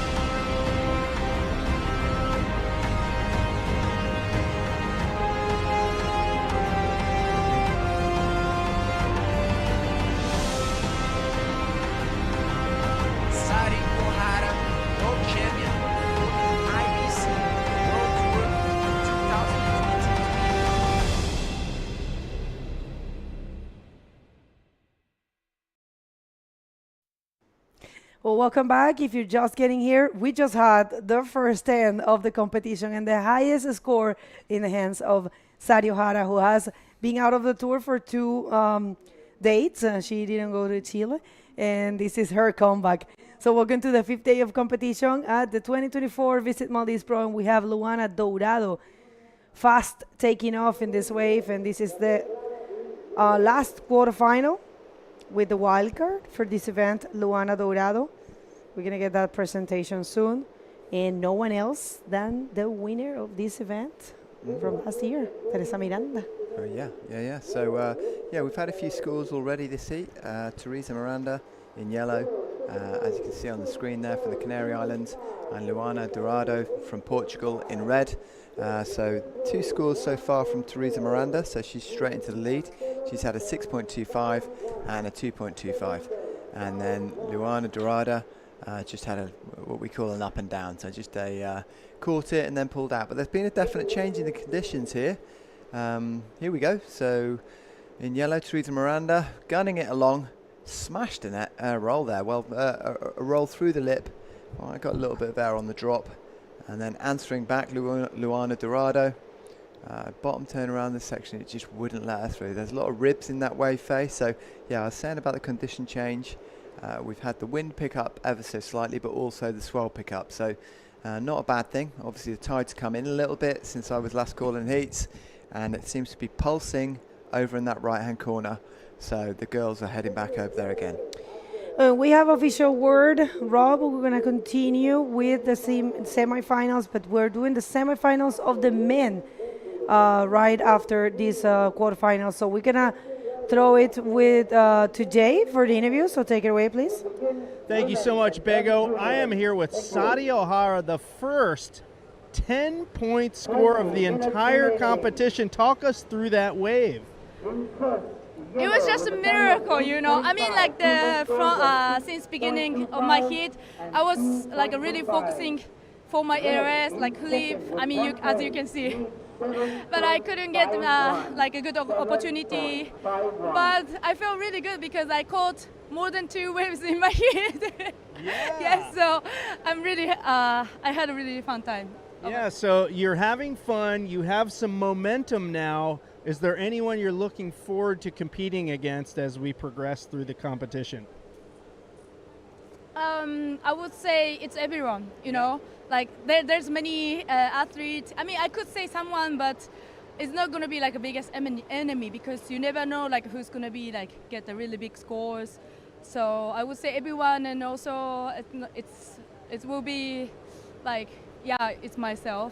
Yeah. So I was like trying to be my nervous, be my pressure. So yeah, but so just working for myself, for my fans, for my sponsors, my family, and it always working well. So everyone else needs to look out for her. Do you want to thank your sponsors and family? Yes. スポンサーの皆さん、そして応援してくださる皆さん、本当にありがとうございます。体調がちょっと良くなって、今日はヘアレスしたいと思ってずっと狙ってたんで、出せてよかったです。10ポイント出せると思わなかったので本当に嬉しいです。今日多分セミファイナル、ファイナルと続くので、優勝できるように応援よろしくお願いします。Thank you guys for watching. I've been looking forward to my area section for the rest of, during this competition. So I'm so excited. I'm so stoked. Thank you very much. This is everything because of you. Thank you very much. どうもありがとうございます。 Thank you very much. All right, take it away, guys. Wow, that's so cool. That's so cool. So back to live action now. Teresa Miranda backing up her first wave. Backing up she's had 2 waves, so she's done a couple of nice spins there, and then a roll. She needs to hold on to this if she can. Unfortunately, she just gets the timing wrong on the landing there or on the lip approach. And then we've got Luana Dourado, a wild card, 15 years of age. Yeah. Only. I mean, recently, she actually turned 15 here in the Maldives. No way, that's so amazing. Yeah. What a legend. So she's, one of the many super groms that are coming through this event. We've seen some amazing new talent. But yeah, just reflecting back on while the girls paddle back out here, Sari Ohara in the last heat, that was so sick to see. She tried the ARS early on in the heat, didn't quite nail Yeah. it. Oh, here we go. All right, so one more look at last wave of Teresa. Teresa looking sharp, very sharp with the roll there, I believe. Oh, actually, this might be the 6.25. And this is the last wave that we're waiting for the score. She used this wave in a very good way, with a spin. One more, 2 forwards there and a roll here just to, leave things clear. But yeah, she was not able to complete the last one. And Luaninha here with the last wave. Luana, she's the the IBC wild card for this division, and she's only 15 years of age and has been impressing us a lot. And she is a junior woman runner-up, for this year. Yeah, super impressive. So she's getting a little bounced around on that last one, Luana, just by virtue of her being so light, it's a sort of choppy texture on the surface there, but on these bigger waves, they're drawing off the reef and creating these lovely bowl sections. So yeah, I was beginning to chat there. Sariara tried an ARS on one of the first waves of her last heat, didn't quite make it, but didn't let that knock her back. She grew in confidence, blasted a perfect one, so cool to see. And she was absolutely buzzing then, Bago, wasn't she? Yeah, for sure. I mean, my Lord, what a great day. I just have to tell you that, sorry. It's great work from the ladies. We are having a visit here. We are in, sometimes in the booth, and we're going to get back to that idea. So Luana Dourado there with the roll. Great roll. Yeah, very good one. It's just that I noticed that she separates a little bit the board from her body. Maybe she's still, refining that technique. Yeah. But yeah, it works for her. She usually gets through the sections. So we'll see. I mean, Luana, she's looking for a 6.01. Is that there? Well, I'm not sure. She didn't get much distance across the wave first, but then she bottom turned and was pretty savage towards the lip there. She kind of got quite aggressively through the roof of the barrel, and for somebody so small and light and young, she powered through the lip, and yeah, got some launch there. So the score is just launching. The score is just landing. I don't think it'll be far away. She needs a 6.01, and yeah, she did the best that she could with that wave. I noticed you're saying about her style. She's quite low down to her board, isn't she? With her back, her outside hand quite way down the rail, and yeah, I think that works well for those rolls where she's trying to puncture through the roof of the lip. But yeah, as you say, she's in that development stage of her riding, isn't she? Where she's finessing her style and ironing out the creases. Just so happens that she's one of the best in the world while she's doing it. It's super cool. All right, just a quick update in Spanish for everyone that is tuning in, supporting Teresa. Un saludo a los canarios y a las canarias que están sintonizando acá con Teresa. Teresa, que viene de ganar este evento el año pasado con muchas ganas de haberse retirado este año del Tour por estudios. So one more here for Luana. Nice, actually that one was really good for Luana. Nothing to lose for her, right? She's super young. She has a lot still ahead of her. And, I think she's going to do great in both divisions. And how important it is for her to be competing in both divisions. Yeah, super cool. So up she goes. She's just clocking up a stack of waves here.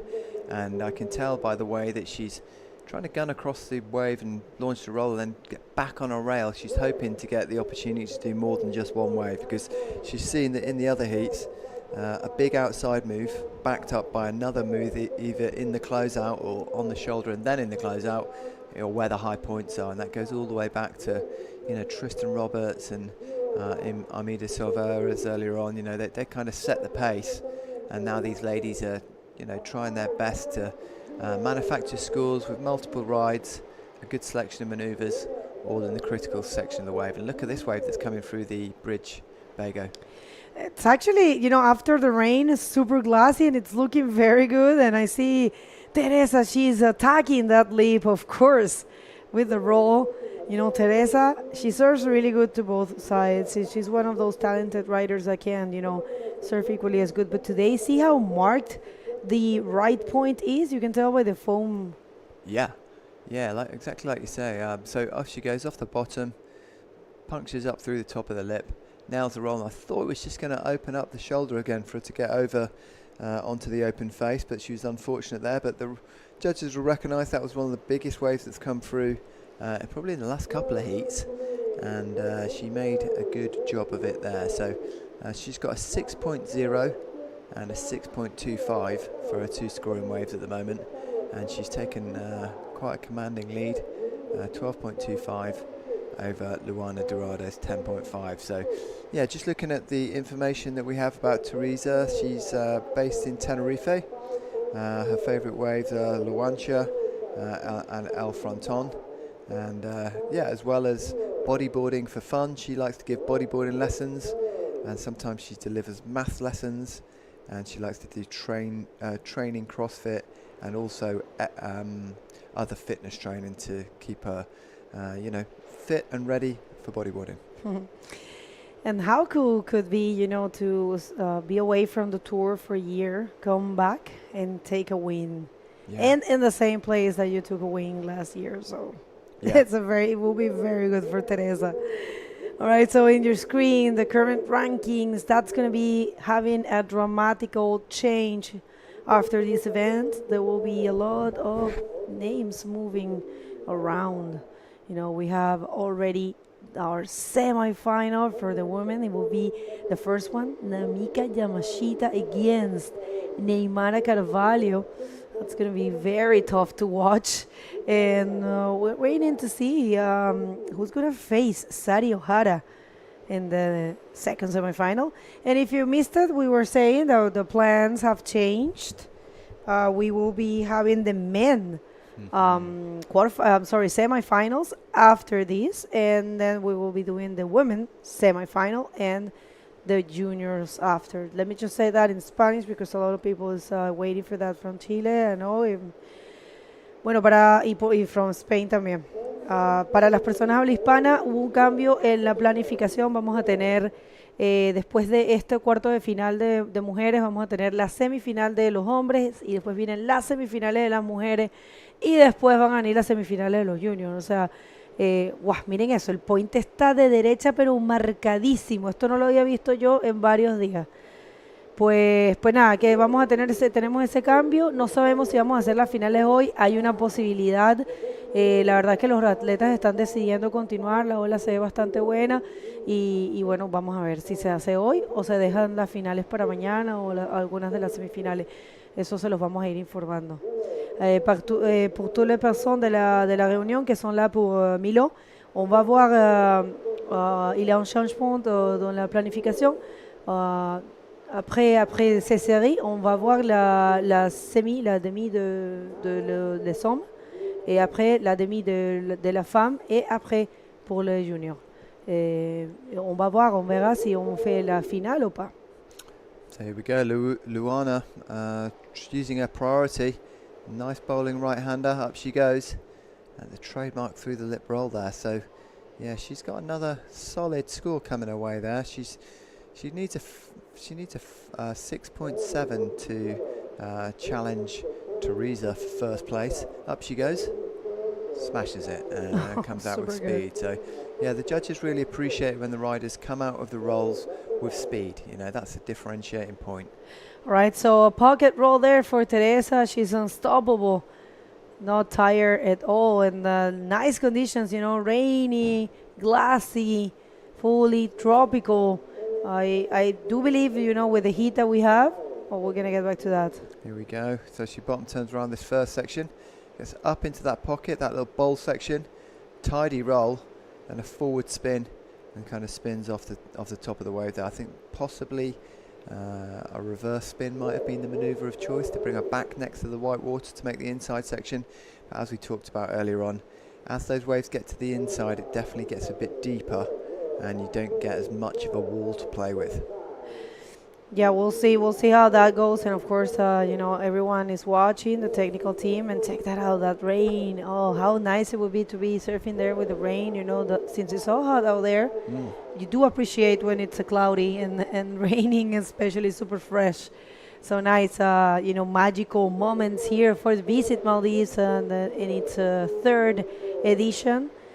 We would like to thank Visit Maldives for making it happen, and of course the Ministry of Sports, Fitness and Recreation, I believe. Yeah, and also we would like to thank the Maldives Bodyboarding Association for bringing this event once again, and for the unstoppable efforts of trying to, improve in bodyboarding and bring, the possibility to their athletes. We had 16 Maldivian riders in this event, and it's a record for what we have seen. So thank you very much, everyone. And I have to say thank you to every single staff member, because everyone has been super nice. What about the, Slow Tape, which is the streaming supplier that's working with us, and everyone, since the people that works at the beach marshals, which are ladies, and every single person super nice and welcoming. Thank you for sharing this piece of paradise with us. I'm sorry, it's a pleasure.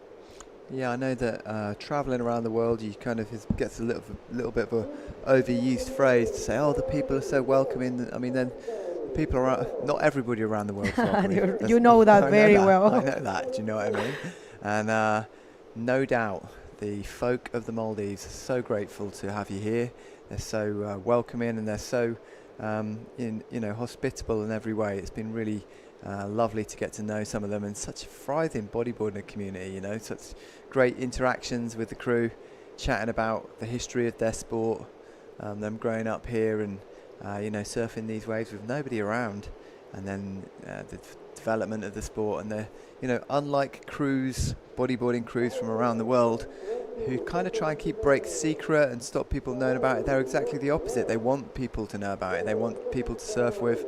It's still that virgin territory, to the point where you can jump on a boat and score a perfect bodyboarding wave within an hour of being landing in Male, where we are now. It's epic. So I couldn't recommend this place enough. I'll be back for sure. Yeah, I agree with you totally. Check that out. It's probably the strongest rain that we had since we got here. Yeah. Super cool. Yeah. So, well, I mean, the ladies are waiting there, and yeah, tide, it's filling in, so conditions are changing. These kind of things happen. Thank you for showing us that. Those are our sponsors. That's next to, the event exit. It's right there. So thank you, everyone, for tuning in. Thank you so much, all of you, for being there. I know there's a lot of people tuning in, and thank you. Muchas gracias a todos. Pessoal, eu queria falar também em português que a gente tem um câmbio, né, na planificação. A gente ia fazer as semifinais dos júniors, mas agora a gente vai fazer as semifinais dos homens, depois as semifinais das mulheres, e aí a gente vai fazer das semifinais dos júniors. E ainda não sabemos se vamos continuar ou não, então fique ligado, porque eu acho que talvez hoje é o dia final, né? Mas ainda não tenho certeza. Então, obrigado a todo mundo. Obrigada também a Mata Portuguesa que está assistindo pela Luana. E é isso. Obrigada. Got you. So back to the action in the water here. We've still got Teresa Miranda. Stranglehold on the heat. She has, a fantastic pedigree in this location with a win last year. She would be the lady to beat. And Luana Dorado is the young lady who's challenging her. So, is it 14 or 15, Luana is? She's 15, turned she's just 15 27th, July 27th. Wow. So when she was here, pretty cool. Yeah, so still at primary school age, but on the world tour, challenging with the best competitors in the world. And, pushing Teresa Miranda, current event title holder, to the absolute max. So here we go. We're locking horns out on that peak by the bridge. We've got a bottom turn from Luanda. Up she goes. Nice roll in the pocket. Luana bottom turning now, pushing a forward spin. Now she'll be looking to get around this, maybe looking for one more roll. And then she nails that on the inside, but just comes off the back. So, yeah, great experience shown for a 15-year-old there. So, here we go. All right, so one more look to that last wave, and she has nothing to lose. And check that out, surfing as she has done it all her life. You know, she only have a few years surfing, and she is super comfortable with this with bodyboarding. She's a natural talent, you know. Yeah. Also as Vicente, they're coming from the same club, you know, from the same area. This time I'm gonna say it right, Povoado de Varsim Right. and Clube Naval Povoense. Got it. Well They're done. coming from that club. So her and Vicente, they bodyboard together all the time, do they? I think so. Yes, I think they're the same club, wow. you know, in the same area. So Okay. I have seen them every day all together, and you know, Luana is here with her mother. She usually travels with her dad, which I know is tuning in now, and he's always there. Super nice person, but of course now they took turns, right? So Yeah. you know, now the mother is here with her. So, and I saw Vicente's family as well. Very nice parents, and they are all together. It's pretty cool to see. It reminds me the times when Joel Rodriguez also used to travel when he was a junior with his father. Right. And it's cool to see how, you know, these kids, they grow older in that, you know, and wait a second, I'm going to get back to that. Here she goes. Luana off the bottom. It's a bumpy one. She hit a little bit of side chop there, trying to jam a forward 360. And then get over this hump into the sucky section on the inside and blast the roll. And then just push through it and make it through to the inside on that one. So no real big outside manoeuvres. She got kind of caught behind an avalanche of foam.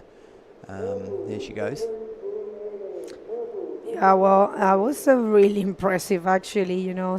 And the thing that I see is that she is fearless, you know. She doesn't care, you know. She goes for the maneuver.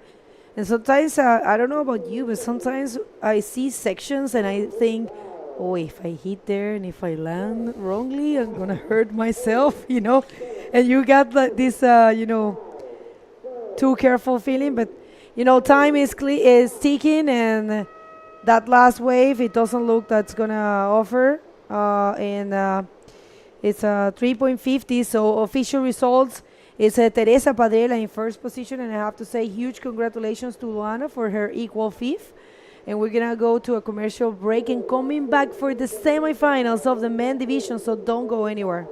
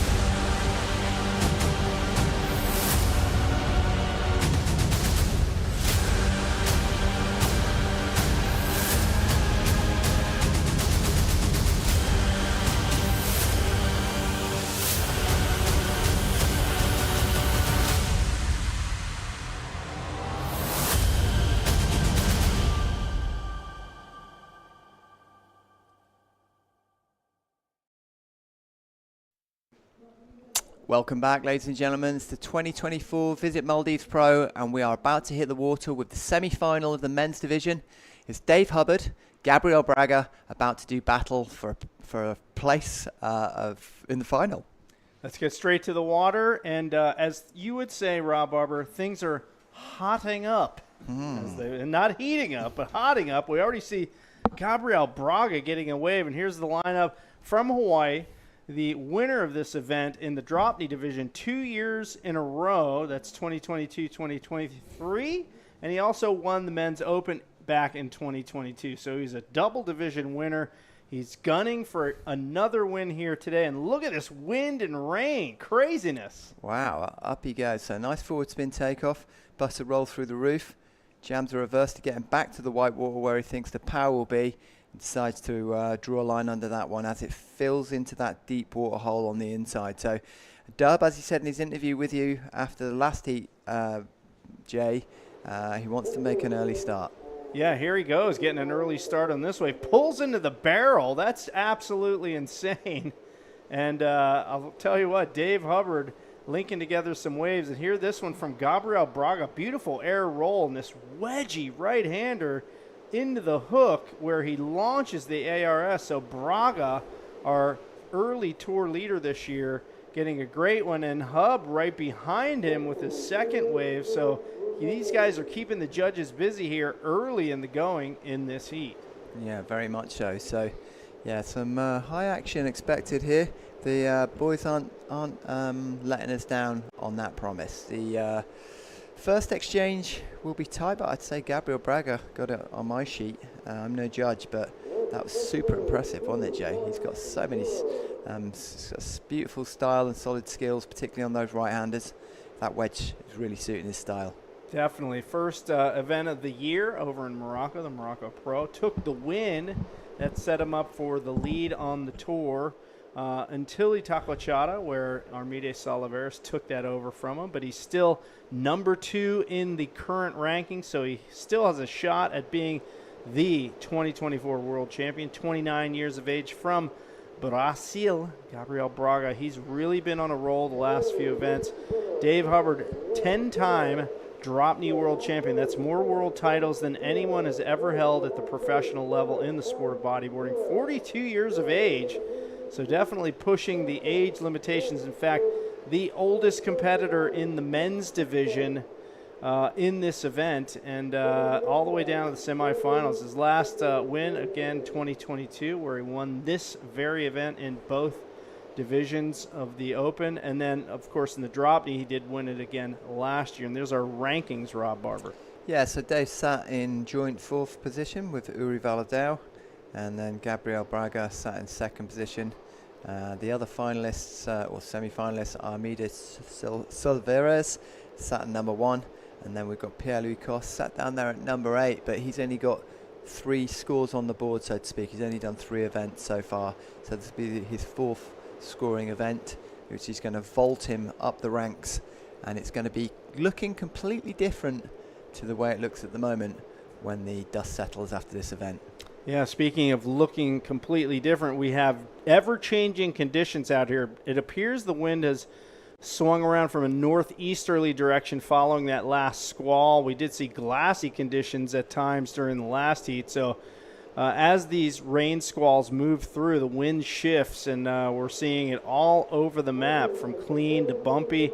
And as you look out to see these 2 riders sitting on that north peak, a little bit of bump there. The wind's actually maybe a little bit easterly, pivoting around constantly. It's kind of hard from sitting here in the booth to really know for sure, but I definitely see actually now maybe a westerly component, northwest. It's hard to tell, Rob. It's all over the map. Yeah, it totally is, but one thing's for sure, they're still clean faces, they're still barrels, because Dave Hubbard plumbed himself through for a good few seconds. He didn't quite make it out, and there's certainly ramps, because Braga's already busted out some trademark lip launchers, and here we go, Dave Hubbard answering straight back. Ooh, decides not to. So previously you guys were chatting when I wasn't calling the heat about Dave's board, and we were chatting to him about that yesterday, weren't we, Jay? Yeah, you know, he's gone high volume right now, a little weaker surf, and you can see him on this high volume board. Once again, he's going to tuck up under this left-hander. Beautiful backflip for Dave Hubbard. Cranks that carving reverse spin. He's going to try to connect this one over towards the bridge into that shallow zone. Forward spin again. And will he get the banger on the end? He does indeed. So Dave Hubbard really cashing in on that left-hand peak, and he's going to love the score I think he's going to get on this one. Wow, look at this wave. He's picked an absolute beauty. Bottom turns and gets ultimate launch, straightening that front arm. Typical Dave Hubbard fashion. Lands in a position to jam straight into a tight reverse. Links it with a forward through to the inside. There's a beautiful little bowl section. Gets his board above the lip. And I believe that was a claim, no claim I saw at the end there. I know, he kind of looked back at the judging tower like, did you see that? Yeah. You saw that, right? You saw that. I think I saw him mouth, show me the money. Yes, and you don't see that too much from Dave Hubbard occasionally. No. But he was loving that wave, and a 7.5 reflects that, a very high score on that wave, adding to his 4.0 to put him in an 11.5 total heat score. Now Braga chasing down a 4.51. He gives a paddle to that one, but he's going to hang on with priority since Dave is not back outside quite yet, and he will have to be a little bit picky here. Braga's been on fire. He's a 7.0, so a very solid opening ride for Braga. And this is a pretty even matchup. These two competitors both well and truly capable of that perfect score. They are hard to find, but I wouldn't count either one of these guys out to get a perfect 10. No, I totally agree. So while there's a little lull in the action, we're going to throw it over to Bago. He's going to do a post-heat interview. Bago, what you say? Thank you so much, guys. Teresa, oh my Lord, I can't even think how is it to come back to the tour after not competing the whole year and being already in the podium. How are you feeling? Me siento súper feliz. La verdad que venía con la idea de llegar a la final y estamos a un pasito de eso, así que ahora a darle todo con todo. Y la verdad que súper contenta porque me he sentido muy bien surfeando y el nivel cada vez está más alto. Well, she's saying she came with that objective here. She wants to be in the final, and she it's just very happy to be advancing. She kind of visualized that, so it's happening. Now, Sari Ohara in the semifinal. You know that heat, so what's your strategy? Sí, he visto que Sari está surfeando muy bien y voy a tener que arriesgar. Yo creo que el año pasado tuve bastante suerte y nada, con olas buenas pude ganar, pero ahora creo que voy a tener que arriesgar un poco más y hacer otras maniobras quizás. Well, it says she thinks she has seen how Sari Ohara it's been surfing, and she thinks she has to risk a little bit more. And she said last year she was lucky. They have, the final. But this time she thinks she's going to be risking more and go for something bigger. Do you want to say something to someone? ¿Algún saludito o algo? Sí, muchas gracias a toda mi familia, a los sponsors, Brisa y FBox y eso, a toda la gente de Canarias. Muy bien, muchas felicitaciones, mucha suerte y concentración. Back to you guys. All right. Well, our defending champion in this event is potentially in position to repeat as the winner of this event. And Teresa Miranda with a great heat there. So, Rob Barber, a little lull in the action here. We were talking about high volume boards, a couple competitors going with a thicker, bigger board. Talk about that. Oh, hold on. Let's take another look at this wave from Dave Hubbard. Yeah, so Dave talked about his positioning on waves during his interview with you, and he's talking exactly about this moment, so he can come round from his takeoff point and make absolute maximum opportunity out of any ramp from that wedge peak. So he hits it perfectly, goes completely head backwards, so that really demonstrates a perfect backflip, straightening his arm out. That's the style that he displays, which is quite unique to him. Holding his board away from him, it really extends the sort of flight of his backflip. But yeah, back to his board. Essentially, smaller waves mean bigger boards, don't they, Jay? Because you need a little bit more float, a little bit more buoyancy, a little bit more volume. And Dave has deemed that by having some more foam under him, it's going to give him an advantage in respect of managing to keep speed and gain speed and land maneuvers in these conditions. Yeah, we knew that even back in my day. Dave Hubbard's going to scoop into this wave with second priority. Gets a move off already into the Rolo. And Dave Hubbard up. He kind of comes unstuck right there. But, to touch on the high volume thing, for sure. We knew it back in my day even. Talk us through this wave. Okay, so Dave's already feeling at this moment that this isn't going to be one of his top two scores.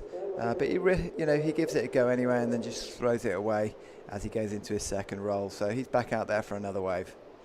Yeah, so, I used to ride mainly 41.5-inch boards when I'd compete, but when the waves got small, I had a thicker, wider 43, and I actually put rounded corners on it to help me do 360s. Nothing to catch. So, it's good to have a few tools in the tool shed, as it were, and obviously Dave Hubbard using that to his advantage pretty well. Yeah, exactly. So bodyboard quivers are a thing, the right board for the right conditions. And conversely, smaller boards for bigger waves also work, because in theory you need less foam there. But here we go, we've got some action. Braga on what looks like a walled up right. Oh my, that was a mega flip. He really timed that to perfection. I'm sure we'll get a better look at that in a minute, but from what I could see, he hit the lip perfectly, launched from lip to flats with a fantastic style. So that will be a real score to contend with. It will be interesting to see what the judges have to say about that. Well, he's certainly patient, waited a while for this second wave here. He's biding his time. Now he drives across the bottom, straight into the lip, gets up above the lip line. Nice backflip. He's claiming it to the audience on the beach. And that was a critical move in a critical part of the wave. And he may, in fact, move into the lead position with that wave, pending scores coming through.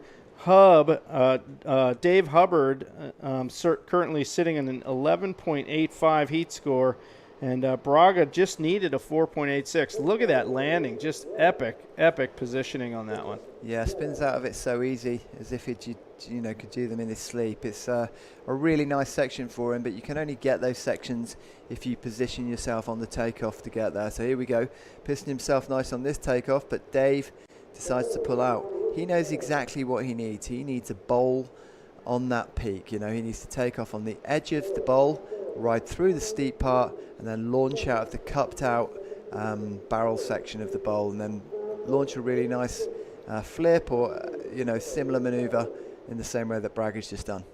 So Braga trying to follow up that epic wave with another one. And another little backflip on the inside, and he's driving his way to the inside here. He's going to be hard-pressed to beat the two high-scoring waves, his first two waves. An 8.0 on that last monster flip. And one more look at Braga's wave. Up he goes. Oh, up he goes. So you see he's holding at the top of the wave here, just managing his speed to enable him to get a nice flip when the wave allows. He then jams a nice reverse, and yeah, the difference between Braga's reverses and most other Brazilians are that he has a cross-leg style, so quite unique. I know that he's from Bahia, am I correct? Mm-hmm. Which I believe is the same place as Eder Luciano?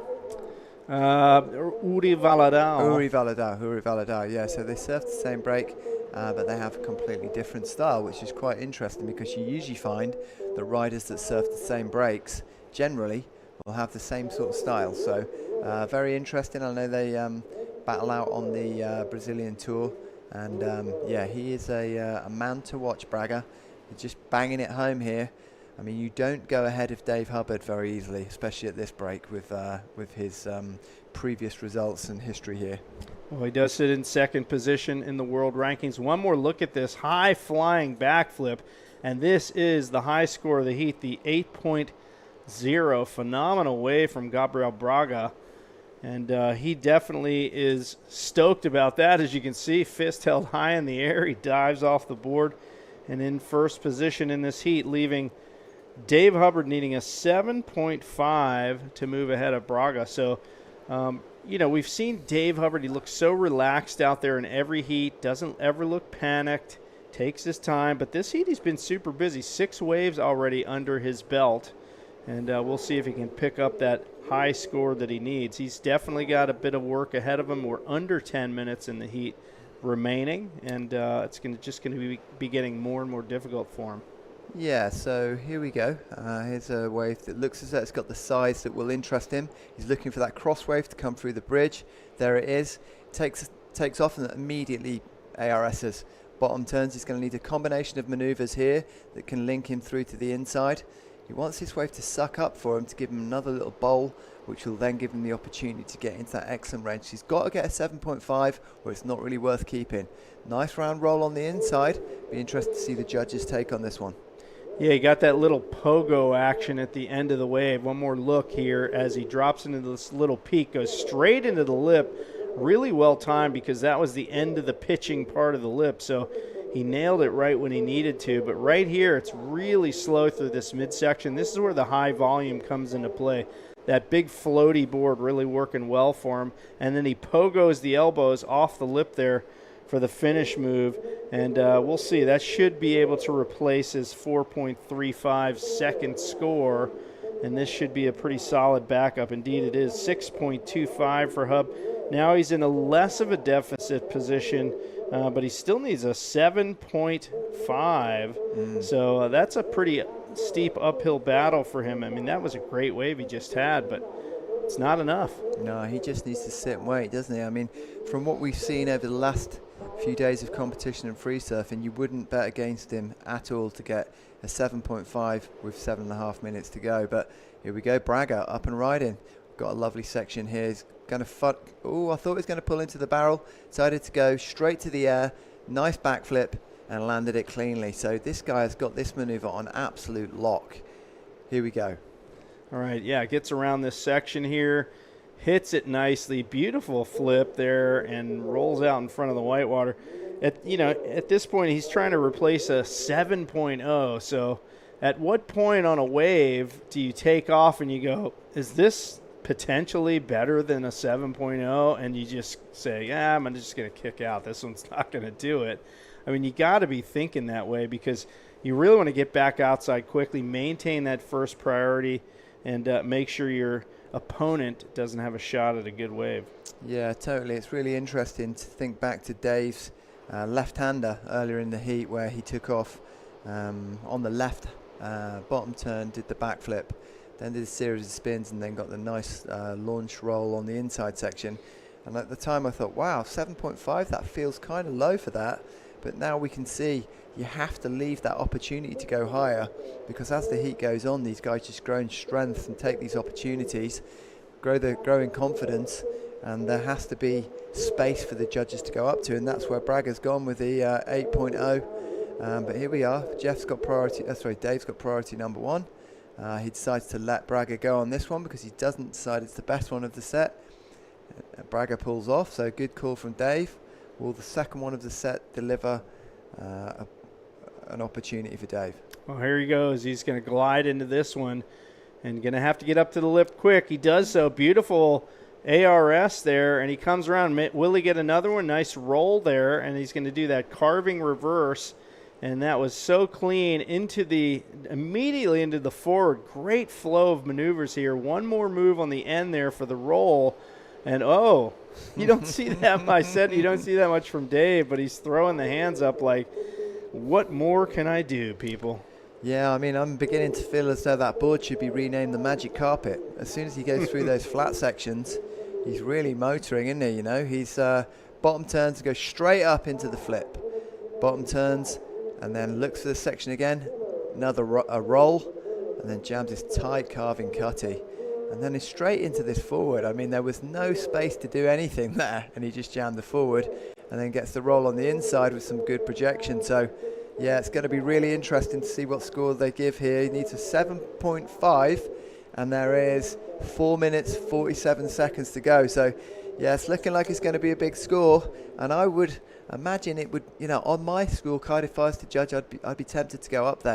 I really love that, Jay. Yeah, I mean, this could be not the buzzer beater, but indeed it turns out to be the score he needed, a 7.9. So Dave Hubbard suddenly scoots his way ahead of Gabriel Braga, and suddenly Gabriel Braga's blood pressure is probably going up. He has 4 minutes and 15 seconds to get a 7.41, and this is a really high-scoring heat. Check this one out.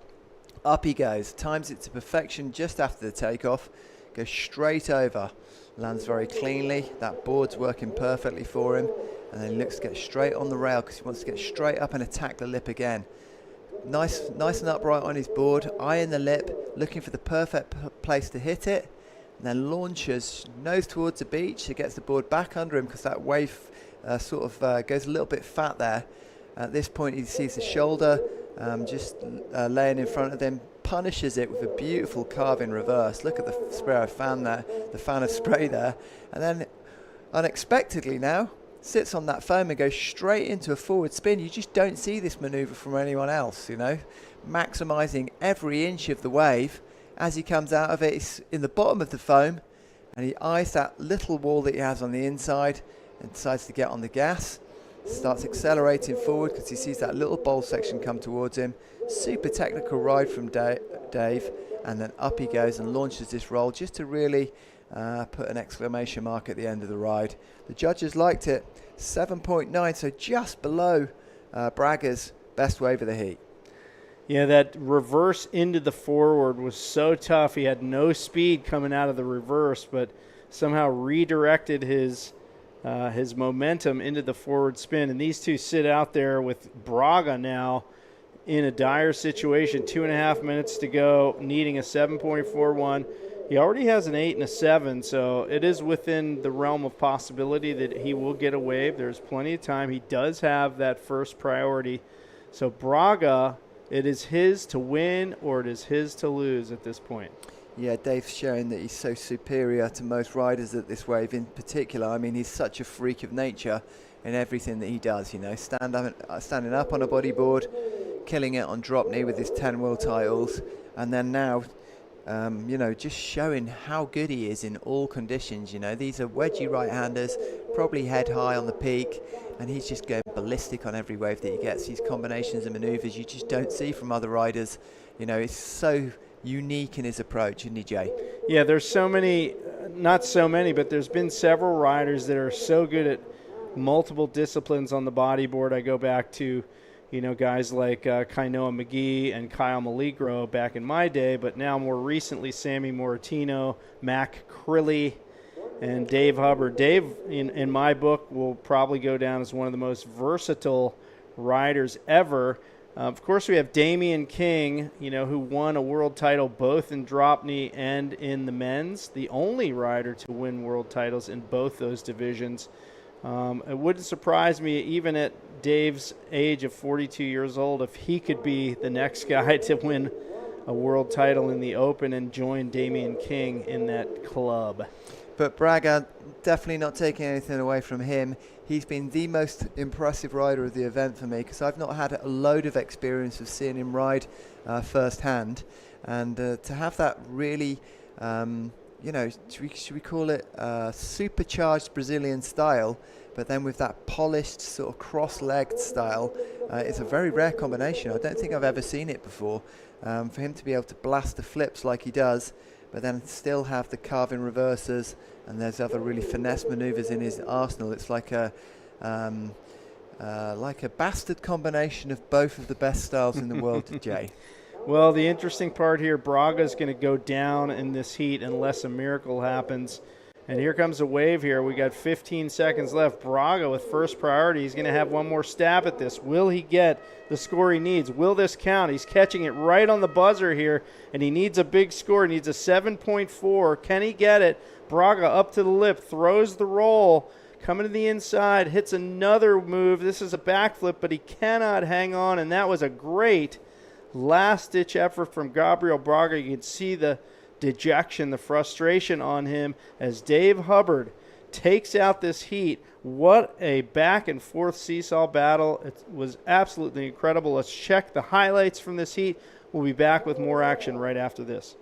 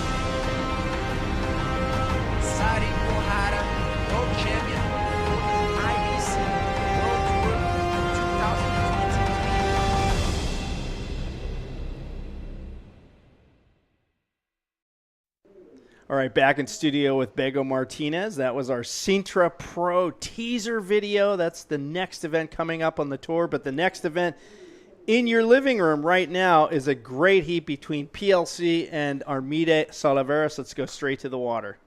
Yeah, I think everyone is looking forward for this one. Nice graphics, thank you. It's it's a rematch from Itaguachara's final. So Armide will be sporting the red singlet and Pierre-Louis the yellow. So interesting. Is Pierre-Louis going to get revenge from Itaguachara? Revenge is a dish best served cold, as they say. But nothing cold about this place, folks. We already have some waves on the docket here. Here goes our first rider up and riding. This is Armide Salivas. He got this wave early on. A couple of quick spins into the flip. And wow, solid move through the midsection of this wave. Call us through the back wave. Yeah, and that's Pierre-Louis Coste, who I'm watching, got the best out of that exchange, and I know why now. Very, very vertical backflip there. 7 points for Pierre and 6 points for Armide. This is only a starting. Imagine what's going to happen. You know, the good thing about these two, they can serve equally as good to both sides. I can't really guess which is the natural side of Pierre-Louis Coste. Do you know that?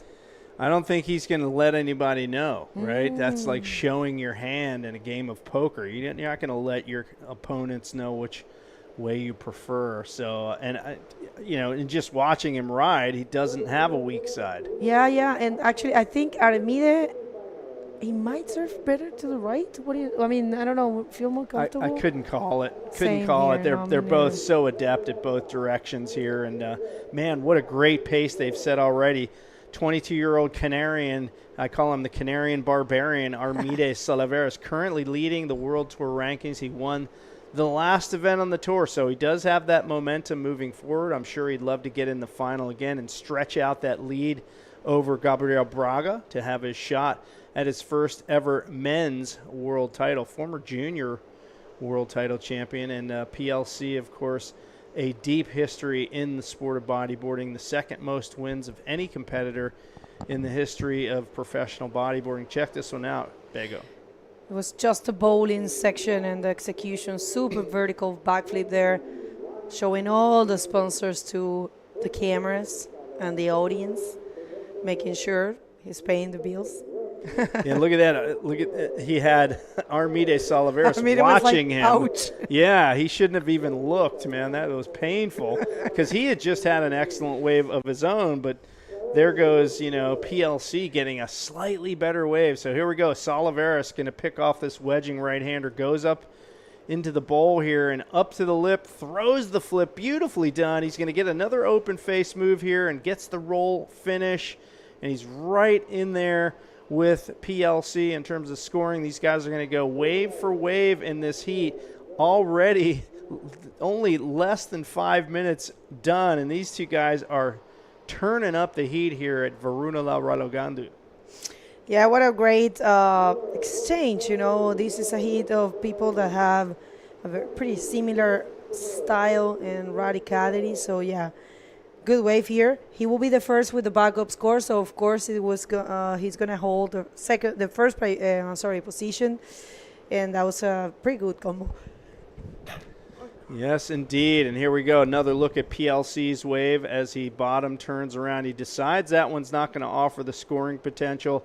And a lot of these times you'll see these guys kick out of a wave because they know, hey, this isn't going to turn out to be one of my best waves.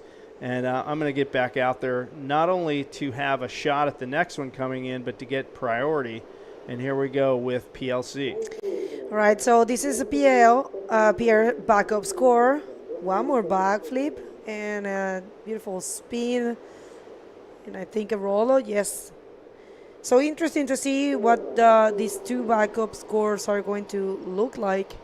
That's what's going to define who's going to get that first position. Judges, they haven't even started throwing the numbers in the chart, so we have to wait. If you're just getting here, this is the semifinals for the men division, and we will be doing the semifinals for the women after this.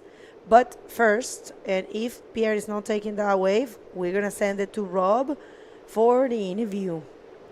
Thank you, Bego. So here I am with Dave.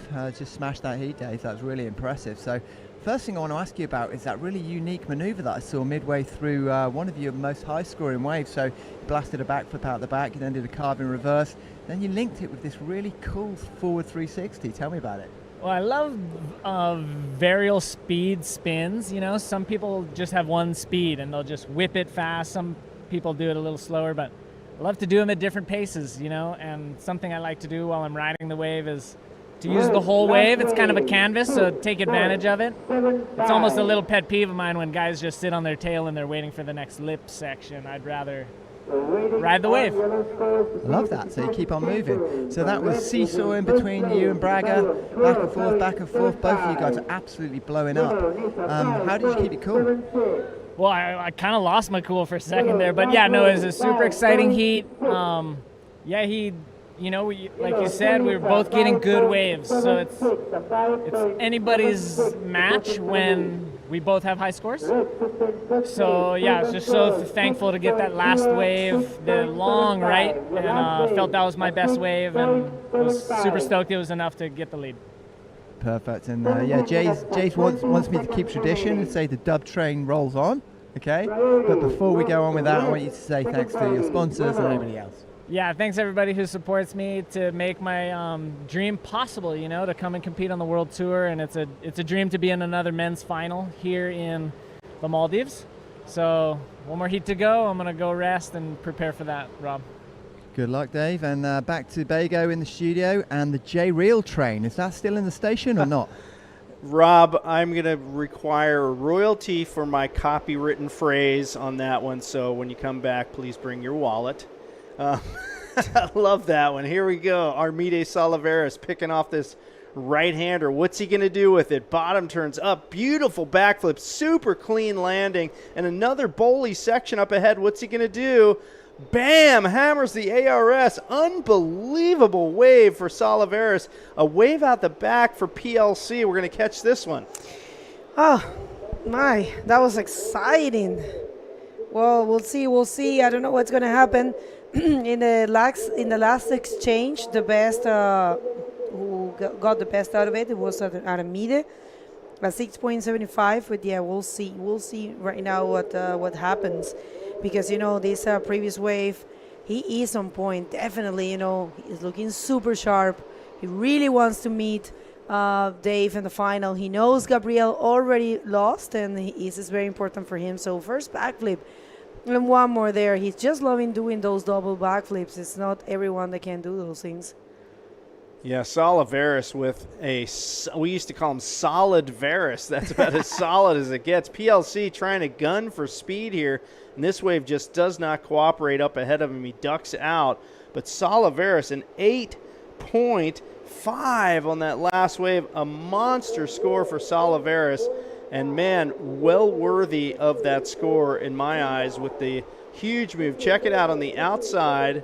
We saw that just for a half second there. He just nailed that wave. 15 minutes and 20 seconds remain in this heat. Salivas in the lead.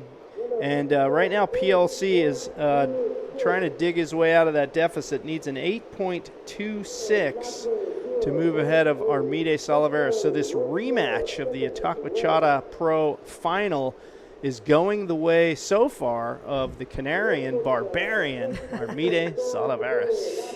Yeah, tough moments right here, but check this out. I mean, it was just so well executed and timing perfectly that backflip, that section, you know. And that, check that out. He almost loses his control there, but he regained it and kicked.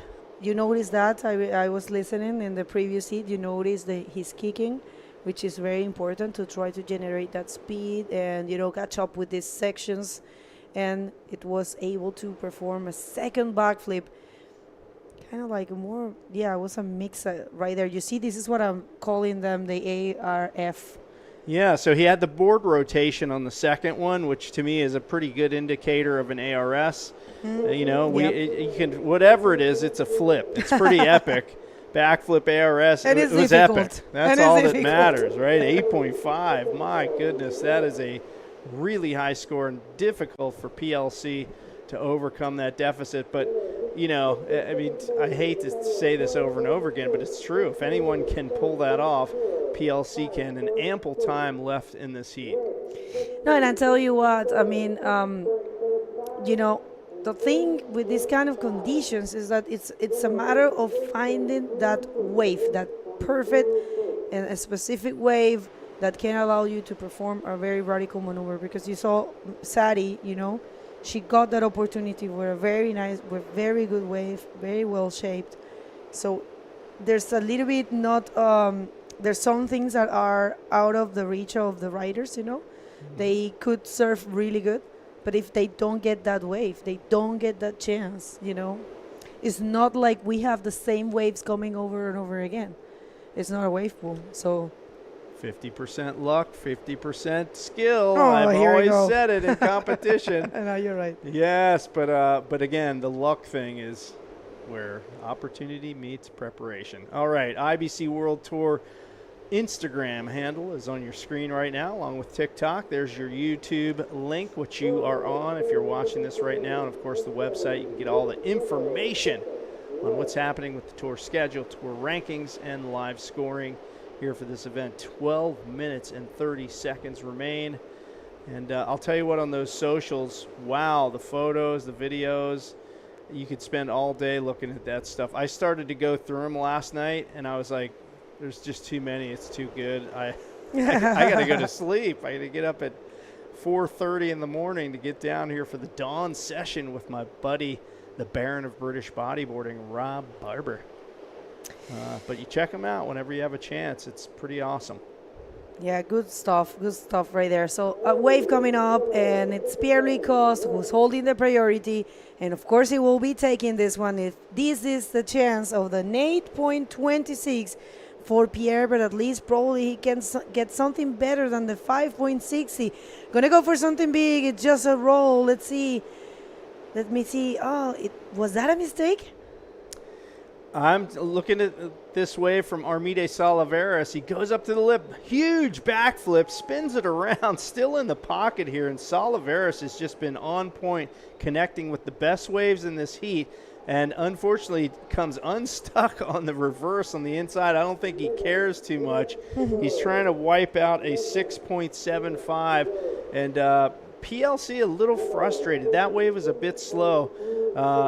He took off at the beginning, and he just didn't get that like slingshot wedge effect, and he had to wait a bit too long. We'll take another look at this as he takes off. You see him kind of like trying to get some speed across this one, and goes up to the lip, but doesn't get enough loft to get the ARS or the backflip in, and he's like, no, I need to do that. I'm getting out of here while I can. All right, so another powerful move there for Armide. I think he is unstoppable. I have to say that special ingredient of, you know, being super cool and calm. I will never forget, get tired of saying the same thing, because it's got to be there, that, you know, all of the rest, the rest of the riders, all of them, they know how to surf very well, and they're super capable of taking this event. But, you know, the mental thing, you know, the mental game is so important. And I have never seen Armide nervous, ever. Huh.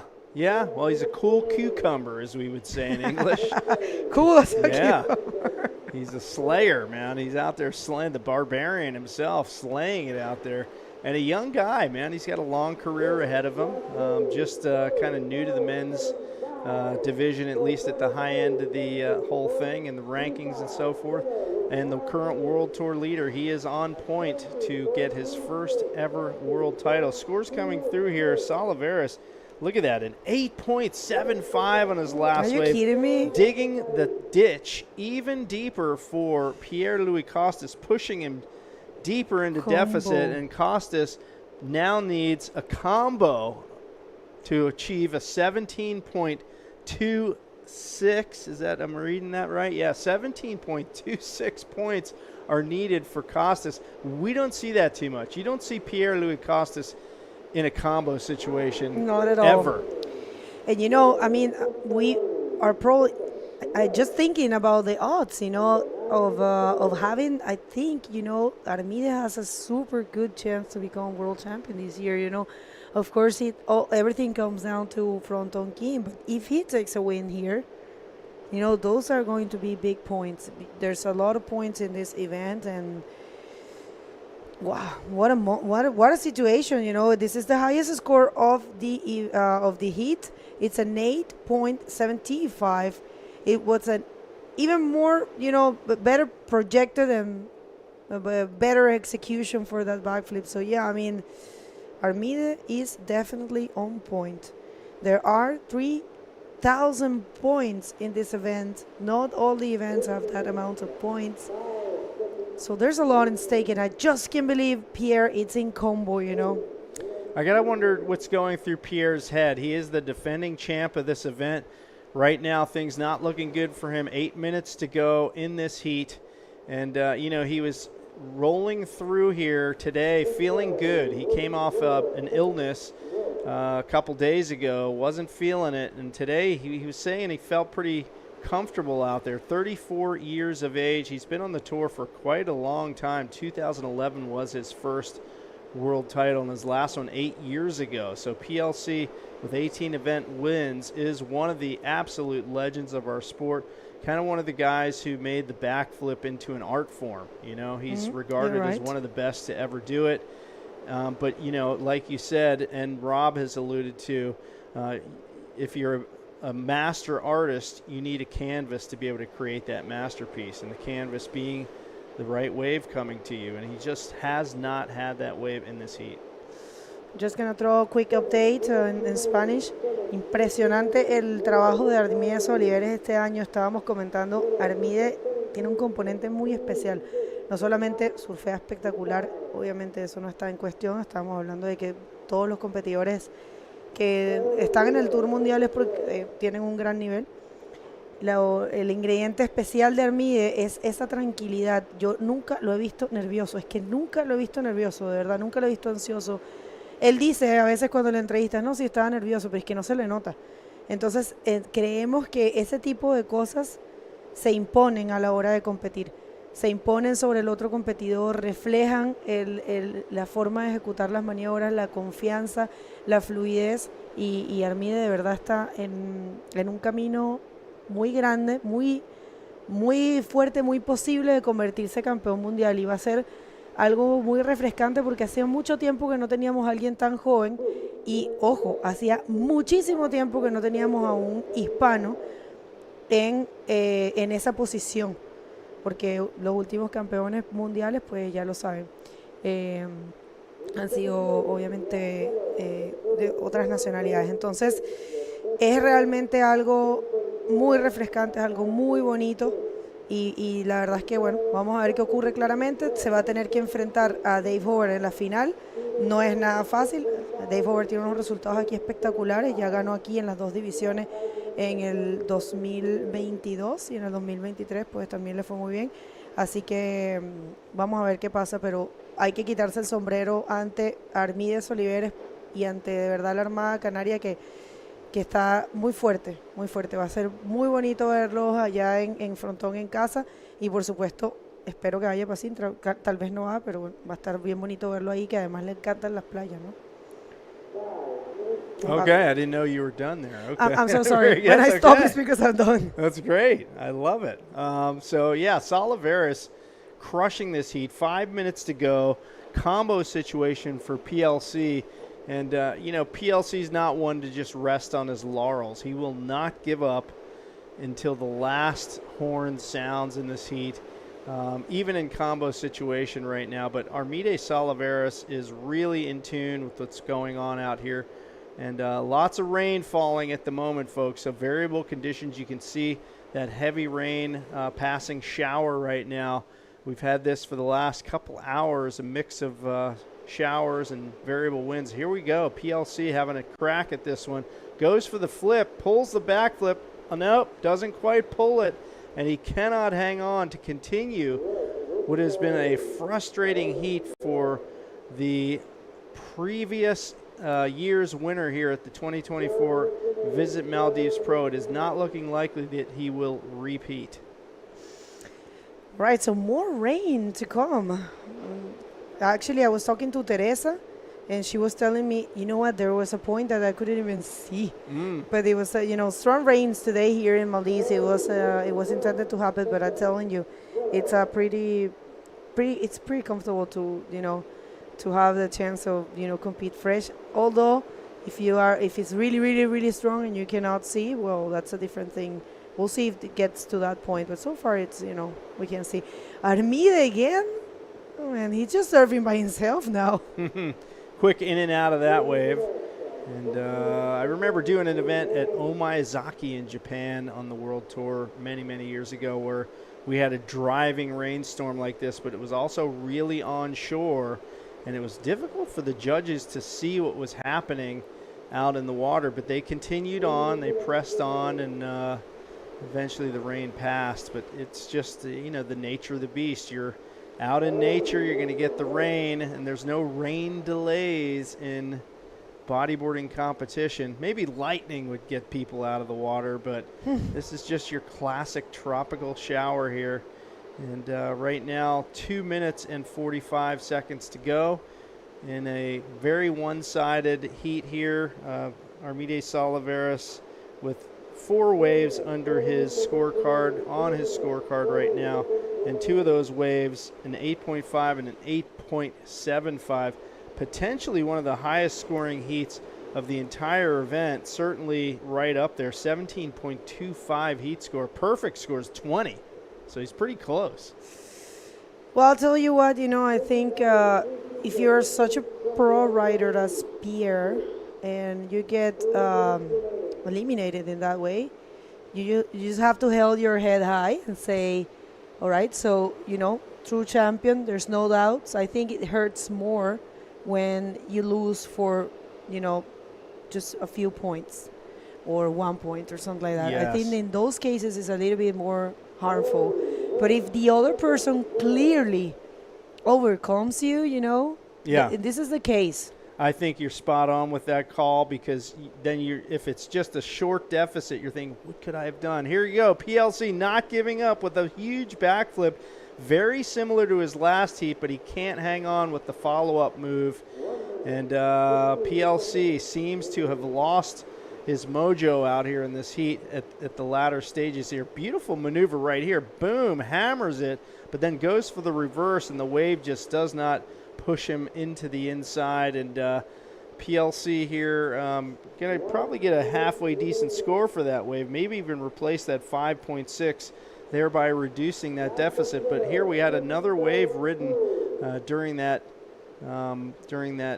exchange here, and let's see if we can find out what happened there. I think Pierre might save the honor with maybe that wave, but it's all good. It's all right. I have to say, huge congratulations to Pierre, because he's getting a podium and equal third. It's good points. He was lacking a result this year. We still have Sintra. We still have Gran Canaria Fronton King. There are chances. We have no idea how the rankings are going to go, but if Armide takes the win here, he has a big chances. I dare to say. I don't really manage, and check that out. Just shaking hands, and that's, are they the ladies? What about, yeah. There are the ladies right there getting ready. And yeah, it just happened. All right, so Pierre got a 6.35, and it's a completely sealed deal there for Armide Soliveres. Huge congratulations to him. He's going to be facing Dave Hubbard in the final, and huge congratulations to Pierre and Gabriel for sharing an equal third. Don't move, don't go anywhere. We're going to start with the semifinals for the women division right after this.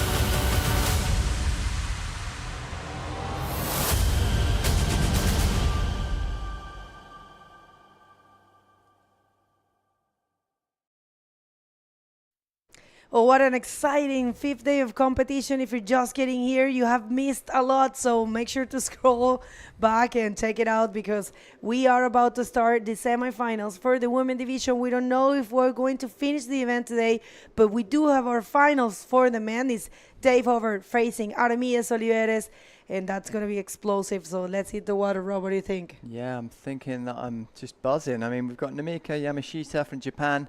She's in red.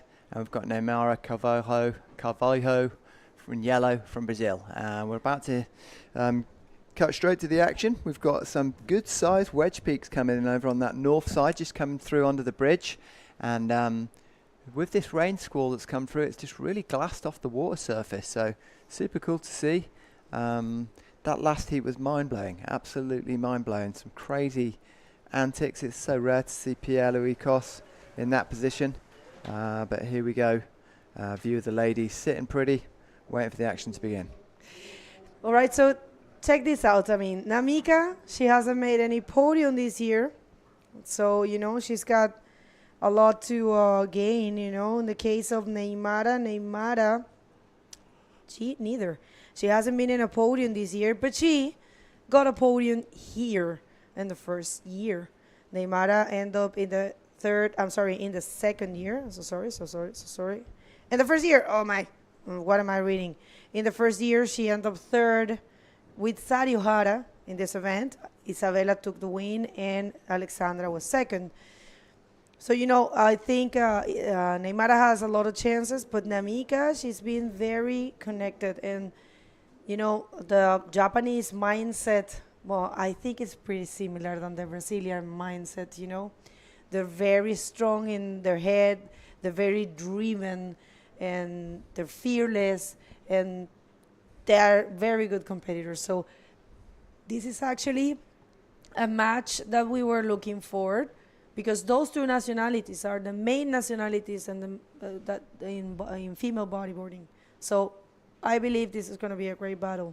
Yeah, 100%. I've got the stats. I'll pull them up in a minute of how many Japanese ladies are in the event and how many Brazilian, but it was a real eye-opener to see the Japanese contingent and how powerful they are, and they just seem to be growing all the time. Such a professionally taken, you know, they take sport so professionally, are all very well sponsored up, and they've all got this very unique, smooth flowing style. So yeah, seeing them more and more at the sharp end of these competitions, and it seems to be a Brazil Japan battle time after time. So Neymara, here we go. We've got some stats about her. So 16 event wins. I mean, that's incredible, isn't it? We're including Pipeline. Sintra, look at all those Sintra wins. 99, 2002. It's a wing of Sintra. Insane. Yeah, Rio de Janeiro, Ingles Pro, Santa Catarina, Peniche, Bahia, Antofagasta, the Wahine Pro. So yeah, look at that. 5 world champ titles, 2003, 2004, 7, 8, and 9. 48 years old. At your age, right? And yeah, doing it for the evergreen bodyboarders, you know. She is killing it. And I mean, she's in great shape, you know. I was chatting to her a minute ago doing the post-heat interview. She is, she doesn't live 48, do you know what I mean? She looks about 28, so...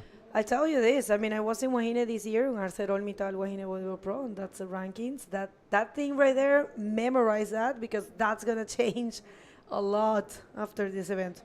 But yeah, I was in her city. All right, I'm going to get back to that after the interview because we have Jay ready. We don't want to take any time from this rider. Thank you, Bego. It is dumping out here, folks, but this man is on fire. The Canarian barbarian Aramides Oliveres, and what an amazing heat. Two waves over 8 points. You must have felt great out there.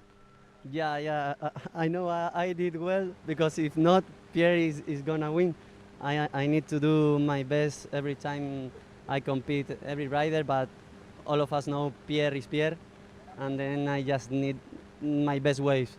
Well, that's good to see that respect between you and your fellow competitor. You're the winner of the last event in Itacoatiara. Did you feel some momentum coming off that win into this event? I am thinking right now just to win this one, not the other one.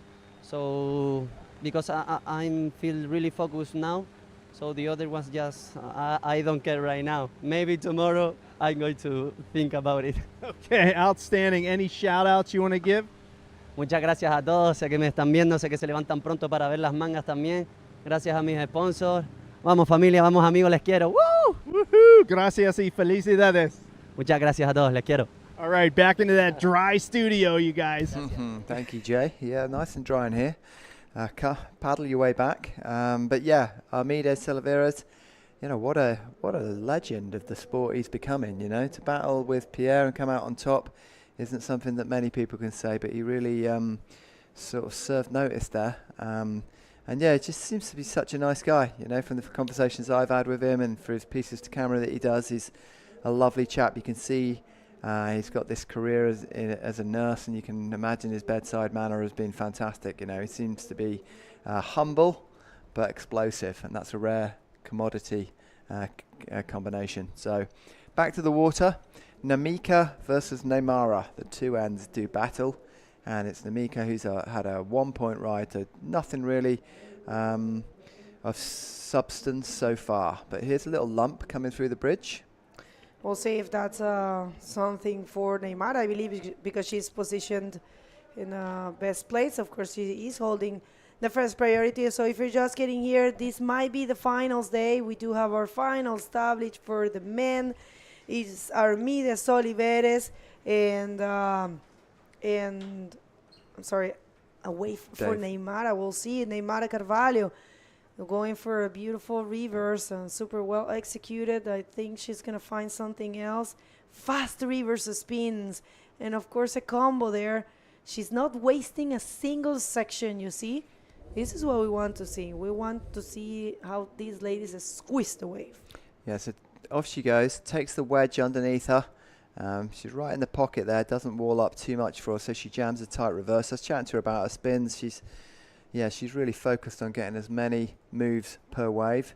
She makes the roll, which was in no doubt. You know, she's such a finely tuned competitor.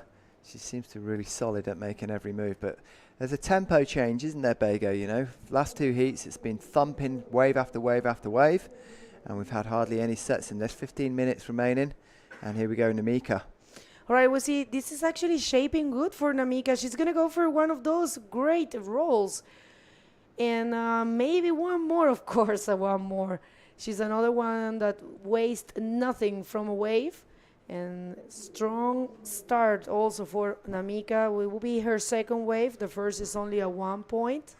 But yeah, I mean, if you compare those two waves, Neymara was super active, but check this out. Yeah, here she goes. So she's off the bottom. Nice line. Notice with the Japanese, they seem to take quite a wide bottom turn and then come quite straight up to the lip. There she does it again. It's quite a fanging, wide bottom turn and then quite an aggressive vertical climb to the lip. But they then very quickly roll off the lip. So, yeah, two successful rolls. Waiting for scores to drop here.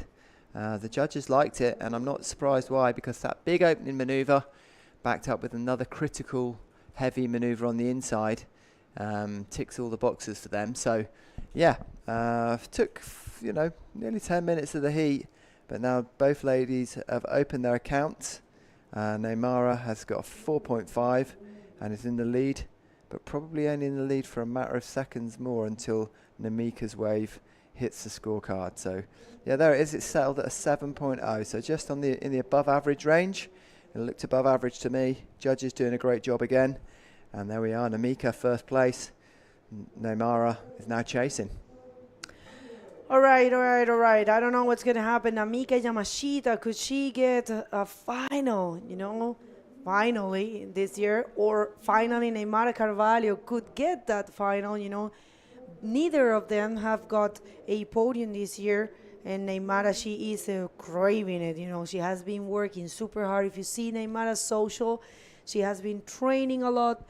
Neymara is a rider that I can say from what the riders that I know, she is the one that has been, working as a professional bodyboarder all her life. She hasn't had, I'm sorry if I'm wrong, but I think I'm not, because Marcela, which is one of her best friends, and she has been managing her career, told me when we were in ArcelorMittal Bodyboard Pro. Marcela, se você tá aí, saudades, beijinhos. She told me Neymar has always been a professional athlete in her life. It's her one job, only Wow. one job. Have you only have one job in your life? No, I've got about 3 at the moment. So in fact, But 4. like including in this. your like previously, I had Yeah. had like 100 Yeah, jobs. totally. Yeah, that's amazing. What a classic stat. I never knew that. She's probably, yeah. I mean, maybe I her. don't even think she worked, as a teenager, No. McDonald's job. you Yeah. know. I don't even She missed think a she good time at ever Macca's. did that. Yeah. So yeah, that's really interesting. But now she's got her institute. Yeah. Oh wait a second, we got some action. Namika on a nice bowly looking right-hander. Nice adjustment to get a higher line on the wave. Looking for the lip. It's all about the timing. A little bit of backwash took hold of the lip then, and it stopped her being able to get the projection launch that she would have loved to. Oh, Namika, she's picking up the best waves as she did on the previous heat. We'll see. Powerful roll again. Of course, specialty of the house. Mm-hmm. It's a trademark maneuver. So yeah, that stat that I was talking about earlier on. So in the event from Japan, there's 8 ladies, and from Brazil, there's 6. So that, for me personally, came as a real surprise. I just automatically thought that Brazil always had more ladies in all the events, but the shift is changing. The two power mongers in the industry are battling it out right here in front of us. Namika and Nomara representing Japan and Brazil, and at the moment, Namika has got the upper hand. So her last score just dropped. A 5.5 puts her on a heat total of 12.5, and Neymar is sat with a 4.5 in second place. So that's just one wave score that she's got so far. But as you correctly said, Bego, Neymara needs to get herself on the good waves, doesn't she? That's right. All right. We'll see how this one unfolds. It's 10 minutes and 20 seconds, and Neymar Carvalho, she's looking for an 8.01 to take that lead and the dream and the possibility of going to the great final of this event. This is semifinal number 1 right here, and we're gonna check some slow-mo. Is that right, director? Oh, very nice. Just love that. Very nice. Thank you for this. I'm sorry, I'm just in love of this technique for this lady. See, there you can analyze perfectly the use of that kick, the Japanese kick, the samurai touch right there. Boom. Maybe more as judo than the samurai, Does judo has kicking involved? Yeah, pretty cool. I did kendo though. Kendo is another national, sport. It's like, Oh yeah. yeah, it's beautiful. Nice. And another one, check. I will need to copy that kick. Super useful. Yeah, fanging off her inside leg and keeping her outside leg up in the air, and just driving off that inside rail. It's actually Howley Reeves used to do that back in the day, have one of his legs up out of the water when he was trimming along. Really? Yeah, it's quite a unique style. Copied by my friend Alistair Lawson. He used to do it all the time. It's like a bit of a statement of style. But Namika using its function as well to really hit those lips and nail those rolls. And that's what the judges have liked so far in this heat, with a solid 12.5 points on the board. And clock is racing down. We're already down to the last 8 minutes and 43 seconds. And Neymar is sat there willing a wave to come through from under that bridge, connect with an incoming wave or wrap into a nice bowl, which will enable her to just deliver what she does every day, combination of maneuvers, which is generally superior to most. All right, so we'll see how this one unfolds, but so far is Namika Yamashita solid with a total of 12.5 and trying to get herself in a final. We'll see who she's going to be facing, because the next heat is a stacked one. We're going to see no one else than Teresa Miranda, who took the win last year facing Sari Ohara. And I tell you what, it's a rematch from last year's final, because Teresa won from competing against Sari. So Sari, you know, she's going to give it all. 100%. It's really interesting when you've had some kind of long days of competition. It's which rider is going to, reach the pinnacle of their performance at the right time. Sari obviously blew up in that last heat. A 10, an ARS and a roll on one wave. We just don't see that at all in women's competition, or hardly ever. And it's whether she's hit the peak and now she's coming down the other side, or whether she can maintain that momentum through the final. So we'll see. But whilst we've got a little lull in the action, let's say a massive thanks to our sponsors. So Visit Maldives, title sponsor, official destination partner in association with Ministry of Sports and Fitness Recreation. And then, of course, a special massive thank you to the Maldives Bodyboarding Association. Legends that they are, have helped make this happen. And then Diragu, who are the digital partners. Mukai Hotel, the accommodation partners. Baruzu Catering, just delivered a fantastic lunch to us. One Sports, online media partner. And then Official Events, who are the event partner. King Sports, Apparel Partner.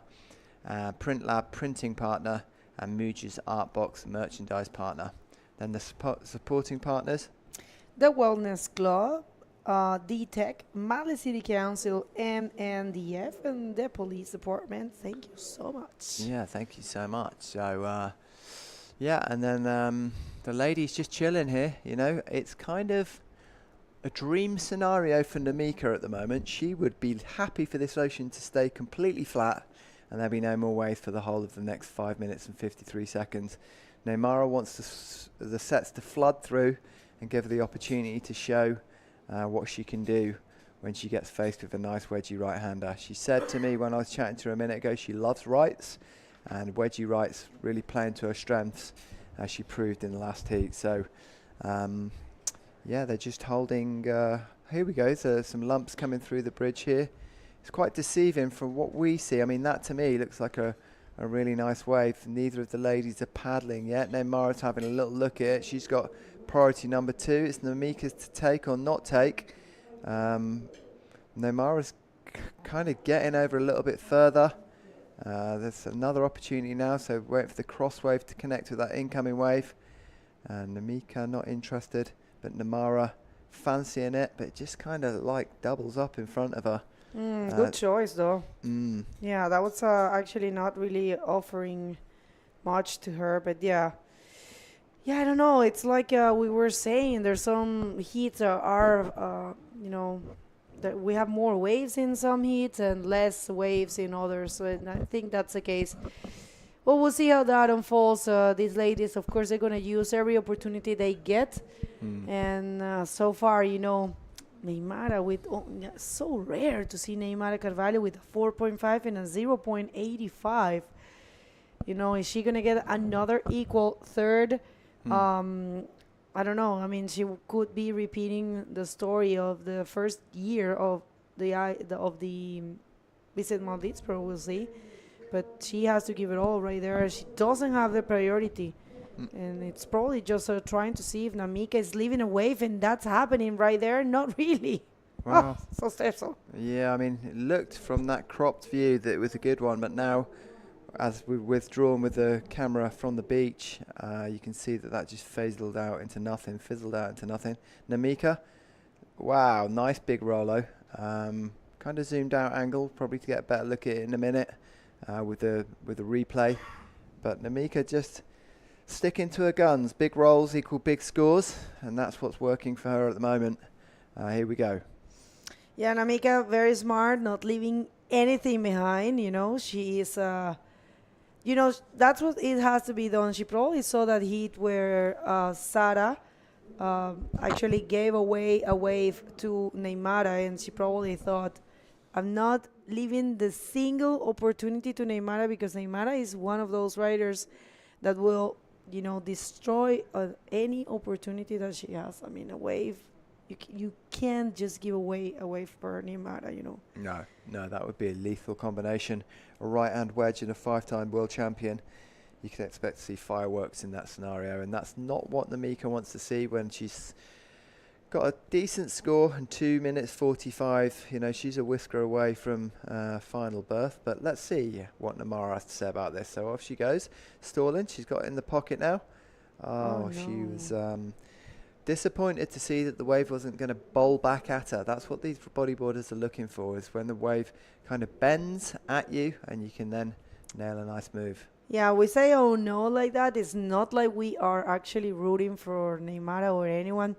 It's just that we know how much these athletes put into this, you know. So for us, I think, and I think for the rest of the world, of course, everyone has their favorites. But for us, I believe we would love to see those battles where everyone has a chance, you know. So it's kind of frustrating when you see that the riders are not getting the same chances, and that's only because, you know, they don't get the same opportunities. There is not too much waves right now. There are not too many waves, I'm sorry. So it's difficult. It's a matter of the mother nature, you know. We can't control that. We wish to bring the same opportunities for all of them so they can just show what they can do, you know. Yeah, well, the reason I'm saying oh no, Bego, is because I just want to see a big move. It's totally selfish. Yeah, but oh, this no. is, I think you know, if we get to do the wave pool event, that's gonna be pretty cool because everyone will get the same opportunity, you know. Everyone will get the same type of wave, and we'll see, you know, a display of maneuvers. Totally. And you know, it will be super cool to see, and that's where the skills of each rider is going to be shown, you know, and what they can do with that wave, because they're identical waves. True. But in nature, it's impossible, you know. Yeah, but I agree. But just to be devil's advocate, being the best bodyboarder isn't just about riding. For sure. You know, you got to hunt those waves down. You got to take your opportunities. You got to make your own luck. You know. Yeah. And I love those wave pool comps that I've seen so far. Super fun. But at the same time, also very, very similar. Check out Neymar, man. So, Neymar, she's like desperate. Yeah, Neymar realizes that she's got 28 seconds until she's gonna take a loss here, and this is really exciting. Coming down to the last 19 seconds here, what's going to happen? Neymar's got the opportunity. She takes off in the pocket. Here she goes, just before the buzzer goes. Bottom turns, it lines up. She's got a opportunity here to bust the ARS, and the board just comes out of her hand. So we know that she was after that buzzer beater, but it wasn't meant to be. Ladies put on a great show in a slow ocean. So we're going to pass over now to the highlights package, but stick with us. We've got more awesome bodyboarding to come. It's me out, right? Yeah.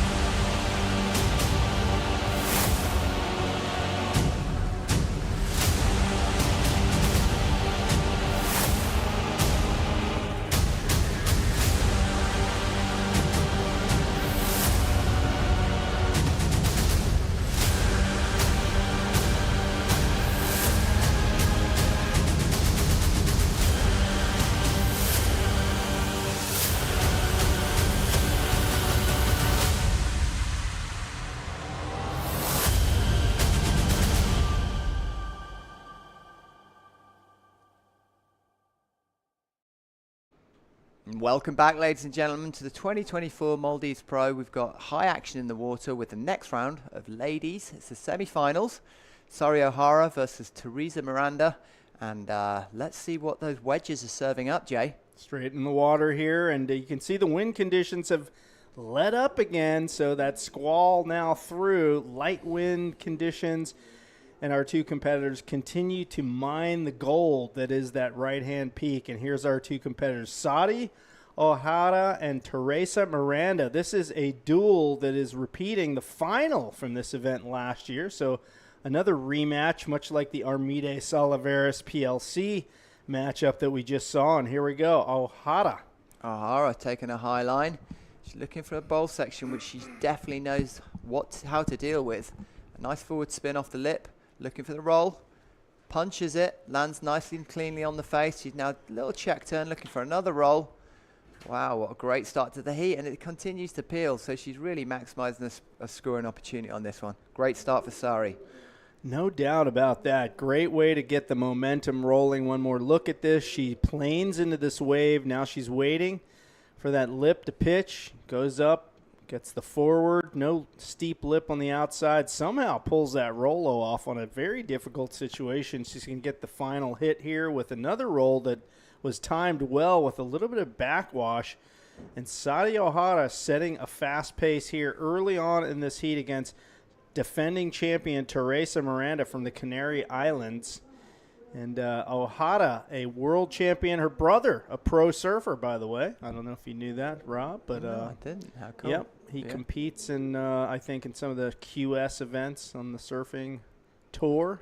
Wow. So it's in her blood. Yeah, salt water runs through the veins in that Ohara clan. Mm-hmm. Okay, so as she's paddling out now, she's got an opportunity on the left here, maybe, or it looks as though it's perhaps bending away from her. But yeah, so Teresa Miranda left, sat out there waiting for the next right-hander to come.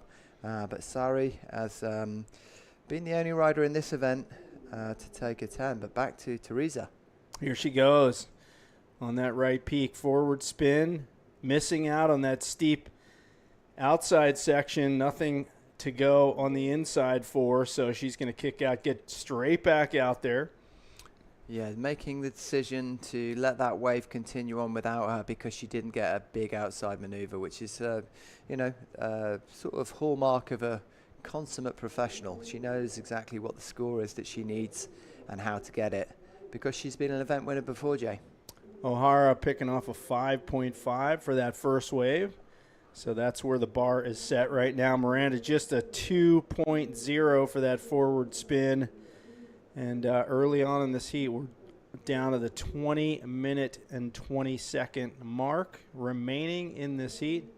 The wave conditions consistently have favored that right-hand peak just on the other side, just on this side, I should say, of the bridge, kind of a right wedger. We've seen a few competitors working on the left.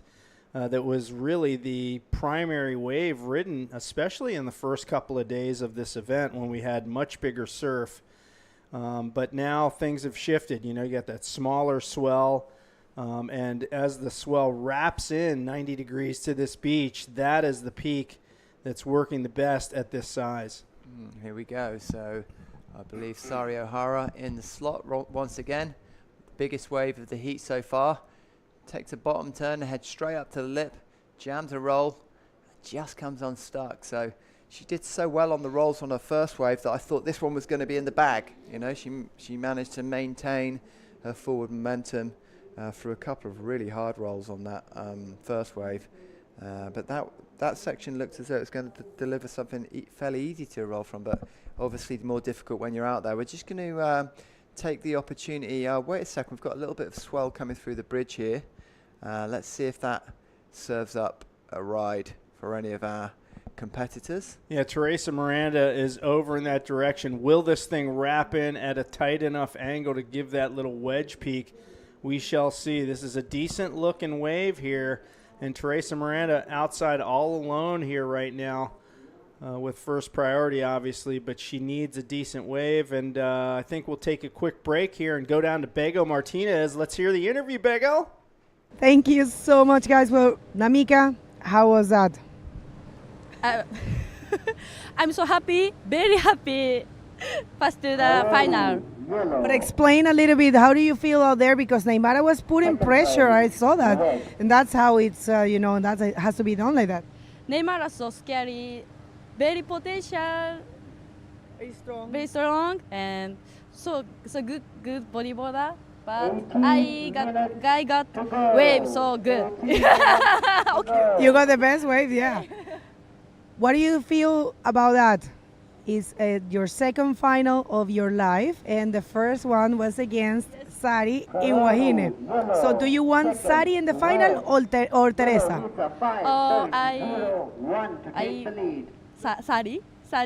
Sari-chan is so good bodyboarder, but I win Sari-chan. I don't win Sari-chan of my life. This Maldives final. You fight. would like to win? Yeah. Yes. I think she's saying she has never beat Sari, even in the nationals, because Sari had told me that. So her first final was in Wahine 2 years ago, and Sari beat her. So you want to say some words in Japanese? Okay. 応援ありがとうございます。やっとファイナルに残ることができました。あと1回集中して、楽しく頑張ってくるので応援よろしくお願いします。ありがとうございます。Gambate in the final. Yeah, thank you. Bye, back to you guys. So we're looking over on the right-hand wedge peak, the north end of this bay, and that looks like Teresa Miranda bottom turning straight up into a nice roll. The judges would have a lovely angle looking down the barrel at that. She kind of hit the roof of the barrel and rolled with it, and really fanged her bottom turn with perfect timing. I'm thinking with that interview, Namika picked up maybe 5% of what Bego was trying to ask her. So kudos to her for having a crack at responding in English. Definitely a tough situation here. We got people from so many different countries with varying degrees of language knowledge and other languages. So good for her. So one more look at this one from Teresa. Goes up into the lip, kind of punches through the roof there. Nice Rolo, solid move. And a 5.0 from the judges. That's going to be her highest score of the heat so far. And so at this point right now, she's in second position, needs just a 2.01. That's going to put her in the first spot and erase that 2.0 backup score that she has right now. So this heat, not really a runaway in any way, shape, or form. Either of these competitors still alive and still looking like potential to win the heat. We're not seeing a runaway at all. No, super close, and they're not letting any opportunity escape them. But there's a reasonable flow of waves in this heat, so let's see how it shapes up as we move into this last 15 minutes. So 15 minutes, 24 seconds remaining. A little bit of a lull in the action, so that gives me the opportunity to say hello to my daughter Mila and my boy Parker, who are chilling at home in bed enjoying the bodyboarding action, setting up for their day. No doubt at the beach, going to go and get some waves themselves, I should imagine. Daddy, come home and take me skateboarding. That's what I'm picturing them saying right now, Parker at least. Was that pretty good? That was pretty good, yeah. You got it down. You had plenty of practice with it. Yeah. Love it. Love it. And my kids, Kieran and Sage, hello to you, and my wife, Vicky. Kieran, missing you guys. Does any of you, does Vicky must tune in from time to time, yeah? Does she what? Tune in from time to time? Yeah, she is. When they're at work, they keep it on one computer.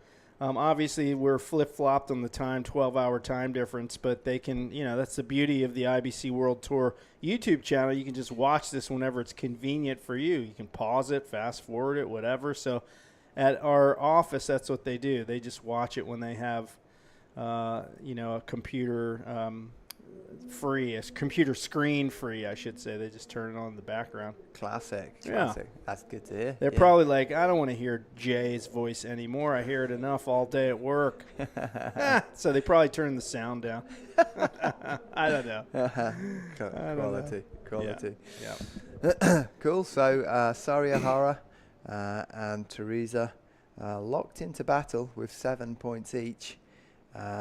But in this situation, it would go down to the next highest score, which I believe Sari has only got 2 waves at the moment. So when one of you guys interviewed Sari, and she said she was stoked in her last heat because she got more than 2 waves, wasn't she? Mm-hmm. Whereas in this one, she's still on 2 waves with 13 minutes and 27 seconds to go. But yeah, I just want to say thanks again to the Maldives Pro for supplying or creating such fantastic merch for our bodyboarding fans to purchase. So there's awesome water bottles that are available at this contest for $20. There's dry bags, perfect for putting your wet kit in when you leave the beach, $25. Caps that are $10, and t-shirts that are $15. And then if you are overseas, you can reach out to the MBBA, the Maldives Bodyboard Association, and message them to see if you can order kit through them. So here we are, looking through the legs of the bridge. There's a wedge on the horizon. I see some drop knee fun ahead of us, or at least of me, at the end of the event. For sure. But for right now, there's the socials on the bottom of the screen, IBC World Tour, Instagram, TikTok, YouTube, and the website, where you can get all the latest and greatest info. We're going to have some changes in the rankings here. You can scan that QR code with your telephone right now, and that'll take you to the link tree, which will give you all the information. And we will have a rating shakeup for sure after this event. Big points out here. Maldives Pro socials right on your screen right there right now. Facebook, Instagram, X, and, of course, TikTok. Right, Rob? Are you a TikTok guy? I'm not a TikToker. Mila is, my daughter. She loves it, yeah. It's... you must do a little bit of singing and dancing on TikTok. I've never used TikTok, but my son does, of course, and my daughter does. Yeah, they have some great videos on there, but yeah, that one bypassed me. Yeah, no, but I do love following the IBC action. So many amazing images and videos at the end of each day. When I go back to my room and relive those moments, you're like, wow, it really was an absolute banger. Yeah, it's pretty cool, you know, the technology these days. Cellular telephones, when I was a kid, it was like a futuristic dream to have a phone. Look at this, split of the peak right there. Nobody goes. They both back out. What a weird scenario that was. They both did not see scoring potential on that one.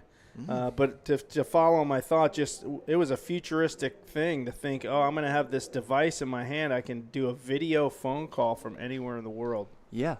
Insane. Weird. Yeah.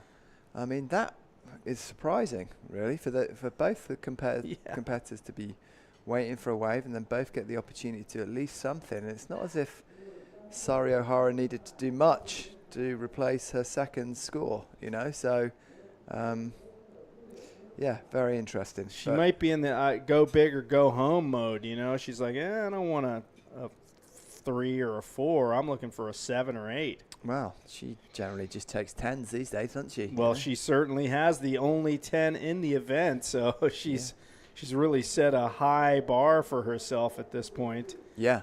Yeah. Totally so, there's the women's rankings right now. Maida Viana leading the charge right there, with Luna Hardman not too far behind, and Mila Venturin in third. We're going to see some changes in all these ratings after this event, so, you know, stay tuned to the IBC rankings on the website to see the updates in a few days after this event completes.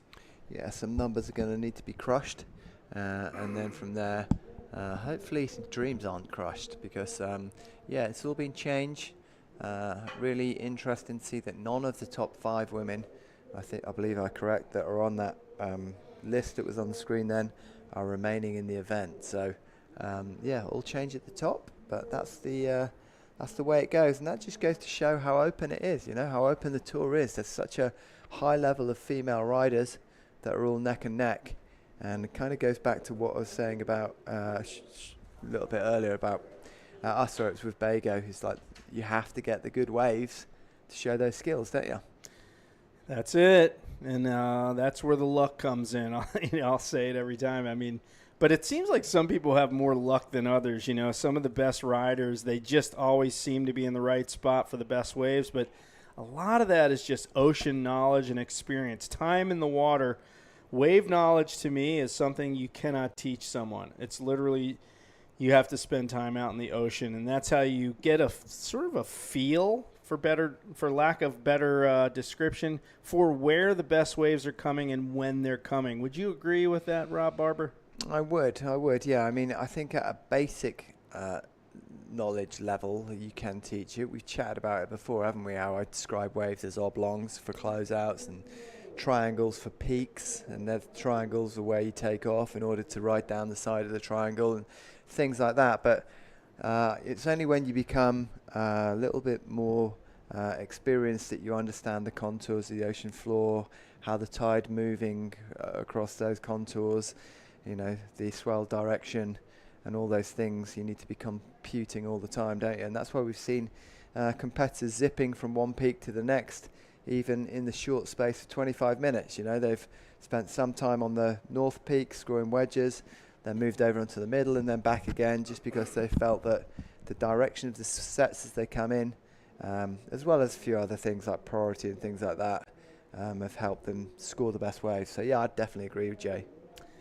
Yeah, good point. I mean, you know, you've kind of broken it down to where you can teach a few things about wave knowledge to the uninitiated, but ultimately, you know, it's people like these two ladies out here, Saudi Ohara and Teresa Miranda, that have spent a lifetime in the ocean, and they just have that feel for the ocean and know its ins and outs. So, so far, very slow here through the middle part of this heat. Saudi Ohara with that 5.5 has not been able to back it up as of yet. Teresa Miranda has a 5.0 and also has not really been able to back it up with a decent score. So these two riders were winding down on the time here, 6 minutes and 40 seconds remaining, and they are both being exceptionally patient, looking for that gem. And Saudi Ohara has taken a risky move here. She's splitting away from that bridge peak and kind of moving over into the center part of the beach. We'll see if this risky move pays off for her.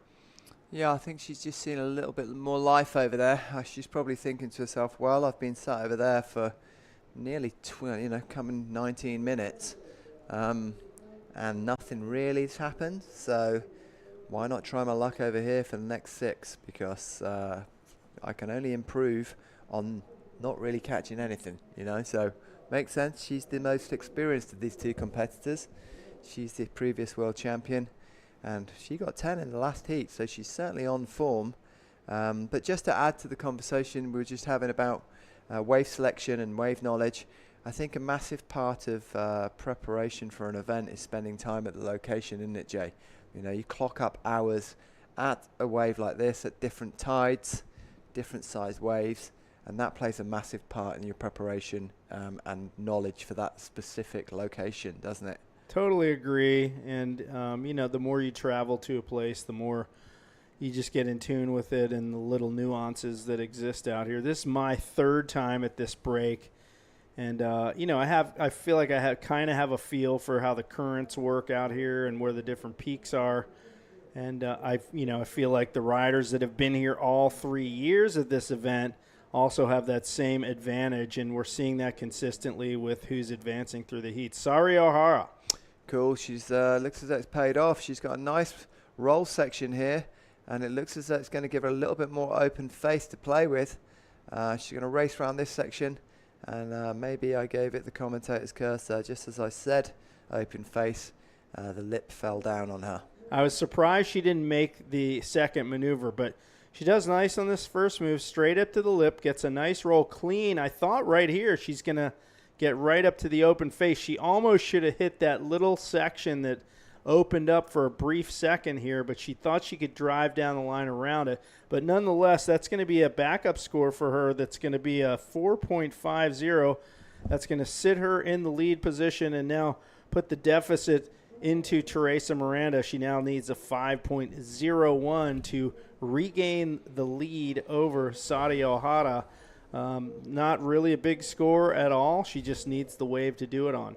Yeah, so now the question is, does Teresa Miranda move, having seen Saudi Ohara get a wave under her belt, or does she sit tight and then perhaps suffer the pain of paddling away from that peak and then seeing a set come in. But I must admit, it's gone pretty quiet over there for the last, well, at least 20 minutes, isn't it? Yeah, this is a slow-moving heat. I mean, 3 minutes 30 to go. We've had like 8 waves ridden, which is it's not a small amount of waves. It's just, as far as the good waves, we just haven't seen the wealth of good waves here. We are right on the high tide right now, 1:30. So as the tide peaks, there could be sometimes there's a bit of a lull, in terms of the frequency of waves. And I think we're just seeing that deep water situation right here where there's a lack of really quality waves in this heat. Yeah, they're not really sort of gripping the reef and running across it. Having said that, here's Teresa Miranda, whose patience may well be getting paid off here. So she needs to make something of this. She's looking for the bowl section. She gets a nice bowl roll, comes out onto the pocket again. Another roll, bottom turns again, forward spinner, and she's still got more open face to play with. She sits on the tail, stalls, realigns, jams a little forward off the back. So yeah, she was paid in dividends for her patience there, Jay. Solid wave here. Not really that steep section on the outside, so she comes across the middle part of this wave.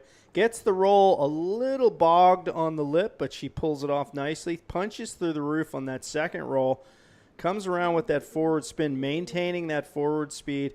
She just goes for one little extra one and off the back for that one. So Teresa Miranda didn't have to do much here to erase that lower score that she had, and she gets a 4.35. She is still shy of the lead in this heat. She needs a 5.01, so she did fall just short of what she needed, and she will have to hustle back out because I'll tell you what, we're down to about 1:40 to go, and either one of these two ladies can win this heat at this point. It is not a done deal for either competitor, and if I'm Saudi Ohara, I'm going to make sure that I go right over there to Teresa and make sure that I get the next good wave and not her. So that's a strategy move that you're going to see Sari employ, and you can see her already trying to converge over here and move in the same direction. You'll see her glance in the direction of Teresa to make sure that she's right near her, preventing her from getting the next good one.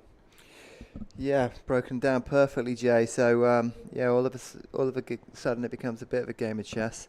So yeah, it paid dividends for Teresa to wait to get that wave, but then just coming up short, which must be so frustrating for her because she kind of did everything she could with the wave. It wasn't as if she missed any sections. It's just that it wasn't quite big enough. But Sari Ohara forced to take this one, if only to stop. Wow, there we go. Amazing. And then another roll. So a very similar wave to the one that she got a 10 for in the last heat. Right at the end of the heat, she's really hammered the nail into the coffin. Take it away, Jay. Yeah, this is it. This is the stake in the heart right here. Boom, hammers the ARS, comes around the section, one more lip hit, and that just punctuates the victory for her. And really, she was already in the lead. The score is not really going to matter at all. Teresa Miranda falling short of getting another wave. She just ran out of time. You can see the frustration right there. And that will do it for this heat. And we have Saudi Ohara progressing on. And that will do it for this heat. Let's go back to the highlights of the heat. And we will be back with more after this.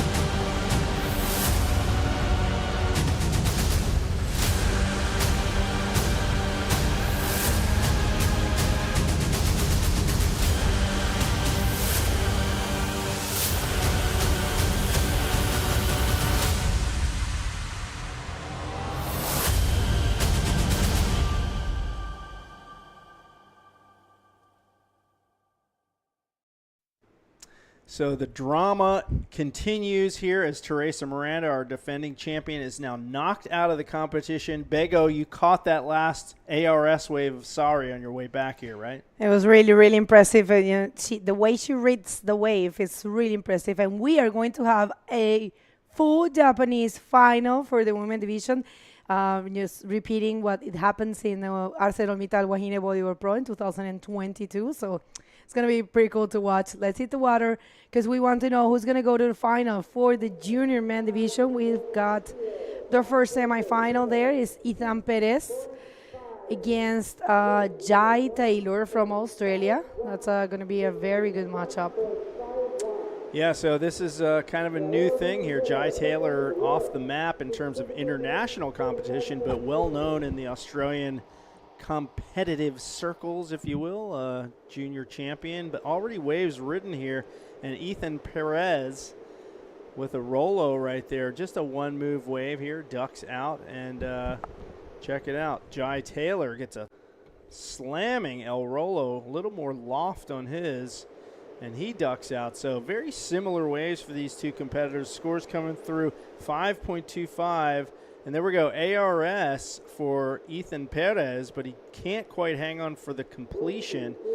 And as I said, a 5.25 on his first wave. Jai Taylor, 6.5 with that high-flying move that he pulled off. So very close heat so far. It's impressive to see how the wave is only working to the right. And, yeah. Super nice way to start things here for Ethan. I mean, a 5.25, really active. Yeah, that's actually, no, that's got to be, yeah, that's the last wave, which is a 2.75, I'm sorry. And the first wave of Jai, yellow, it's a 6.50. So Jai Taylor is currently leading this heat. So, yeah. Super contestable day. I know I was out there talking to technical director and the technical team, and I saw Armida, and they are thinking, assessing if continue or not, if running the finals or not. We're going to get to know that pretty soon. So for now, it's these semifinals, and we'll see if we continue with the great finals, which are going to be, of course, 30-minute heats. We do have Dave Hubbard, the usual suspect here in Maldives. Man, it's impressive. He has had so many good moments and so many achievements here.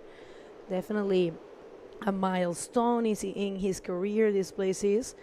And he's going to be facing, I'm sorry, I just, Armide Solivere, for sure. I was distracted listening to what they were saying. All right, so we have the interview ready. That's why I was distracted. Got it. Take it away, please, Rob. No worries. Thank you, Bego. Sorry. Amazing heat. That was so sick. So another win and another ARS. Talk me through it. Yeah, actually, I always I'm always looking for the section of ARS because that's what I've been training for, Then I couldn't see any waves. I saw Namika got 7 points. It looked pretty cool, pretty fun. So I was like, okay, there, and I will get it then. But nothing came to me, and also Teresa. So until 5 minutes, until 5 minutes left, and I was really nervous. I was really upset.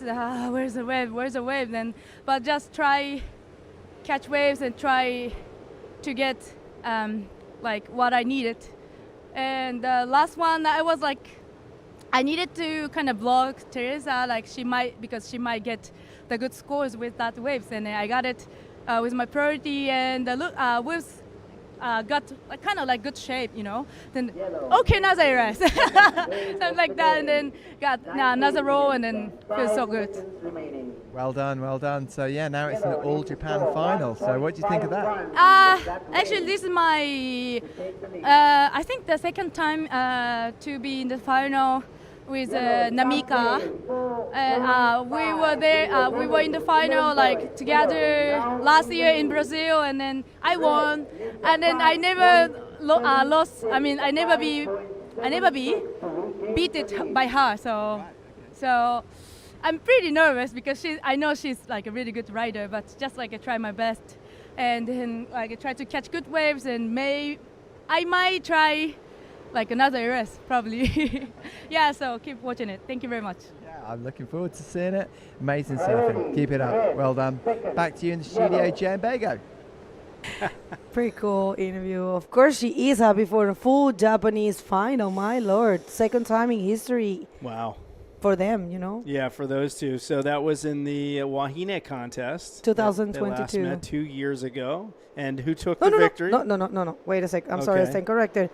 2023. Stat woman gets it wrong for 1 second. Okay, 2023. So that was a year and a half ago. Yeah, 2022. She was in the final of Wahine, but against Neymar. And Neymar won. Okay, Yeah. gotcha. Okay, so we had some waves ridden during the interview there. We saw Jai Taylor get a wave.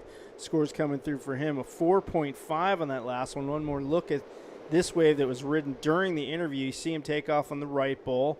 Does the forward spin, waits for the wave to stand up on the inside reef, gets a nice roll off, comes around here and ducks out. So each of the riders has 2 waves. Ethan Perez's second wave, a 2.75. So Taylor from Australia currently in the lead in this heat. And Ethan Perez has some work to do. He needs a 5 point. I should wear my glasses when I look at these scores, folks. Needs a 5.76 to move into first position. So we have one rider from the Basque region of Spain and one rider from the Sunshine Coast of Australia, about as far away as you can get from each other. So I'm sure these guys never met until they competed here. And a great effort here from the young Australian on his first foray into the IBC World Tour. How cool is this? I mean, he's made it to the semifinal here with a shot of getting into the final in his first crack at the IBC World Tour. And not many Australians on the tour these days. We see a few at a few events, but always great to see, you know, guys from countries that aren't super well represented on the tour. All right, people, so we have an official communication, and it is finals day. It's been decided. So we will continue, and after the semifinals for the junior, the order is like this. We will start with the women's final, which is going to be full Japanese affair, Namika Yamashita against Sari Ohara. We are having the juniors. I'm sorry, we're going to get back to that, but this is Ethan Perez. Ethan. Oh, not able to complete that one. Yeah, he told me, I believe he told me he loves his, there's a side that he is better. I don't remember which one. He said he's got a natural side, but he said, when I decided that I was going to give it a shot to the World Tour, I understood that I have to serve well both sides. So there's no other way. He said that to me, and I was like, yeah, you got it perfectly right. All right, so plans. Finishing this, we're like in one heat. I mean, there's one more semifinal on the way. And then we will do the women's final, the juniors men final, and we are closing with the men final. All right, here we go. Jai Taylor chipping into this wave, right-hander, very similar to the last one he had, but this one crumbles in front of him. So he ducks out, heads back outside for more. It's a race for priority between these two riders. You see Jai Taylor, oh, he's going to pick one up halfway out, goes for the forward spin, looking for some lip here, and this is a kind of a smaller, frothy one, but he still manages to get the roll off, and he's going to get one more. He does indeed. So Jai Taylor picking up a wave sort of halfway on his way back out and really cashing in on that. He needs to replace a 4.5 score. One more look at this, Bago. Yeah, he's being super active, super energetic. I like to see that in him, you know, very strong. There's a name, you know, that we have to remember. I'm not sure. I think he's already 17. We'll see when he turns 18 and if he's going to be able to compete next year. Remember, the new rule of the IBC World Tour is that you can still compete in the junior men division or women if you turn 18 after the last event of your division. After, you know, the champion has been crowned. And if you turn 18 afterwards, you are entitled to compete the next year. So it will be very good to have Jai, giving it a shot in the juniors, and why not in the men? Would be good training for him. Maybe we can see some others. I think there is a movement in Australia right now to do juniors series. I'm not really sure. I kind of saw something, but hopefully that's happening because it's important to push the sport and work from the grassroots. So if it's happening, kudos to all the people that's behind it, and we'll be more than happy to see this famous nationality in bodyboarding back in the tour. Yeah, Australia has a pretty deep system of clubs, bodyboard clubs that compete not only amongst themselves but amongst other clubs throughout Australia. There's a lot of inter-club competition up and down the coast, some challenges, other various events. He lives on the Sunshine Coast, pretty far up there, almost towards Noosa, which is a famous right-hand point break, really good sort of longboard surfing wave. But he lives near this beach break. Perigian, I think. I might be massacring the pronunciation of that one. I'll have to get that right at some point. But yeah, he's holding the candle there for the Sunny Coast riders. We had another rider, Gary Thatcher, in last year's event, drop knee guy, from the Sunshine Coast. I believe, Gary, sorry if I'm wrong about that, but I believe we had a little contingent last year, actually quite a few guys from, not quite a few, but a little handful of guys from Australia last year. So it's good to see Jai carrying the flag for those guys. You're right. Last year we had Tom Morris, we have Ryan Hill-Smith, and we have Gary Thatcher, Kane Brewer. All right. Yeah. And Who else? I think that's the four that I can recall. On this year we had Ebony Shell from West Australia with the twins, Kai and was it? Oh yeah, sorry guys, I'm sorry. At this event you're talking? No. They're competing this year on tour. In this event it was Tom, it was Ryan, and then Gary, and then wait a second, there's a wave here. So Ethan, right here, vamos a ver el vasco. Ethan va a poner un rolo, él está buscando un 5.76 para... un 5.76 para ser primero. Veamos si lo puede lograr, veamos si consigue esa sección. Hay oportunidades, se encuentran olas, encuentran un rolo, tal vez va a seguir. No. Vamos a ver, 5.76 es lo que está buscando este vasco, que ha dado muchísimo de qué hablar. Podría lograrlo.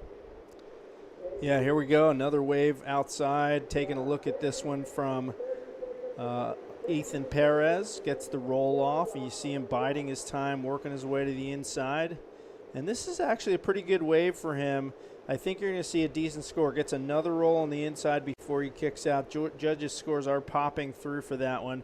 But a solid wave from him. He did need a 5.76. Not sure if that was up to scratch on that one, but it should erase his 2.75 and lower that deficit, thereby putting him that much closer to Jai Taylor. And this is another heat where, we're not seeing an abundance of high-scoring waves, but again, it's best two waves count in your final score in the heat. Obviously, that means 10 points is the best score you can get on a wave. That means 20 would be an absolutely perfect score. Has anyone, to your knowledge, ever gotten 20 points in a heat in an IBC event or any World Tour event for that matter? Yeah, I can't recall right now from the top of my head two guys.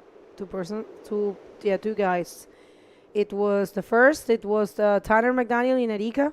He actually was in combo and got out of the combo. We're going to get back to that idea after this. So quick roll there without even burden turning, starting very fast, and Ethan Perez is actually running away from him and getting probably this wave, not really. So yeah, Tanner McDaniel, he was in combo and he got out of combo and did 2.10s. I remember that. Wow. That was our first time. And then Alan Munoz got 2.10s in Antofagasta Bodyboard Festival. I'm trying to remember, it was the same year that he did that huge invert in Arica. Remember that invert, Yes. like massive one? He was needing a 10 to go first and win the event, and that Pierre took. And he gave it all. If he would have landed that thing, it would have been a 10.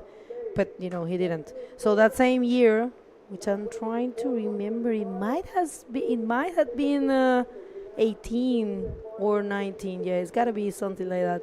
But yeah, those are two 20s that I can remember. And I think there's someone else. I think in the times of the IBC, we had a 20. I'm going to double check. Yeah, I would love to know that. I mean, it's basically the bodyboarding equivalent of a blackjack hand. Yep. At the blackjack table, you get the blackjack hand, and it's game over for everybody else. So pretty much a done deal when you get two 10s on a wave. So right now, scores coming through: 4.35 for Ethan Perez's last wave. Jai Taylor 3.5. So Taylor still holding down the lead. Ethan Perez within reach there, needs a 5.76 to overtake the lead. The clock is not their friend, though. 7 minutes and 40 seconds remain. And the two-time Australian champ currently holding second priority. So Perez will get his first crack, and Jai Taylor will have second choice of the next waves that come in. For me, I was thinking about, Ethan Perez's case, coming from the Basque country, and I was thinking that area of Spain has a tradition of bodyboarding. We can recall names such as Alex Uranga and, of course, Eunate Aguirre, former world champ. And all right, so here he comes. Actually, speaking of him, Ethan Perez, we'll see if he can find something there. He's going to go for a nice reverse spin. But yeah, I don't think that's going to get him the 5.76. So that was an interesting execution on that reverse there. Usually when you go up for a reverse, you need the wave to sort of hit your board and push back. We'll watch this right here one more time.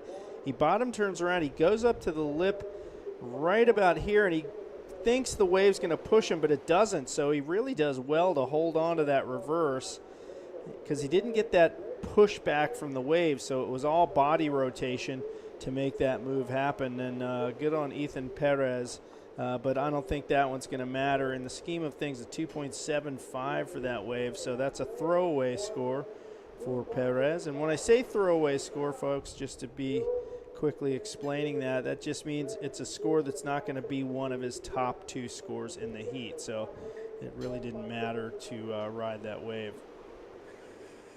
Bueno, sí, esa última ola de Ethan trató de hacer algo diferente, que está muy bien, es valioso, se toma en consideración, pero la verdad es que no lo va a ayudar. Está buscando un 5.76, le dieron un 2.75, necesita tratar de...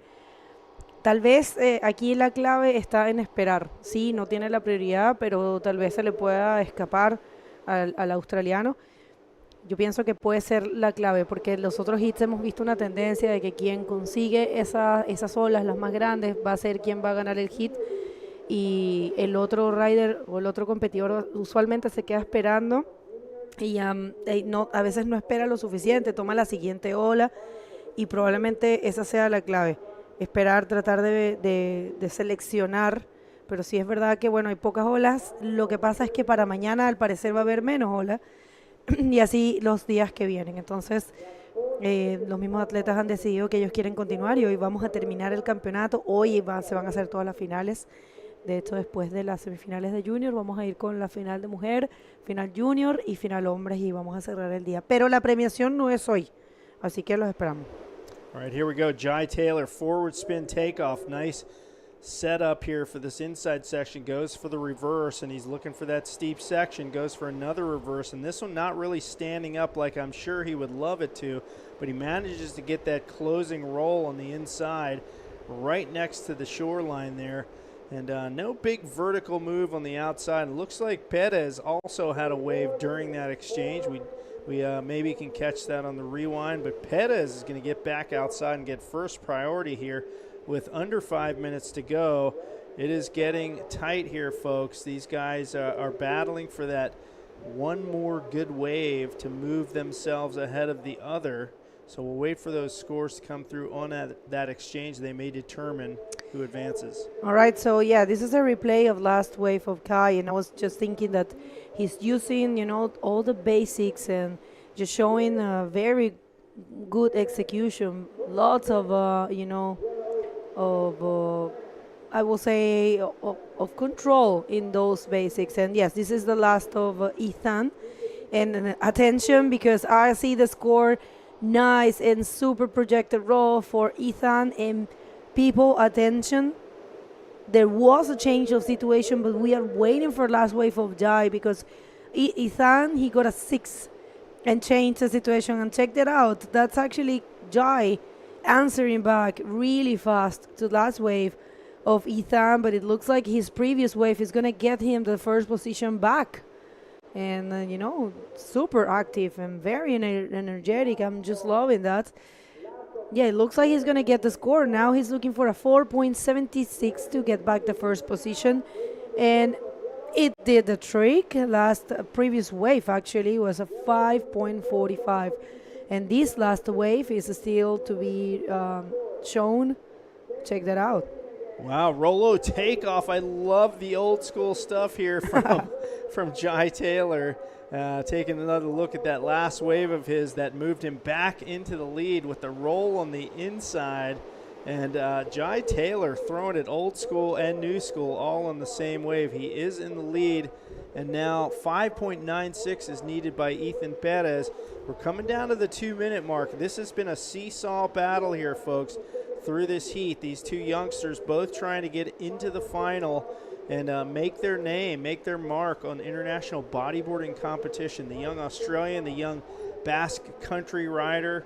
And who is it going to be? It really could come down to this last 2 minutes and who gets the next wave. Here we go. Somebody picking one up. Very cool to see these two riders. And check that out. That's a classic ARS that we have been seeing from our boy from the Basque country.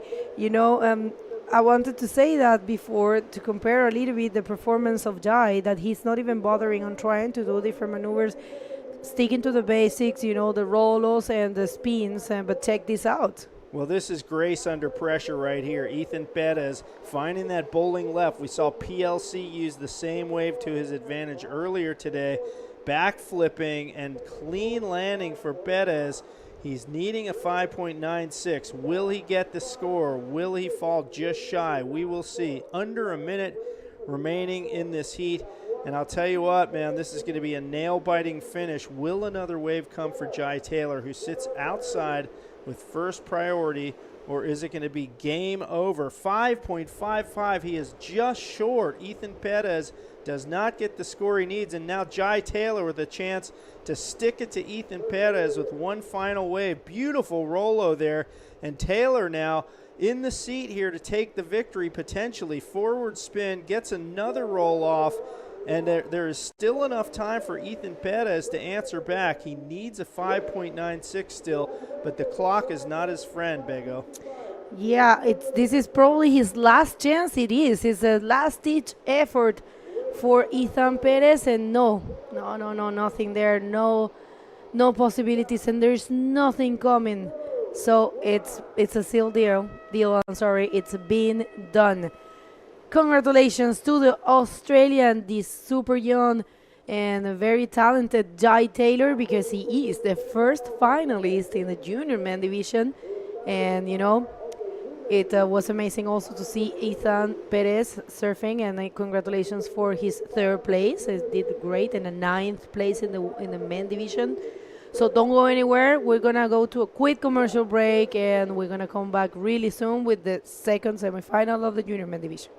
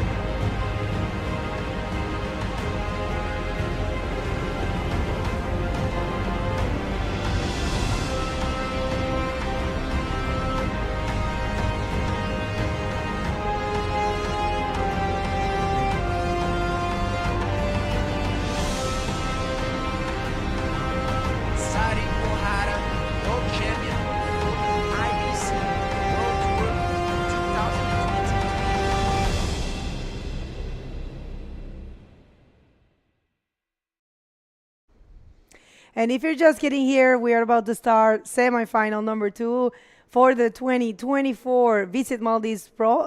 Junior Men Division. So let's hit the water. We don't want to miss anything. We have two very impressive riders. Who they are? Yeah, so I want to make sure I get the pronunciation right. Michele Arriagada. Arriagada. Arriagada and Milo Lartigue.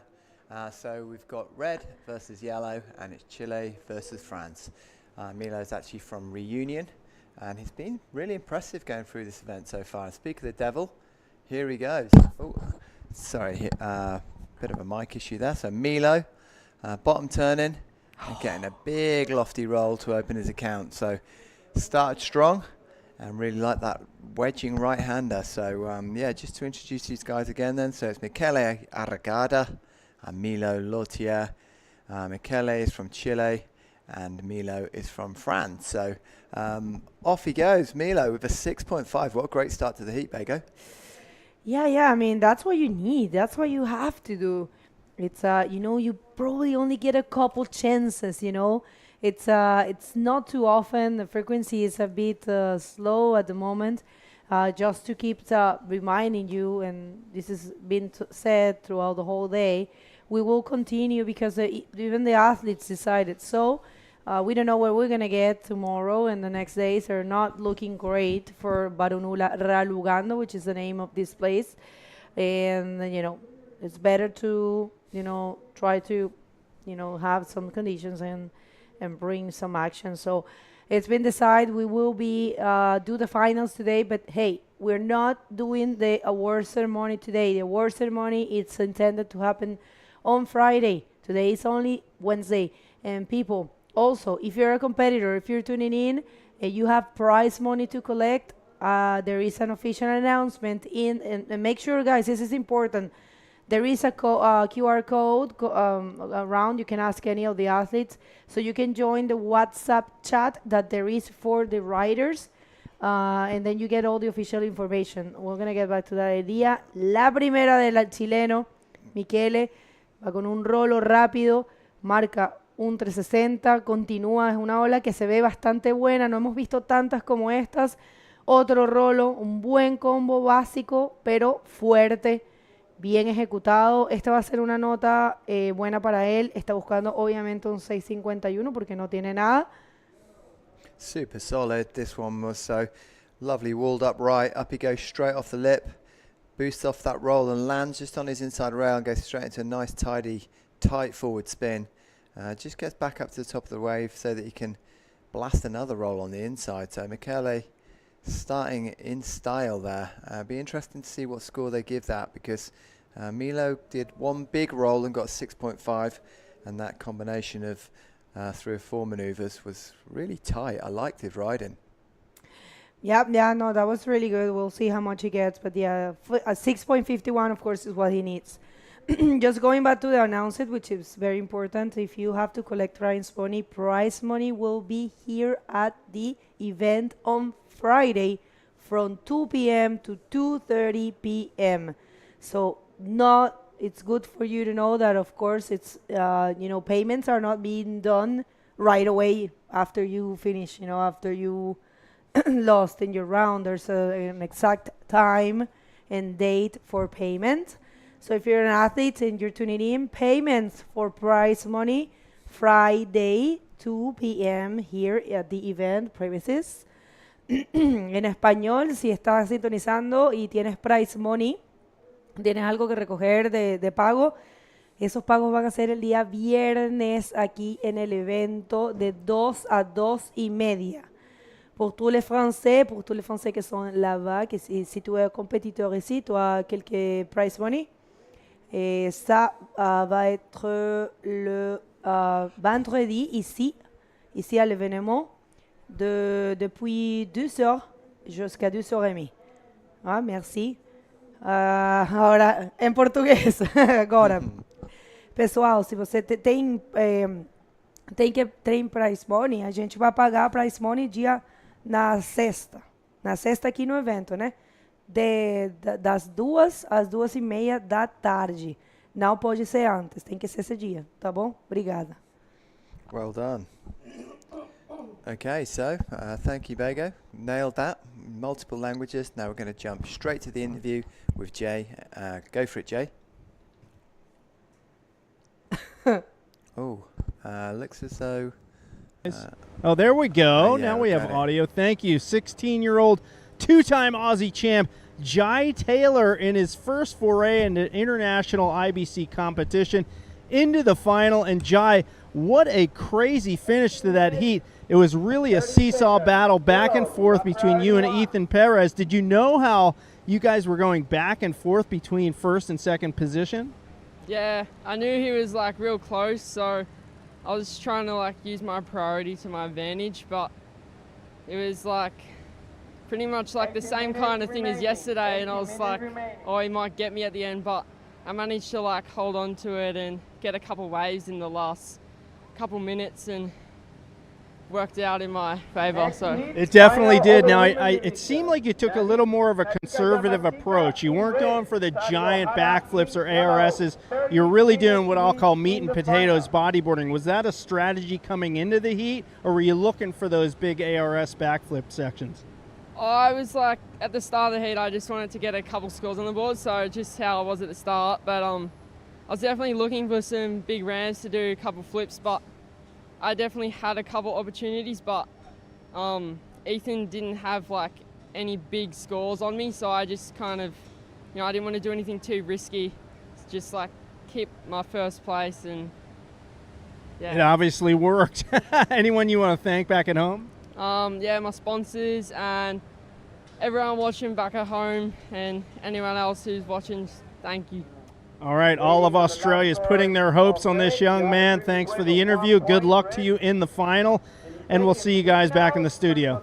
Thank you, Jay. So it just seems to have gone into Technicolor out there again. Oh, went straight into the action. So Michele in red pumps a nice through the lip roll there, and then, does the Hawaiian pull out, dives through the front of the wave and pops up the back.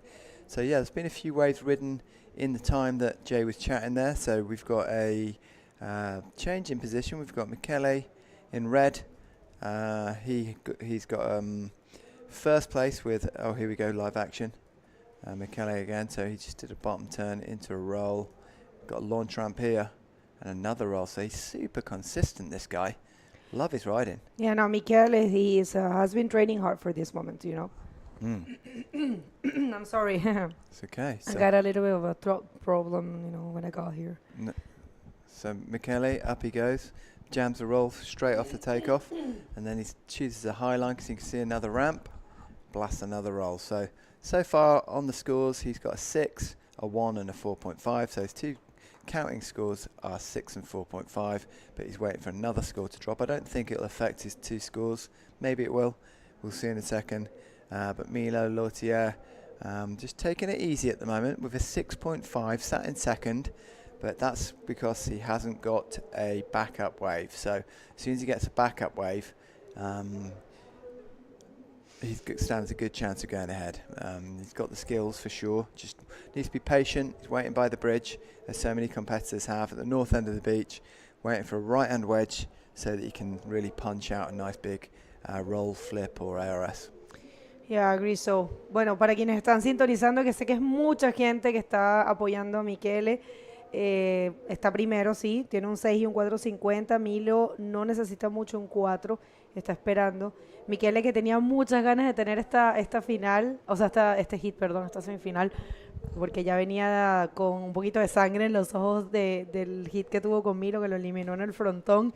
Viene bien conectado, viene bien preparado, pero Milo es súper peligroso y bueno, está tranquilo, sentado, imagínense, una sola ola y ya tiene 6.50. Vamos a ver qué pasa. Estos son los semifinales y vamos a terminar el evento hoy día. Está ya comunicado que vamos a hacer las finales. Después de esto viene la final de mujeres y después vendría la final juniors y cerramos el día y el evento con la final masculina. Eso es lo que tenemos planificado aquí en Maldivas. Estamos en Males, son las 2:17 hora local. Así que espero que estén disfrutando de este espectáculo como nosotros. I was just saying that if you missed it, we are going to continue with the event. We're closing, we're finalizing the event today. last day of competition, but we are not, it's only competition, but we have the award ceremony on Friday. And order for the finals, we're going to do the women's, the juniors, and then the men. Okay, perfect. Looking forward to it. Yeah, epic. So anybody that's been tuning in for a few hours will have seen that the colours were absolutely blue and mind-blowing this morning.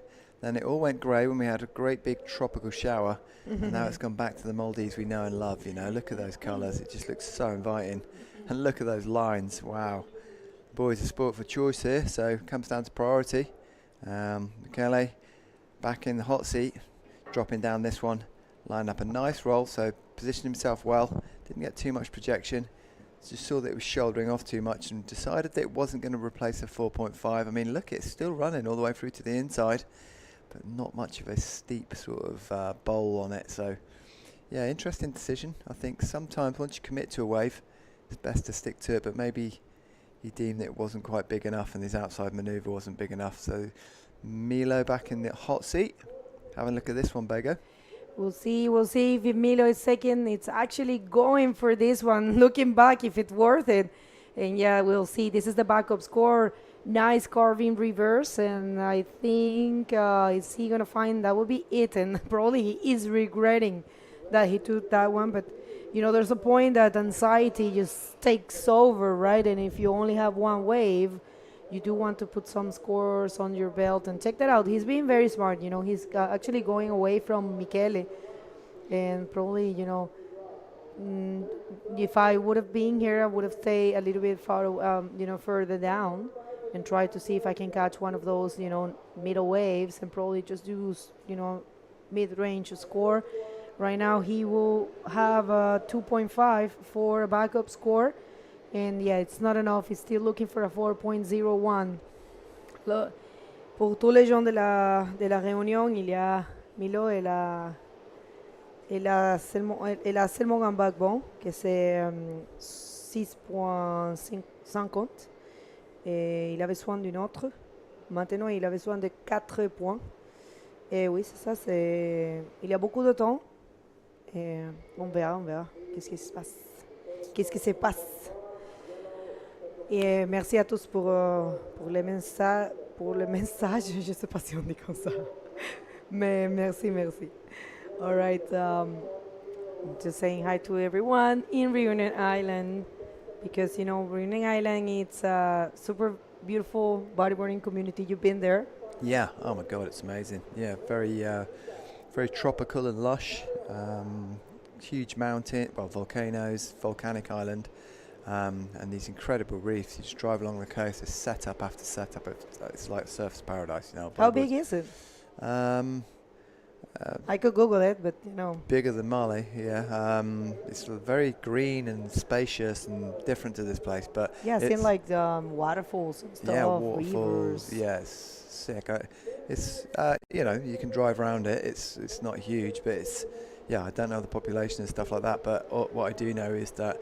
I was taken to San Lu, the famous wave there, and it was just this perfect sort of left-hand bowl that keeps on wrapping at you. It was super fun, super fun, like a dry hair paddle out in the channel. So, yeah, and then there was I actually went over there for the event over there, and the comp site was really good as well. I can't quite remember the name of the comp site, but. Yeah, nice place, really nice place. Mission to get to, but from England, but worth it. So yeah, Milo must be spoilt for choice. Yeah, that Turtles, the break, which is just at the end of the bay from San Lu, which is where all the bodyboarders surf, is so fun. I mean, you've seen it in the videos and stuff, but yeah, it's like a left-hander with like a wedge bowl in it, and yeah, you just get these ramps and barrels. It's like a skate park. Super good. La Réunion Leila, il dit. I'm just checking here, yeah. Looks like it's named in Réunionnais, which is a Creole. They speak Creole as well. La Réunion. Oui. Oh, je voudrais connaître. C'est mon rêve. I just love French, and I love the culture, and the Réunionnais are very special because they have this tropical twist, you know, with the French being elegant style, but with a tropical twist. So very nice people, very, very gentle. Una más para Michele Arriagada. Vamos a ver, trata de buscar algo más grande. Es un backflip muy bueno, muy bien ejecutado. Lo conecta con un giro. Y esta ola, atención, esta ola puede hacer toda la diferencia. Una ola que puede lograr hacerle cambiar ese score de respaldo, un 450 que tiene ahora. Esta ola puede marcar un momento muy fuerte y muy grande para Michele, porque Milo va a tener que tener un score mucho más grande. Vamos a verla. Solid wave here. So up he goes, hits it perfectly and tweaks an ARS.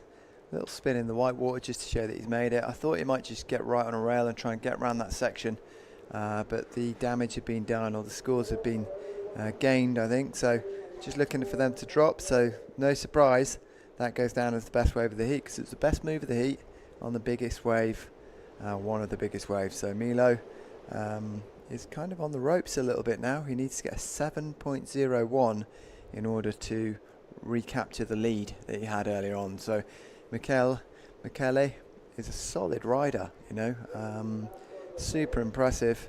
I love his style, and yeah, I know you're a fan. No, I mean, I'm not a fan of anyone. Of bodyboarding. I'm not a fan of anyone. I mean, I support every single rider. It's like what you said before. We love the show, you know? Oh, yeah. And we get excited by just watching any rider doing a explosive move or, you know, a great performance. But yeah, no, I can't say I have many favorites, you know. It's just whoever deserve it. I like fair play, though. When I see stuff that it's not, you know, too much of a fair play, I don't enjoy it that much. So one more look here for last wave of Michele. It's a 7.5. So yes, there is a huge difference right now. Michele Arriagada with that is leaving Milo Lautier with the knee of 7.01. Of course, it's not impossible for such a great rider as Milo Lautier, but definitely it's a good job for Michele. You know, he is, I believe, I just love to see when I see a junior, specifically juniors, because, you know, the other riders, they're more mature, but it's just so nice to see a junior that learn from his mistakes. You know, in the case of Michele, he, you know, he had a couple of hits that he wasn't, you know, given his 100%. He actually fell in the repro-charge. And after he come out of the repro-charge, he was a totally different person, you know. He was completely into the rhythm of the hits, and he knew exactly what he had to do. He didn't wait. He went for the critical moves. He was, you know, showing a lot of skills. So I really enjoy that. I have to stand out that. In the case of Milo, he has been very perfect throughout the whole event. You know, he has had the same similar, you know, performance, like super good performance throughout the whole event. But I just love to see the awakening, you know, in a rider that it's going to lead him probably to the final. Yeah, I totally get what you're saying. It kind of puts a bit of a fire in their belly, and they start charging through heats, and they seem to be in sync, you know. They seem to be getting the rhythm, and it really focuses their mind to shred hard. And yeah, he's quite rightly in the lead here.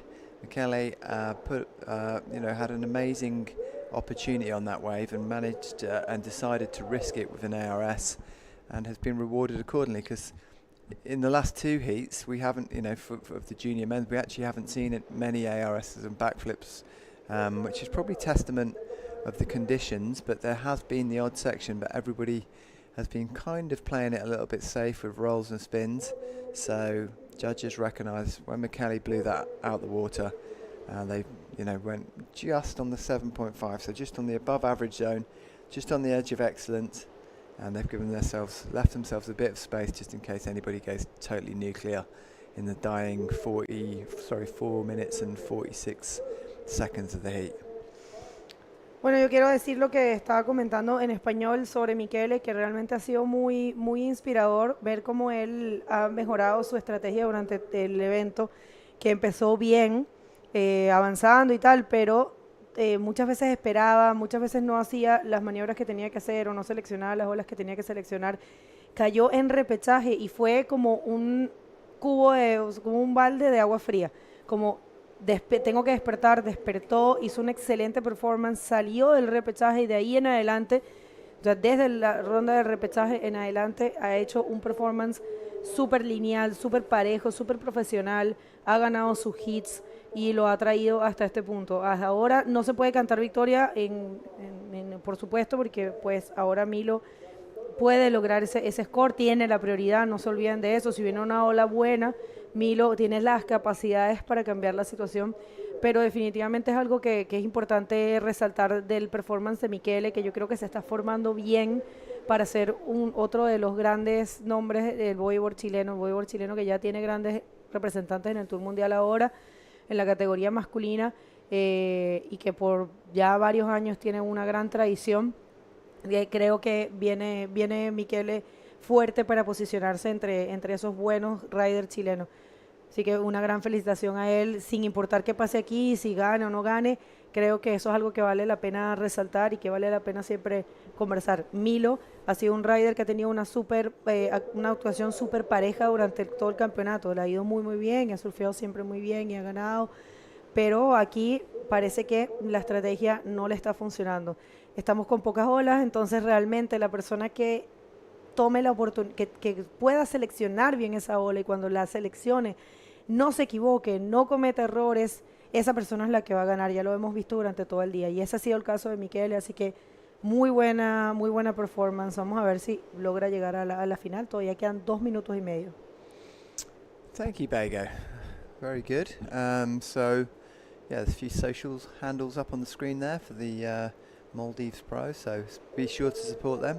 So we're down to 2 minutes and 22 seconds remaining, and Milo is in the sort of slightly nerve-wracking and frustrating situation that so many competitors have been in today.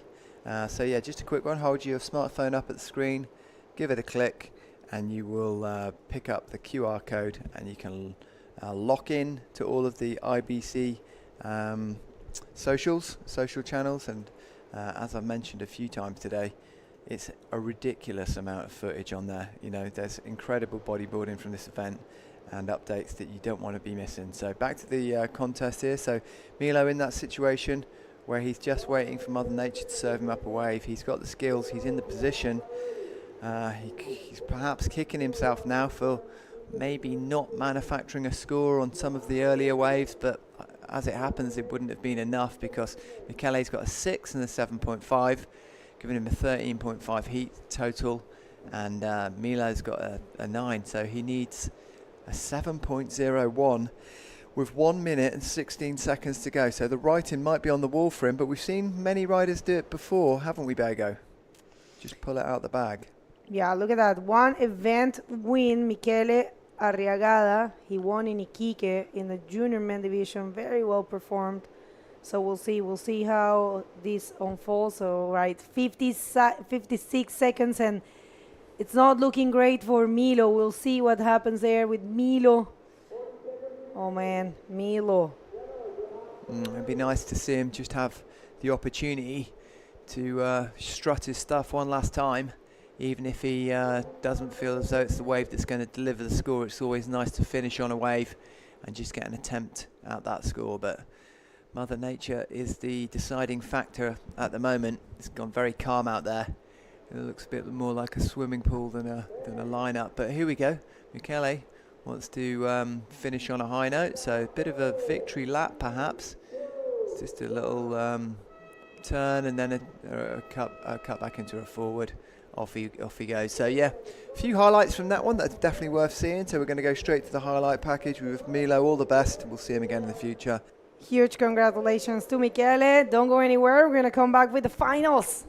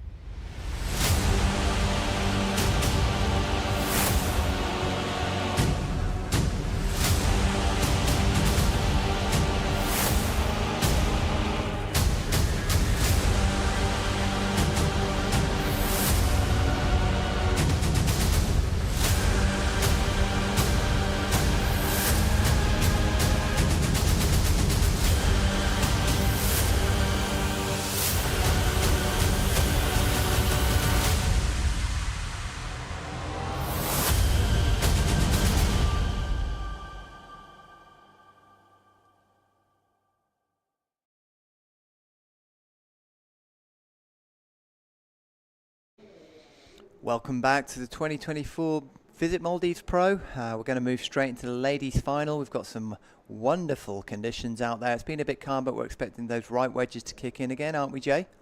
Yes, indeed. And sun is out, folks. It is a completely different scene out there. Let's go straight to the water so you can see what I'm talking about.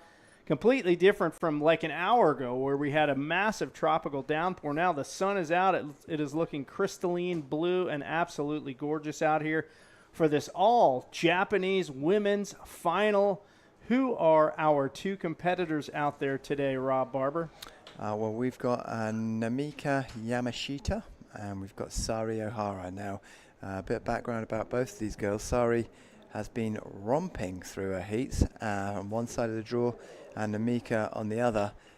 Sari needs a notable mention that she's busted an ARS in both of her last two heats. So she's got the consistency there, she's got the style, and Namika has got a super powerful roll that she's been using to her advantage to knock her competitors to the side. So yeah, it's very evenly matched. I was chatting to Sari just before and she's never been beaten by Namika, but she said she's nervous because she's surfing so well. And there they are, the two competitors, and they have gone head-to-head before in the Wahine event, and Sari came out the better of that exchange. So Namika definitely out for blood, Yeah. although I don't see her as the ravenous type, but these two have amazing amounts of respect for each other. Yeah, good friends. We see them surfing most mornings together, don't we? And they're fully committed to their training, part of the Japanese posse that have come over here and basically take this event by storm. So both wanting to get off the mark early. They both know what it's like to be starved. Sari has been joking with us a few times about how she's only caught 2 waves in some heats because she's just got that really astute wave selection. But Namika, she's off the board super quick. Lines that one up, doesn't like what she sees, decides to paddle back out.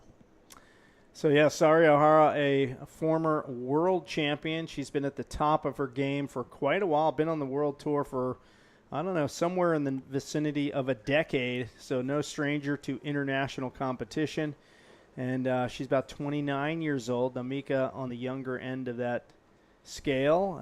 You can see the current rankings right now. Sari missed a couple events in the South American leg, so she is pretty far down the rankings, way back there. And Namika much further forward there, 5th, I believe, is what we saw in the rankings. And we got some waves pushing through here, so we'll see. We got a bit of a paddle battle, and priority 1 goes to Sari Ohara, but that was a false alarm on this one. So we're going to toss down to our interview from our one and only Begonia Martinez. Bego, take it away. Well, thank you so much, guys. Well, Michele, you made it. Your first goal was to, make it win against Milo. So how are you feeling? Me siento muy feliz de poder haber conectado esas 2 olitas que me dieron el paso. También estoy bien agradecido por toda la gente que me ha estado mandando saluditos, los que me han estado apoyando en casa. Y nada, me siento muy feliz. Gracias a Dios pude tener mi revancha contra Milo, que es un gran competidor, lo respeto mucho. Me tenía bastante nervioso porque nadie sabe cómo pueden cambiar las situaciones, pero bastante contento de que se me pudo dar de nuevo y vamos con todo a la final. Well, he said he's extremely happy. He was thanking everyone that has been supporting him. He has been feeling that energy, and he's very happy to be advancing and actually winning Milo against Milo, because it was a rematch that he was looking forward, but he respects him a lot and he thinks he's a really good rider, but he's really happy to be advancing. Now you're going to be facing the 2 times Australian, the junior champion, a rider that we didn't even know about, in the World Tour. So what's your strategy? Mi estrategia va a ser dar todo lo mejor de mí para poder conectar unas buenas olitas, pedirle a mi angelito, a mi hermanito Tommy y a mi hermanito Maxi que me sigan enviando olitas para poder seguir avanzando y darlo todo para poder llevarme este podio. Well, I said, the strategy will be just leave everything on the field, try to connect the best ways possible, and he's got two angels in above and just two brothers. Are they your brothers? And they're gonna be looking for him. All right, so you want to say something else? Thanks or something for your people in Chile? Quiero mandar un saludito a toda la gentita que me está apoyando desde casa. Un saludito en especial siempre a mis padres, a mi mamita, a mi papá. Los amo mucho, todo esto es por ustedes. Y eso, vamos por más. Felicitaciones, Michele, mucha suerte en la final, mucha concentración y vaya a prepararse que ya viene. Back to you guys. Thank you, Bego. Much appreciated. Well done, Michele. That was impressive display. So, back to the action in the water here. We have Namika lining this one up. Up she goes. Wow, nice rollo. Yeah, got a nose of her board above the lip line. So the top third of her board above the top of the lip line. Shows a nice launch, and judges will recognise that. Nice and quick. She's got 2 scores on the board now, so she's got a 5, which is for the wave we just saw, and then just an in and out of 1, which we saw at the beginning of the heat. But typical Sari Ohara, not her style to just take any wave, is it, Jay? She's very particular about what she's looking for. She does play the patience game for sure. She's yet to get on the board here. This is a 30-minute heat, folks. This is a final. This will determine our winner at this event. So she was in the final 2 years ago, I believe, against Isabella Souza, and she took second position. First place last year went to Teresa Miranda against Sadi in the final. So Sadi no stranger to finals positions in these events, many of these IBC World Tour events, and of course she is a previous world champion out there. So she's a well-seasoned competitor, and her and Namika, they're friends, so a very unusual and unique battle between these two competitors. I wonder if they're exchanging any conversation out there. I think no. I think no. I don't think I've seen, well, of all the competitors I've seen in the water, it's only Pierre, and it was in the last heat, so Pierre was chatting when he was losing his heat against Salivas, wasn't it? It was quite strange to see, because I thought they were the most fierce competitors, so that was interesting. But yellow, Sari Ohara opening her account with a nice roll, lovely, tidy, well committed, and she landed cleanly. Yeah, I think we're going to need to see those longer peeling waves. Of course, always the big wave, big lip move on the outside. She goes to the bottom, hits the lip, gets the roll in. Very conservative wave, but she's going to get at least started at this point, get the motor started, and check it out, Namika. Oh, here she goes. So she's lining up another one, a little check turn, because she wants to have a think about what to do. Sometimes you get caught in two minds when you're looking down the line of a wave, and that's exactly what happened there. She had a little smirk as she went over the back. Now she's entered into a paddling race, so hopefully that doesn't knock her confidence too much, because it's always a bit of a sort of feeling in the pit of your stomach once you blow a wave, especially in a final when you think everybody's watching. It kind of knocks your, knocks your confidence back a bit. But she just had a kind of bunch of ideas going through her head all at once and didn't know which one to go for, did she, Jay? Yeah, a fair amount of what I'll call false starts here today. Riders taking off on waves that look really good at the beginning, but they just don't hit the reef correctly. And the riders just pull off, so they're just getting 0.5 or 1 on that wave. And really, they pull off early because they recognize that that scoring potential isn't there, and it's to their benefit to get priority. So getting back outside first gets you that priority. So right now we see that the priority judge has awarded Namika Yamashita first priority, Sadi Ohara second priority, and really it's anybody's heat at this point. They are very close, a 6.15 for Namika and a 4 points for Sari, who only has one wave at this stage. So it will be interesting. Could be another one that comes down to the wire.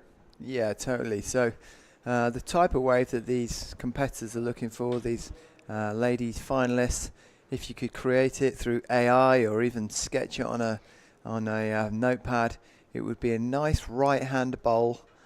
So a nice wedge-shaped peak that they can take off on, blow bust a nice great big move out the back, whether that be an air roll or an ARS, then land and have some open face, do some maneuvers before having another closeout section. Those 2 sections are really critical to allow them to do 2 lip moves, and those 2 lip moves are what the judges have shown time and time again that they really like. Now the other option is just to have one great big lip move, which could be presented with 1 bowl section.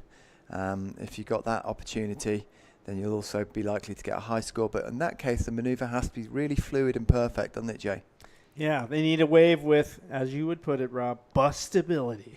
Did I get that right? You got it, Jay. You're doing really well on your pronunciation now. I'm trying to learn. Rob, the Queen's English. I'm trying to learn it. So these 2 girls continue to wait it out. 18 minutes 30 remaining in this heat. We're coming down to the halfway mark in the heat. Sadia Ohara, slow to get off the blocks here. She did get that one 4.0 early on and has sat quietly waiting for her opportunity. She does have second priority. Namika Yamashita has been solid throughout this event from start to finish, but then again, Sadia Ohara has as well. And, of course, she got that perfect 10 in her last heat, showing that is within reach of her capabilities. Yeah, I think it was a perfect 10 in the heat where she did the ARS and then the roll. And then I think she got a 9 for the wave in the following heat where she did an ARS and a roll. So, yeah, she's just really impressed me with that ARS style. You know, it's no fluke. She's got it down. She told me she's been training, and here, and she's going to give it a go. I think maybe on this one she's going to take off. She's got a little wedge wave, a nice line. Up she goes. Oh, she decides on a roll, and who could blame her? That's a nice little bowl section to do that. Unfortunate for her. So bowl on the outside, gave her a roll section. A little bit of a conservative wave. It wasn't too hectic, but clean maneuvers, Jay.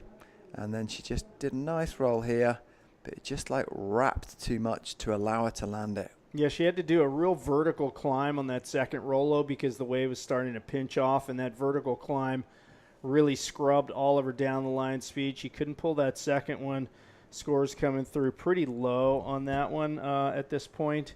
But it is her second score, so at this point she's going to be looking at needing a 2.16. That's not a very tall order, and it's certainly looking like she may bump herself into first position with that wave, pending the last couple scores entered in the system. So 16:20 to go in this heat. And these 2 Japanese, nobody has really stood out yet. And I love it when the heats come down, you know, like that juniors heat with Ethan Perez and Jai Taylor. It really came down to the final 5 minutes when things really stepped up. And we'll see if that happens in the case of this heat. Yeah, for sure. It's the concentration, isn't it? It's been a long event for these competitors and a long day for them. Multiple different condition scenarios, multiple different weather patterns. And now they're down to the last 16 minutes of their heat, and it's who can keep their brain trained and focused to exactly what they need. You know, they're both going tit for tat at the moment, and it's who can really drive it home in this final furlong. Well, Ohara does, in fact, move into first position, but Yamashita only needs a 2.51, so just a backup score for her because her second score right now is a 1.15. So this could be one of those very conservative heats where everybody just waits it out, as opposed to some of the heats where we see multiple waves being ridden. And this one so far, a rather slow pace. Yeah, slow pace. It's pretty chilled. But when those waves come, they hold the opportunity to get good scores. You know, they're out there. It's just here we go. There's one. Just decided not to take it. So that whilst that's nice and clean, it's just sort of bent in, gone, broken in a left-hand direction. The lefts aren't the one today, which is interesting because throughout the whole event, the lefts have been the best, haven't they, Jay, in my opinion? They have until today. We've just seen this right being the main focal point. We did see a couple competitors get some lefts today, but super, super rare. And now as we come off of the high tide an hour and a half ago, the right's still hanging in there as the best wave. We only get a couple more finals after this and the event will be over. So my prediction is that Wright will maintain its focus as the spot to be on these heats. Yeah, I don't think there's anything happening over in the middle at the moment. They've just got to sit pretty and be patient and know that it'll come. I mean, this compared to the junior men's semi-final 2, which I called before this, is much slower. So, they're owed some waves. Considering this was a 30-minute heat, they've gone, 17 minutes now, just about, with really only pretty much every wave that's come through they've ridden has been of note. So, yeah, it'll happen. But it just goes to show that, banking those solid early scores, absolutely critical. Because who knows, it could be the deciding factor at the back end of the heat if they don't land a maneuver or they just don't pick the right one. Visit Maldives, our title sponsor here at this event, the official destination partner in association with the Ministry of Sports and Fitness and Recreation. And a special thanks to the Maldivian Bodyboarding Association for hosting us yet again, 3rd year running. Diragu, our digital partner, Mukai Hotel, Baruzu Catering, One Sports Online Media, official events, the event partner, King Sports, the apparel partner, Print Lab, Muja's Art Box, and of course supporting partners, the Wellness Club, DTAC, Malay City Council, MNDF, and the local police department. Okay, red up. So we've got Namika, just bottom turning into a nice tidy spin, lovely style, whips into another one, and decides to pull out there, which is really interesting. I'd have thought that she would have jammed the roll on the inside just to cement that score with no big outside moves. Really tidy spin. I thought that would have been a wise maneuver, but she's the pro bodyboarder, not me. So you used to be, Rob. So you remember those days. So 3.0 score for Namika. That bumps her back into first position. Ups the ante just a little bit. Saudi Ohara now chasing down a 4.01 to move back ahead into first position.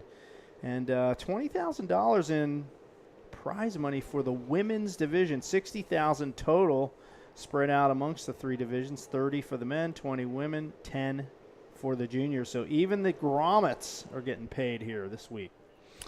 Yep, they're going to have plenty of money to go home and spend on computer games, sweets, and other interesting things. Other interesting things. I like that. So if you know what those other interesting things are, please post it on the comments in the YouTube channel and what you think Rob meant by that. The mind boggles. Okay, so Sari Ohara, the lady of the moment, up she goes.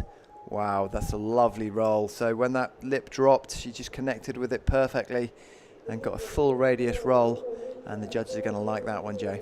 Yeah, here she goes. Nice chipper, right-hander. Goes up to the lip right as it closes out. Nice roll. Can't get another move off, but she really doesn't need to. She's just looking for a better backup score. 3.5 is currently her backup score, and that one, based on the criteria, it's kind of based on what's happening in that specific heat. If there's not a lot of great options or opportunities in a specific heat, the judging curve, I guess you could say, is going to go up.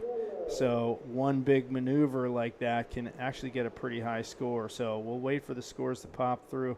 And this does, in fact, change the pendulum in the direction of Sari Ohara. 7.0 for that big roll, and she's going to love that. That pushes her much further into the lead now. Namika Yamashita is going to be digging for a 6.01 out there. Let's see if she can find one. Yeah, so Sari Ohara's wave selection was really on point there. She got exactly what she needed. A nice wedge peak. She gave her the speed to drive off the bottom. Here we go. Lovely shaped wave, and then here it is, the little launch ramp. She connects with it perfectly. She's got those like loopy rolls, looking really nice. And yeah, like I said, it's testament to her training. I was chatting to her that she said that she's just been working really hard on projecting her rolls and then nailing those air roll spins. And in this last few heats, she's really dominated, with those manoeuvres. They've been a step above anything else that any of the other ladies have done in any of this event so far, I think. I mean, we've seen some great riding, but, to be rewarded with a 9 for one and a 10 for the other, for the ARSs, it's a notch above, isn't it? Indeed it is. Here goes Namika Yamashita on a good-looking right-hander. We can't see what's down the line, but she sure can, and she's trying to get around it. Nice Rolo there. Solid move here. And looking for a finish on the inside with a forward spin, and she's right up against the seawall, so she has to kick out. But that was a great combination of maneuvers and a really solid wave. Namika is fighting back now. Really nice bottom turn. She spotted the lip and then rolled out of the pocket, and the judge is going to love that. Then she gets this little cheeky wedge behind her. She gives her a little power boost. Her spin style is super smooth. That was a very tidy wave, very pleasing on the eye. I think the judges are going to have to give that one some serious thought, because that could be, a really important part of this final. They're just deliberating it now because it's so important. And on the screen now we've got the what awesome trophy. So fantastic, like a shell-shaped trophy. It's created by Muja's Art Box in Diffushi Island. So amazing creation there. Imagine having that on the mantelpiece at home, Jay. Yeah, man, I might have to steal one of those. Yeah. And stuff it in my suitcase. Look at that, man. That is an absolutely beautiful piece of art. Muja's Art Box, of course, one of our sponsors here. And, wow, what an amazing gift for one of these. Actually, all three of the winners. There's one for each division. So good stuff out there. And this heat continues on. 7 minutes, 30 seconds to go. Yamashita in the lead now. Sadi Ohara needing a 4.51. So the seesaw battle continues between these two competitors. And it is anybody's guess. Will it be the veteran or will it be the young gun, Namika Yamashita? So it just cut off there, but that was a lovely slow-mo. But I know why it cut off, because set of the heat's coming. And Namika's in the slot. She has one quick check over her shoulder to make sure she's not got someone behind her. But then there's something about that wave she didn't like. It must have been a little bit flat on the face. She picked it up on the way out. But here we go, Sari Ohara on the last wave of the set. It's a foamy one. So usually on the last wave of the set like that, the waves that have gone before it have increased the depth of water, and that stops the wave that you're on gripping the contours of the ocean floor so well. So it makes it bumpy and lumpy and not have the good shape that these other waves have got. And ironically, there's a wave there that might have served just what Sari was looking for. Look at this section. That is the best wave I've seen in this heat, and no one was on it. That's good. I actually like that. The ocean wins. One goes through untamed, but this one's getting tamed by Namika. Nice fast takeoff. She's lining it up. Up she goes. That's a difficult one. Kind of wrapped away from her a little bit. She punched through. She came out, she claimed it, she was stoked. Yeah, well done. Yeah, so we're waiting on a couple scores. Namika's been very busy in the last few minutes right now. And you see her on this wave one more time. She gets that foot and boom, hits it on the water, gets the roll off. And she's buried in whitewash. She does throw that one-handed claim up there. And she's actually looking pretty good, trying to distance herself from Sadi Ohara by getting another score to replace the 5.0 backup score that she has. And we are seeing scores pop on the screen for her last two waves. The one before that, just a 1.0. That was a quick in and out wave. And then she picked up that better wave just seconds later, and scores are being entered for that one. So Sadi Ohara still looking for that big move on the outside. She has yet to get one, or I should say she hasn't had one for a while. She did get that 7.0 and that big Rolo early on, but Yamashita distancing herself even further with a 6.25. Now Sadi Ohara looking for a 5.76. Yeah, here we go. So this slow-mo action now. Thanks for bringing us back to this. We've got a lovely lip to launch off. Kind of wraps away from her a little bit. She wants to get at it, and she ends up going up through the lip, drives the nose of the board towards the shore, and gets that foam blanket to land on, and then throws her hair dramatically as she comes out and lays claim to it as As you can imagine, she's extremely relieved to get that opportunity and to make it and then to step into the lead. So Sari Ohara kind of dropped the ball during that set. She missed the first wave and then she paddled for the wave that looked like it was covered in froth and foam, thinking it was the last opportunity, but then came through an abundance of more waves and she's left out there like a sitting duck. Well, here's a subtlety that I pointed out last year with Bego, and that is, you know, I know when my wife goes bodyboarding, she ties her hair up in a bun or wraps it up or whatever to stay out of the way. But these girls, they all leave their hair down. And my theory is it makes those Rolos, ARSs, and backflips look more dramatic when the hair is flying every which way.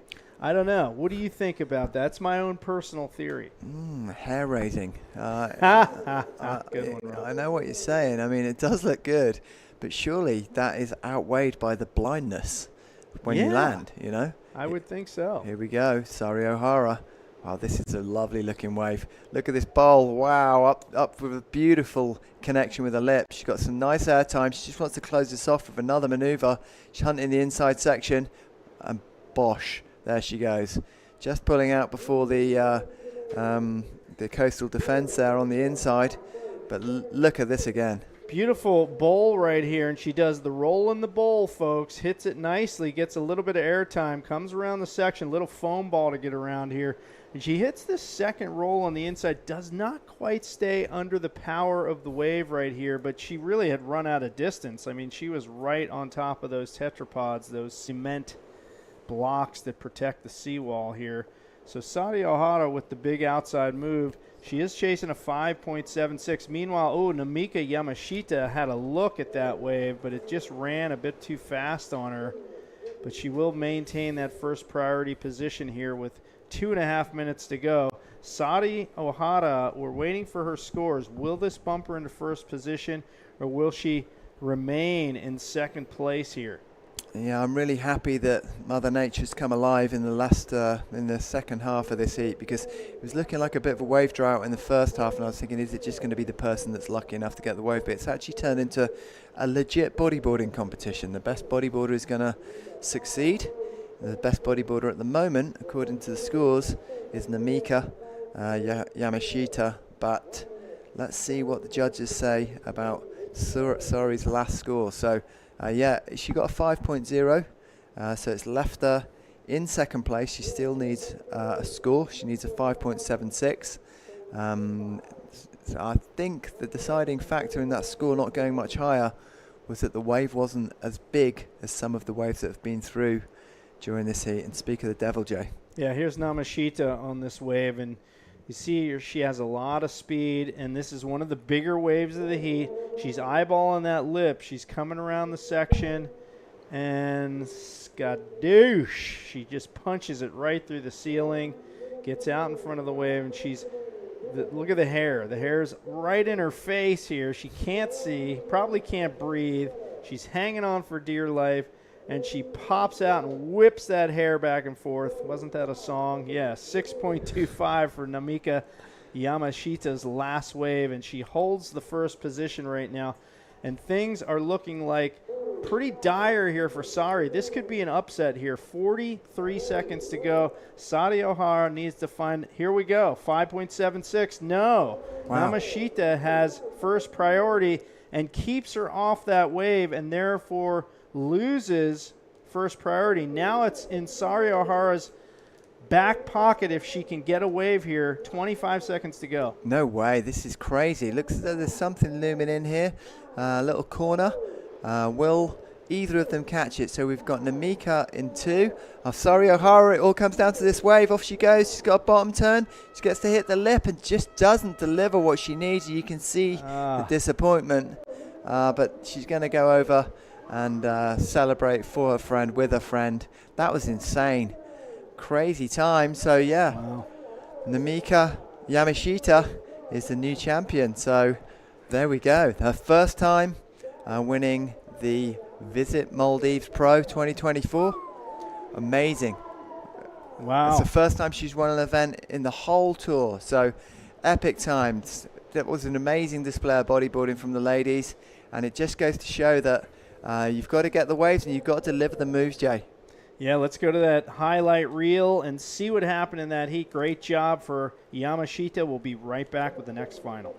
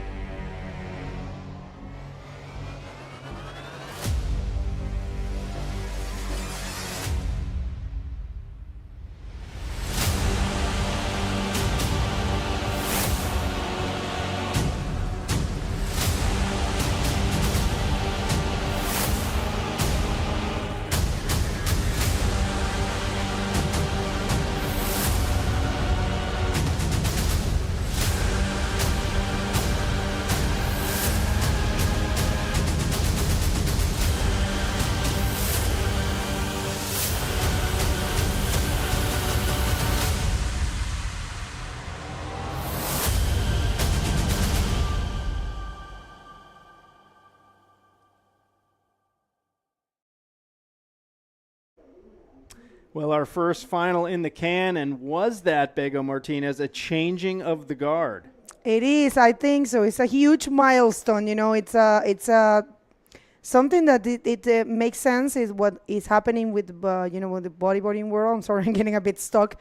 This is what's happening in the IBC World Tour, right? We have seen many changes of guards and many new names. And you know what? Let's just eat the water and we can continue speaking, not in camera, so because we don't want to miss any of this. This is the great final. Here, Jai Taylor against Michele Arriagada, the junior great final of the 2024 Visit Maldives Pro. And yeah, I mean, I was just trying to put together all the words. What I was trying to refer to, it's that, this is a constant here in the IBC World Tour. We have seen things like Armide leaving Pierre-Louis Coste in combo. And all right, so first blood. Well, here we go. Jai Taylor from Australia, bottom turning on this wave, throws a snappy reverse right here. He's biding his time for the inside with a forward spin. Looks very light on his board right here. Really easy spins for him, but that wave just does not provide any vertical options for him. And so that's just going to put a low-scoring point on the board or two for him. Probably going to end up being a throwaway wave. And Jai Taylor, and here we go, Bego.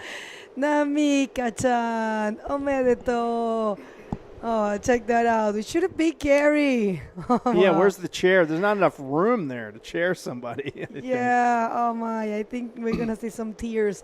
I have to double check, but if I'm not wrong, I think Namika has never, ever won take a win against Sario Hara. Wait a second. First one for Michele Arriagada, a roll, not a pocket roll. He kind of missed that, section, that powerful section.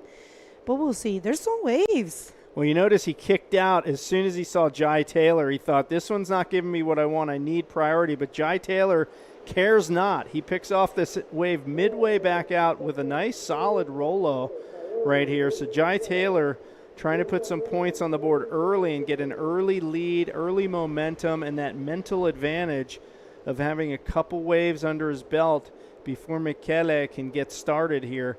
And Michele with a wave here. We're going to take a look at this one from Jai, though. Yeah, it was super smart, I believe, from him.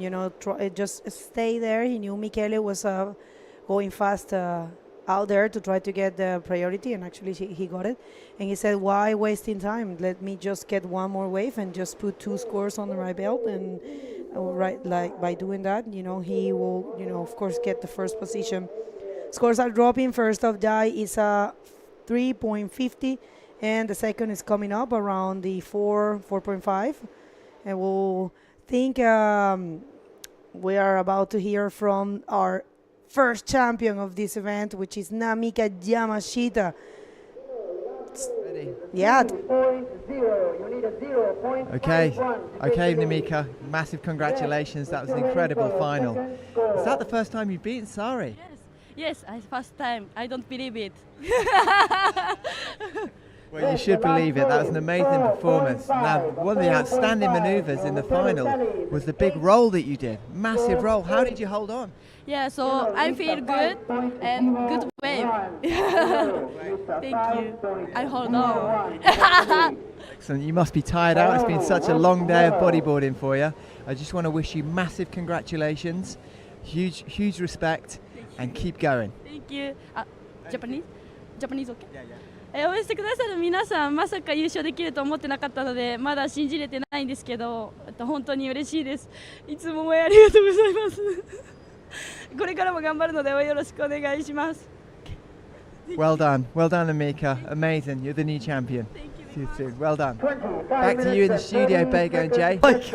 I think Rob was going to put his arm around her for a second. He's like, oh, hold on. I don't know. Well, okay. But she was overcome with emotion right there. That was a big deal. And, we saw quickly at the end of that heat, Sari was equally overcome with emotion. I saw her sort of clutch her face like she was in tears. So lots of emotion. These Japanese, they come across as so happy-go-lucky and so humble and friendly, but they really do have the passion out in the water, which of course all these World Tour competitors do, but they all show it in different ways. No, and beyond that, did you see how, because I was not commentating, you guys were, but I was here, and I was just impressed of, that coldness that you have to have in order to block your friend and prevent her, because you know what is in stake for Sari Ohara. Sari Ohara, it's not only looking to win this event. She is looking to be a world champ, Yeah.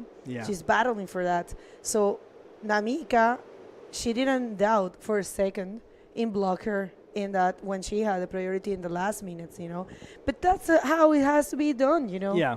It's competition. I mean, you just go in knowing that's the case. It's a one-person thing. Yeah, it totally is. And when I used to compete, there was no priority, so you'd be out there with good friends of yours, like jockeying for position on waves and bumping elbows. I mean, it was dog-eat-dog in those days, and it's nice to see that passion still exists. And hopefully when everyone gets to land, all is forgotten and we're all friends again. That's right. Well, this event is coming to an end. In the competition side, we still have more to come. The awards ceremony, it's not being held today. It's going to be held on Friday here at 4 p.m. At 4 p.m. local time, we're going to have the award ceremony, and you guys can check it out. It will be nice to have you. It's going to be streamed for sure. And if you need to collect your prize money, that's going to be on Friday as well from 2 to 2:30. So make sure to be here early. You got to, do a line, and you'll get your payment for your prize money. Ok, situación en el agua. Jai Taylor está primero porque tiene 2 olas. Son scores bajitos los que tienen ambos competidores. Hay un 3.50 y hay un 4.50 para Jai Taylor. solamente un 3 para Michele. Michele está paciente esperando allá atrás. All right, here goes Jai Taylor. He's a little bit behind the peak. He guns it around there, gets the roll off, and a one maneuver wave for Taylor from Parisian Beach on the Sunshine Coast. And he's going to add to his scores right now. Will that replace his low scoring 3.5? I tend to think that could be a little bit more than the 3.5, and will give him a little bit more ease or confidence. I'm sorry, to this heat. We'll see, but Michele is super dangerous. He just showed the world how dangerous and how determined and driven he is in the previous heat and the past 3 heats that he has taken. Well, I just want to see the slow-mo. Thank you for the slow-mo camera. They're so cool. So this is the last wave that we are waiting for a score. Gotta admire that technique. He has it locked perfectly. He has it. He knows exactly how to perform a good roll. So, no wonder why he has been choosing only use the basics. He has been doing rolls and spins throughout the whole event, and it's okay. It's a functional combination, and of course, had made them make the finals. So. Exactly. Now on the outside, Michele with a chance to raise the bar here. Beautiful little Rolo on the outside, a little slow down the line through the middle of the wave, so he gets into the reverse, and that wave just dies out in deep water, but not after a couple moves are thrown by Michele. He only has one wave so far. One more look. Esta es la ola que puede ser el score principal de Michele. Un combo básico. Está con 3. La última ola del australiano fue un 6. Entonces ahora Michele está buscando un 7.51 para poder tomar la primera posición y por supuesto coronarse como campeón de este gran evento. Muy bonito porque recuerdo cuando chateamos me dijo que cómo era Maldivas, que si valía la pena venir, que no sabía y tal. Y yo le dije, oye, mira, si es que de verdad tienes la oportunidad, tienes que venir. Y me dijo, bueno, vale.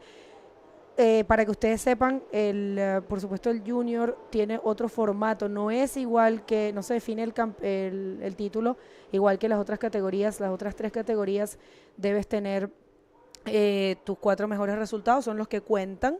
En el caso del Junior es un buen resultado, que por supuesto Michele ya lo tiene porque es campeón de Iquique, más el mejor posible resultado en el frontón. Claro que sí, vale la pena tratar de ganar este evento porque puede, obviamente el dinero, ¿no? que está en juego, que son $10,000 a repartir. No estoy segura exactamente de cuánto le toca la primera posición.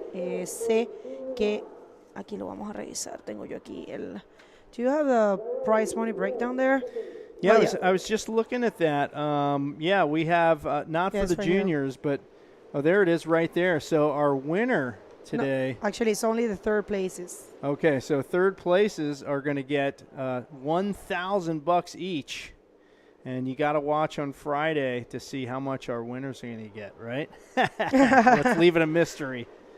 Bueno, pero volviendo a la idea, después el evento del frontón es un evento obligatorio, así como fue Antofagasta obligatorio para la categoría junior femenina. Entonces, todos los riders que se quieran coronar campeones, pues tienen que ir para allá. Y por supuesto, quienes hayan ganado un evento, tienen más posibilidades. Si ganan en el frontón, pues ya está. Y ahí habrá que ver qué pasa con todos los competidores que tengan una victoria en los eventos que se hayan hecho de junior, y habrá que ver cuál es el resultado que ellos reciben en el frontón, porque también puede ser que en el frontón gane un chico que no haya ganado nada en todo el año o que probablemente no haya competido en todo el año, porque allá en Canarias pues hay un nivelazo, ¿no? Entonces no se sabe. Esa es la forma como se define el campeón junior. Es bien diferente a cómo se define el resto de los campeones.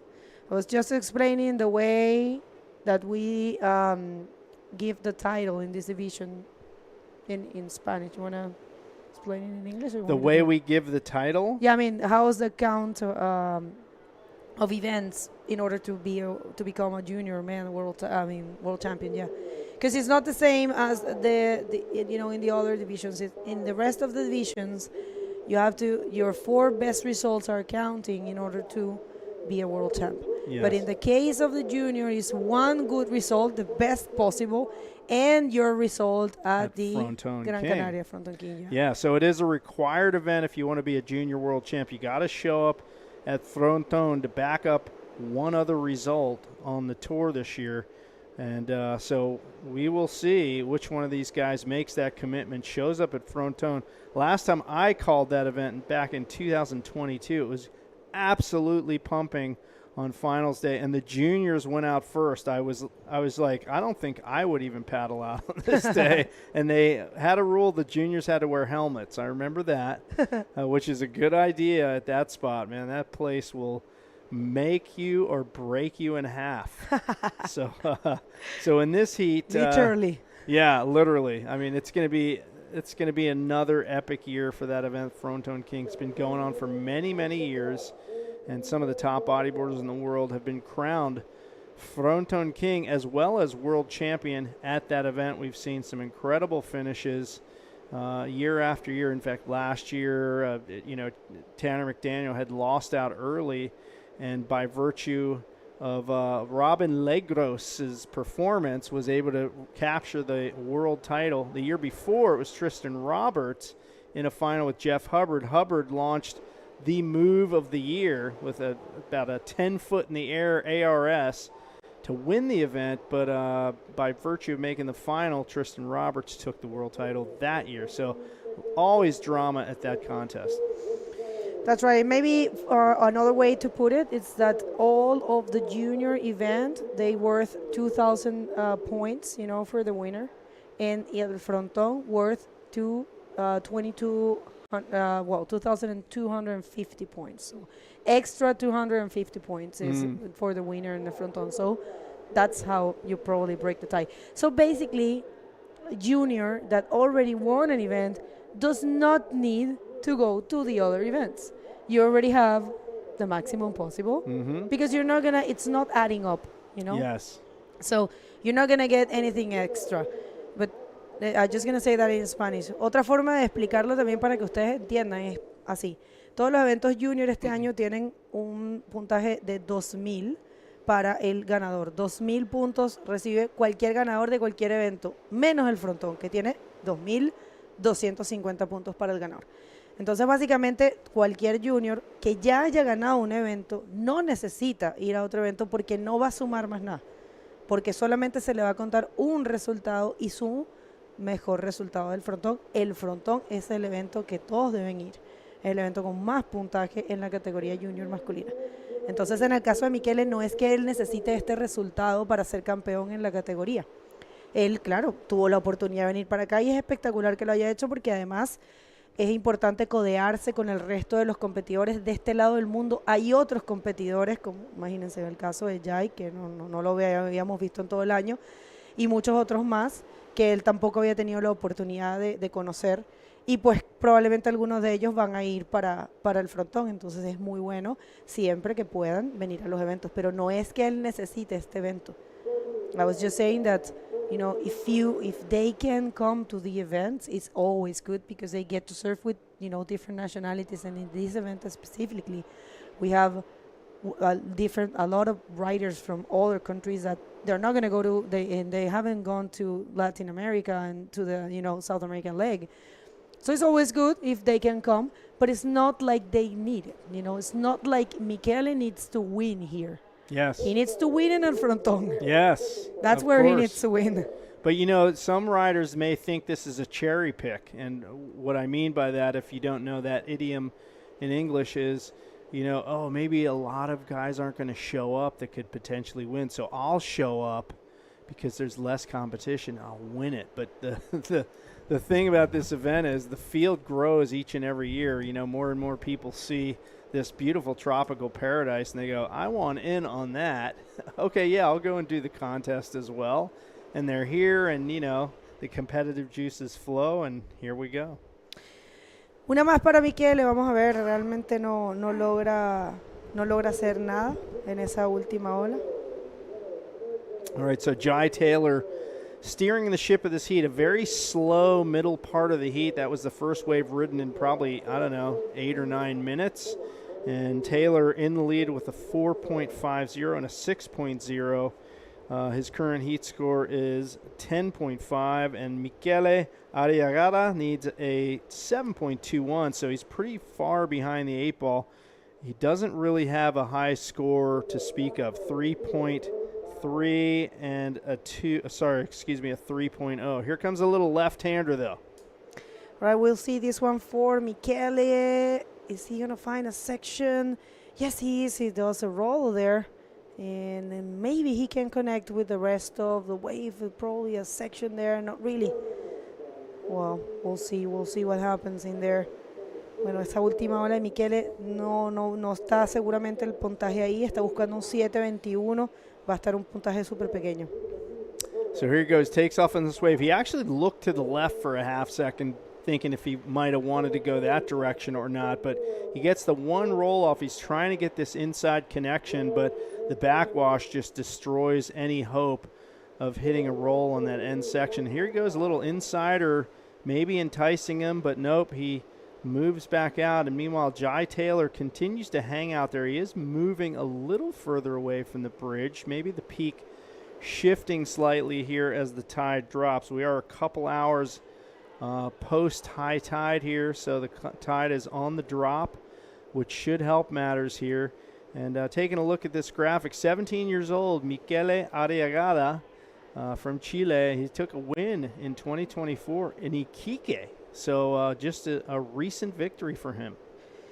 Yeah, I mean, coming in hot right here. Kai, we'll see. Kai has a good chance. Jai? Oh, I'm sorry. I keep calling him Kai for the other Kai Australian. I'm sorry, Jai. He has a good chance, to try to, if he wins here, he will be in the run for the world title in this division. We'll see. We'll see how that unfolds. And interesting heat right here. We have seen this low in the action. There was a low for how long? Probably. Like almost 10 minutes, I think, we went by without anyone getting a wave. There's the current rankings in the junior men's division. Alexandre Montes in first position. Michele Arriagada, who is in this heat, second position. We have a few other riders here that have all lost out thus far. So all of these guys out, but we will see most of them at the Fronton King event in October. So you definitely want to keep tabs on the IBCWorldTour.com website. There's our tour schedule. You see we got 3 events on your board. One of those taking place right now, which will be completed here in the next hour. And then we move to Sintra in August, September actually. And that is the longest running pro bodyboarding event in the history of pro bodyboarding. And finish off with the crown jewel of bodyboarding, the Gran Canaria Fronton King, where we will crown our 2024 IBC World Tour champions in both the men's and the junior men's divisions. Yeah, that's going to be epic to watch. And, of course, to have Sintra for the 28th edition, that's going to be amazing. Una ola para Michele es una ola que se ve importante, que se ve buena, un rolo bien ejecutado en el pocket, donde debe hacerlo, donde los jueces quieren ver. Y bueno, sí, yo creo que Michele con eso puede mejorar su score total. En este momento solamente tiene un 3 y un 3.30. Está buscando un 7.21. Michele Arriagada trying to put a dent in the lead held by Jai Taylor. Bottom turns right here, hits the lip, one maneuver wave, and just cannot connect back up with the open face. But a solid Rolo, nice clean landing.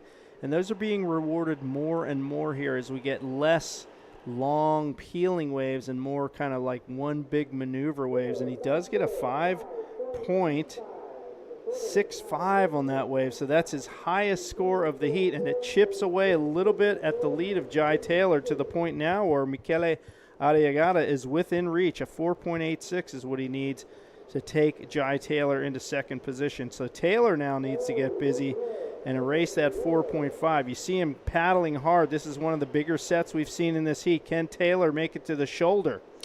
I don't know what's going to happen, so we'll see. This is a nice-looking wave, actually, for Jai. And he's just trying to keep that middle line. And we'll see releasing and nice invert. We haven't seen much of those, so it's pretty cool to watch a different maneuver, especially in the hands of Jai, that he has been conservative but effective, which is very important, in order to win, which is the ultimate goal here. For sure. Let's see him. He takes off right here. Now, rather than hit that initial rolo, he's seeing the closeout section down the line. I think he's deciding, what am I going to do here? And he goes for the invert. As Bego said, we just have not seen many inverts in this event. It's been all about the rolls, backflips, and ARSs. And one of the biggest waves of the heat, undoubtedly right there for Jai Taylor. And scores coming through. He's trying to erase his lowest score, and he does so, a 5.8 on that particular wave. And that's going to push him even further into the lead. And now Miguel Arriagada needs a 6.16 to have a shot at taking over first position. Jai Taylor, one more look at this one, Bego. I'm just loving the slow-mo. It's excellent just to analyze this last maneuver, this execution, which I believe was really refreshing, to see him performing a nice invert, well executed. So just remember, people, and it's not the type of maneuver, it's where you perform and the type, the section, the wave, the size of the wave, and many things that they're taking into consideration. But he is getting a better score. It's a 5.80. So yes, he is keeping that first position a little bit more comfortable. Beautiful aerial shot here of Varunala Oralugandu from the air. We're looking, pivoting around, looking towards the south, and you can see that beautiful reef here and the park on the top right of your screen. And there's the competitors' tent overlooking all the proceedings here as we swing around, looking straight down on these competitors, and just an absolutely gorgeous day. And you can see Jai Taylor now paddling to the left, maybe, or actually further inside on this right-hander. And meanwhile, Michele Arriagada hunting down a 6.16. I'll tell you what, time is ticking away. We're down to 5 minutes and 25 seconds. Check this wave that we missed a second ago. Esta ola no la habíamos visto, y esperen que viene un replay de la última de Jai. This wave actually happened when we were watching the other replay. I believe that's live action, right? Isn't it? And he's just going for another invert. So just as... Oh, right. So, yeah, that was a live wave, and we're going to get to see this replay. So we're waiting for another good score here, I believe, from Jai. That was actually even better than the first invert, the section. This is what... This is where what I was saying is taking place, This was a different execution, and the maneuver was more projected, and the section of the wave was more critical. So I believe a big score, and it just dropped. It's an 8. Solid. I mean, that was a sick invert. We have not seen, as you pointed out, many inverts, and Jai's busted 2 in one heat, and now is an 8.0 and a 6.0, and suddenly Michele Arriagada is deep in the hole. One more look at this one.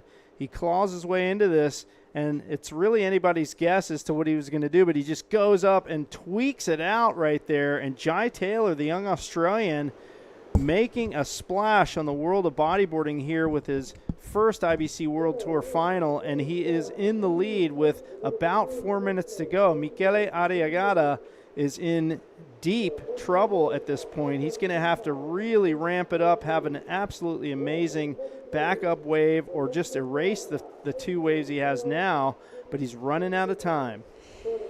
Bueno, la verdad que el australiano estuvo guardando estas maniobras hasta este preciso momento, se las estuvo quedando y está haciendo muy buen trabajo. Esas últimas maniobras han sido bien fuertes y bien proyectadas. Ciertamente, una de las cosas que hay que resaltar es que mejoró en el camino, porque intentó el primer invert, no le salió muy bien, y el segundo, pues, mucho mejor. Vamos a ver otra más. So Taylor just on a rip right now, goes for the roll, and he comes around and gets another one off, cranks that reverse, and again, very light on his board with these spins. So Jai Taylor is kind of, his gained steam throughout this heat and is now on an absolute bender here through the middle of the heat. Michele Arriagada has his work cut out for him. 3 minutes to go. He's sitting outside all alone with priority, just praying for a bomb. I think Jai just kept the goods. Check that out. That was actually very good also, you know. Very well executed first roll, I have to say. And combined with one more and a reverse spin. And yeah, he kept the goods for the very last heat. You know, we have been expecting probably to see something different from him because we know he can, you know, to do these radical and different maneuvers. But, you know, I have to say kudos to him because playing safe, it's actually a very good job and a very good choice. You know, it just gets you to this place, you know, and then that's all right. So there you go, an image of Barunula Realugando, where we are located right now. We are that white tent, the first one, and that's where the judges are. And then there's a hallway, and there's the athletes area. And it's been a pleasure to be back in Male. We're going to miss this contest for sure. This is the last, the second to last heat that we're going to see. Yeah, we're heading towards the south there where the swell comes from. Again, it wraps in here and gives these competitors these wedgy peaks. And at this point, we are down to the 1 minute and 25 second mark. And Arriagada, could a miracle happen? Could a buzzer beater take this young Chilean into first position? He needs an 8.36. He does not have time for two waves. It's going to be his last attempt to move ahead. He's going to get one more shot at this if a wave comes, and it's going to be do or die for him. Jai Taylor, meanwhile, sits on the inside. He has another wave he eyeballs and a little set kind of standing up on the reef outside. Let's see what Arriagada can do. Is this it? Bueno, esta puede ser la última oportunidad para Michele, 1 minuto y necesita un 8.36. Vamos a ver si el chileno consigue esa oportunidad y realmente no. Esta ola no le ofreció eso. Bueno, vamos a ver si logra llegar atrás, si logra conseguir algo. La verdad que con segundos en el reloj se ve un poco complicado. Yeah, so tough moments right here for Michele. Well, he's had a great run so far. Here's Jai Taylor trying to drive the stake through the heart of this heat right here with one more wave. He's not really getting anything on this wave. It's sort of a victory lap, I guess. Throws the reverse. Really is not going to count as one of his top two waves.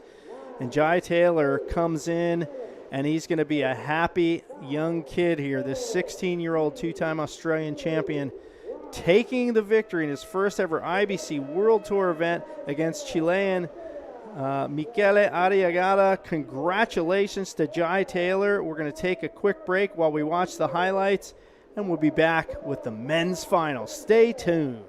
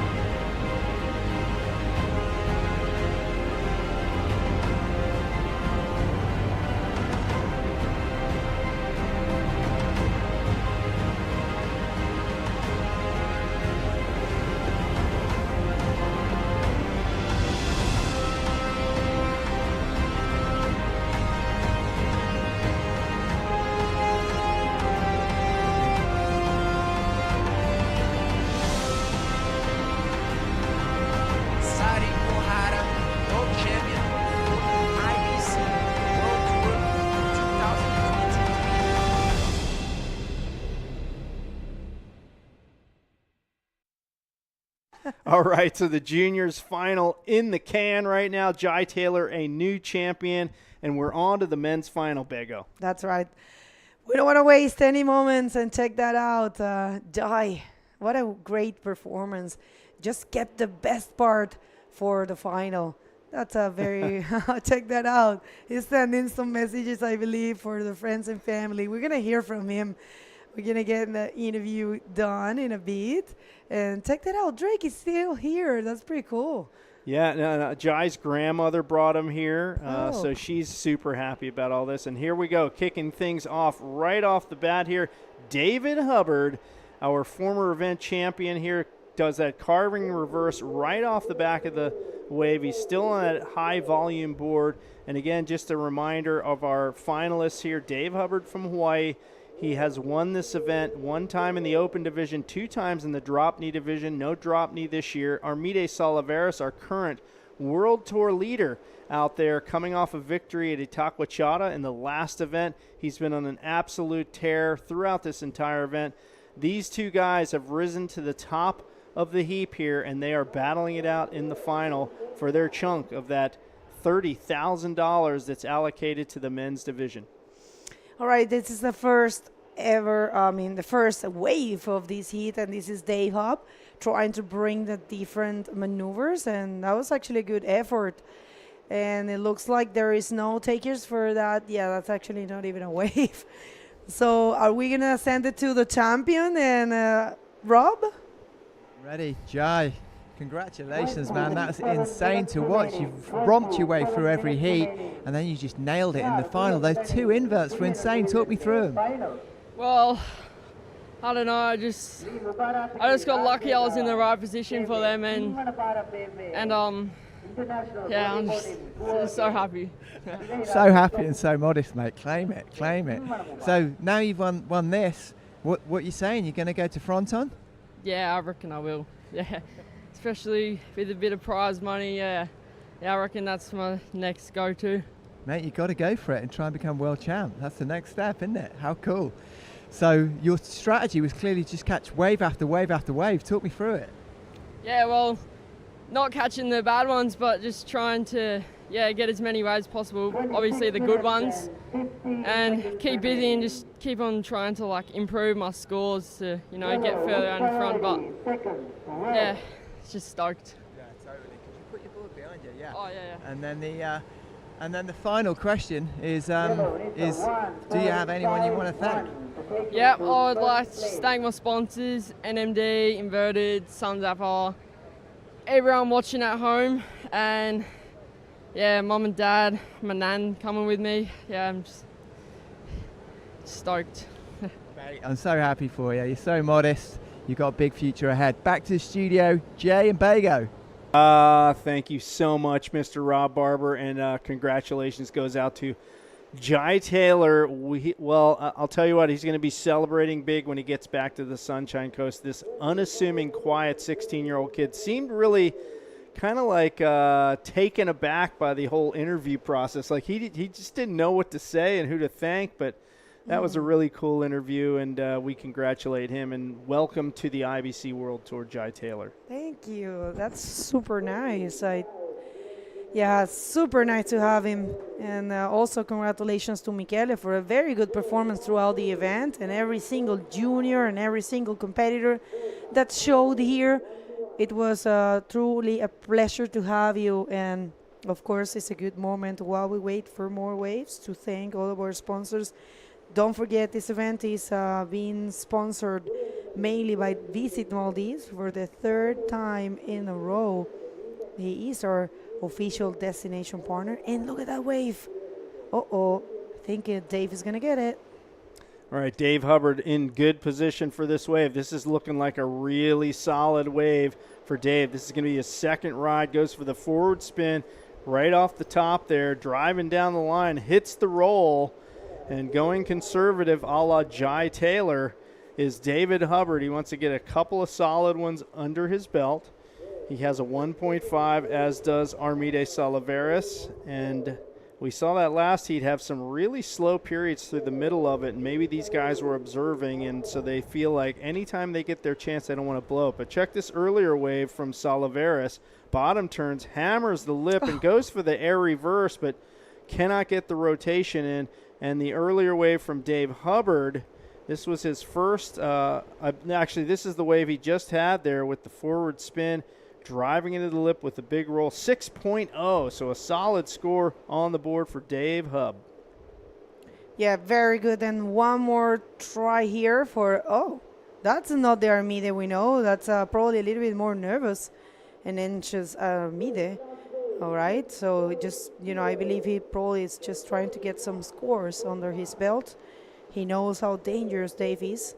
We have been saying that throughout the whole event, how many achievements Dave have here, and also his personality, super cool on call.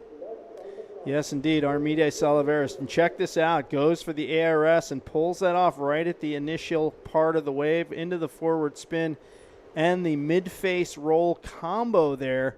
And Salivas trying to plane his way through this flat spot, does nice to get over those backwashy lumps, and gets the finish here. A solid wave for Salivas, as we used to call him at the first inaugural year of this event. And there you see his stats, 22 years old, current World Tour leader from the Canary Islands, specifically Gran Canaria, and took his first event win in the men's division at Itacoachata just about 8 weeks ago. So here he is in the final, carrying that momentum forward from Itacoachata into this final against David Hubbard. And he currently holds down second spot in this heat. That's right. And of course, these event wins are related to the men division because if we count the Drobny, it will be long list as well. But I mean, we will do that when the Drobny comes. But, we're in the men division actually. That's right. So Dave Hubbard, super comfortable in Barunula Lugando, super loved also from the locals. They love him as well as Armide, very good characters. And I just love when Armide said that he was very happy to have a final with Dave, that he loved his style and admire him a lot. So it's pretty cool to see that, Imagine that Dave is 42 and Armide, he's 22. So 20 years of difference. So, I mean, Dave could be his father. That's true. Yeah. That's the cool thing about bodyboarding is multi-generational. We have, of course, Neymara Carvalho, 48 years old, still doing the tour now with her daughter, and then, all the way down to some kids that were 13, 14 years old doing this event. So the age range of bodyboarding spans wide and far on the IBC World Tour. Bueno, para todas las personas sintonizando que son de Canarias, que son de habla hispana, que son todos los que hablan español, Armide Solivas está segundo buscando una nota enana, 2.76, viniendo de poner en combo a Pierre-Louis Coste en la semifinal. Es muy capaz de lograr vencer este evento, pero Dave ha estado muy conectado, es una persona que tiene una cantidad de logros en este evento especiales, que logró ganar las dos categorías en la primera versión en el 2022, que además se convirtió campeón mundial por 10ª vez acá en Drobny, y que realmente ha sido un rider que ha destacado en esta ola. Pero Armide ni piensa en eso. Vamos a ver, aquí viene. All right, here we go. Armide Salivas up into the lip. Beautiful ARS, and Salivas hammers it home on a big outside wave with a huge move, and following it up, Dave Hubbard now going to take off on this wave right behind it. Beautiful bottom turn straight into the Rolo, but that's it. He cannot find more open face. And I think, in my eyes, Salivas got the better of that exchange. Of course, we say this all the time, I'm not a judge, but certainly from the viewer's eye that we have, big moves going down out here. Esta repetición es el despertar de Armide Solivas, lo que estábamos esperando. Bonito backflip, por supuesto, una vez más. Y ya se viene la respuesta automática de Dave.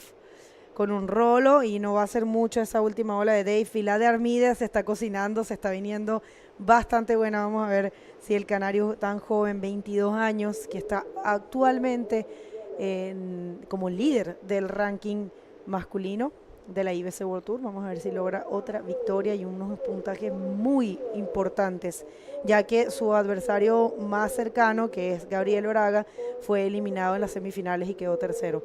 Ya él solamente con haber avanzado aquí, pues está ganando más puntos que Gabriel. Sin embargo, van a haber importantes cambios en ese ranking después de este evento, pero definitivamente Armide va a, según lo que yo creo y mis cálculos humildes, va a seguir teniendo la primera posición. So indeed, he did get the better of this exchange with an 8.0 score. Look at this, breaks away from the wave, spins the board under him. Nice ARS, beautifully executed, comes down in the flats cleanly, and that 8.0 score moves him into first position. The wave behind it by Dave Hubbard, a 5.35. So now Hubbard is looking for a 6.76 to regain the lead here, 18 minutes to go. Esa última ola de Armídez, la del backflip, fue un 8. Y él ahora tiene un 8 y un 4.75. Ahora está primero, cambió la situación. Pero Dave está buscando un 6.76. ¿Quién realmente es capaz de hacerlo, por supuesto?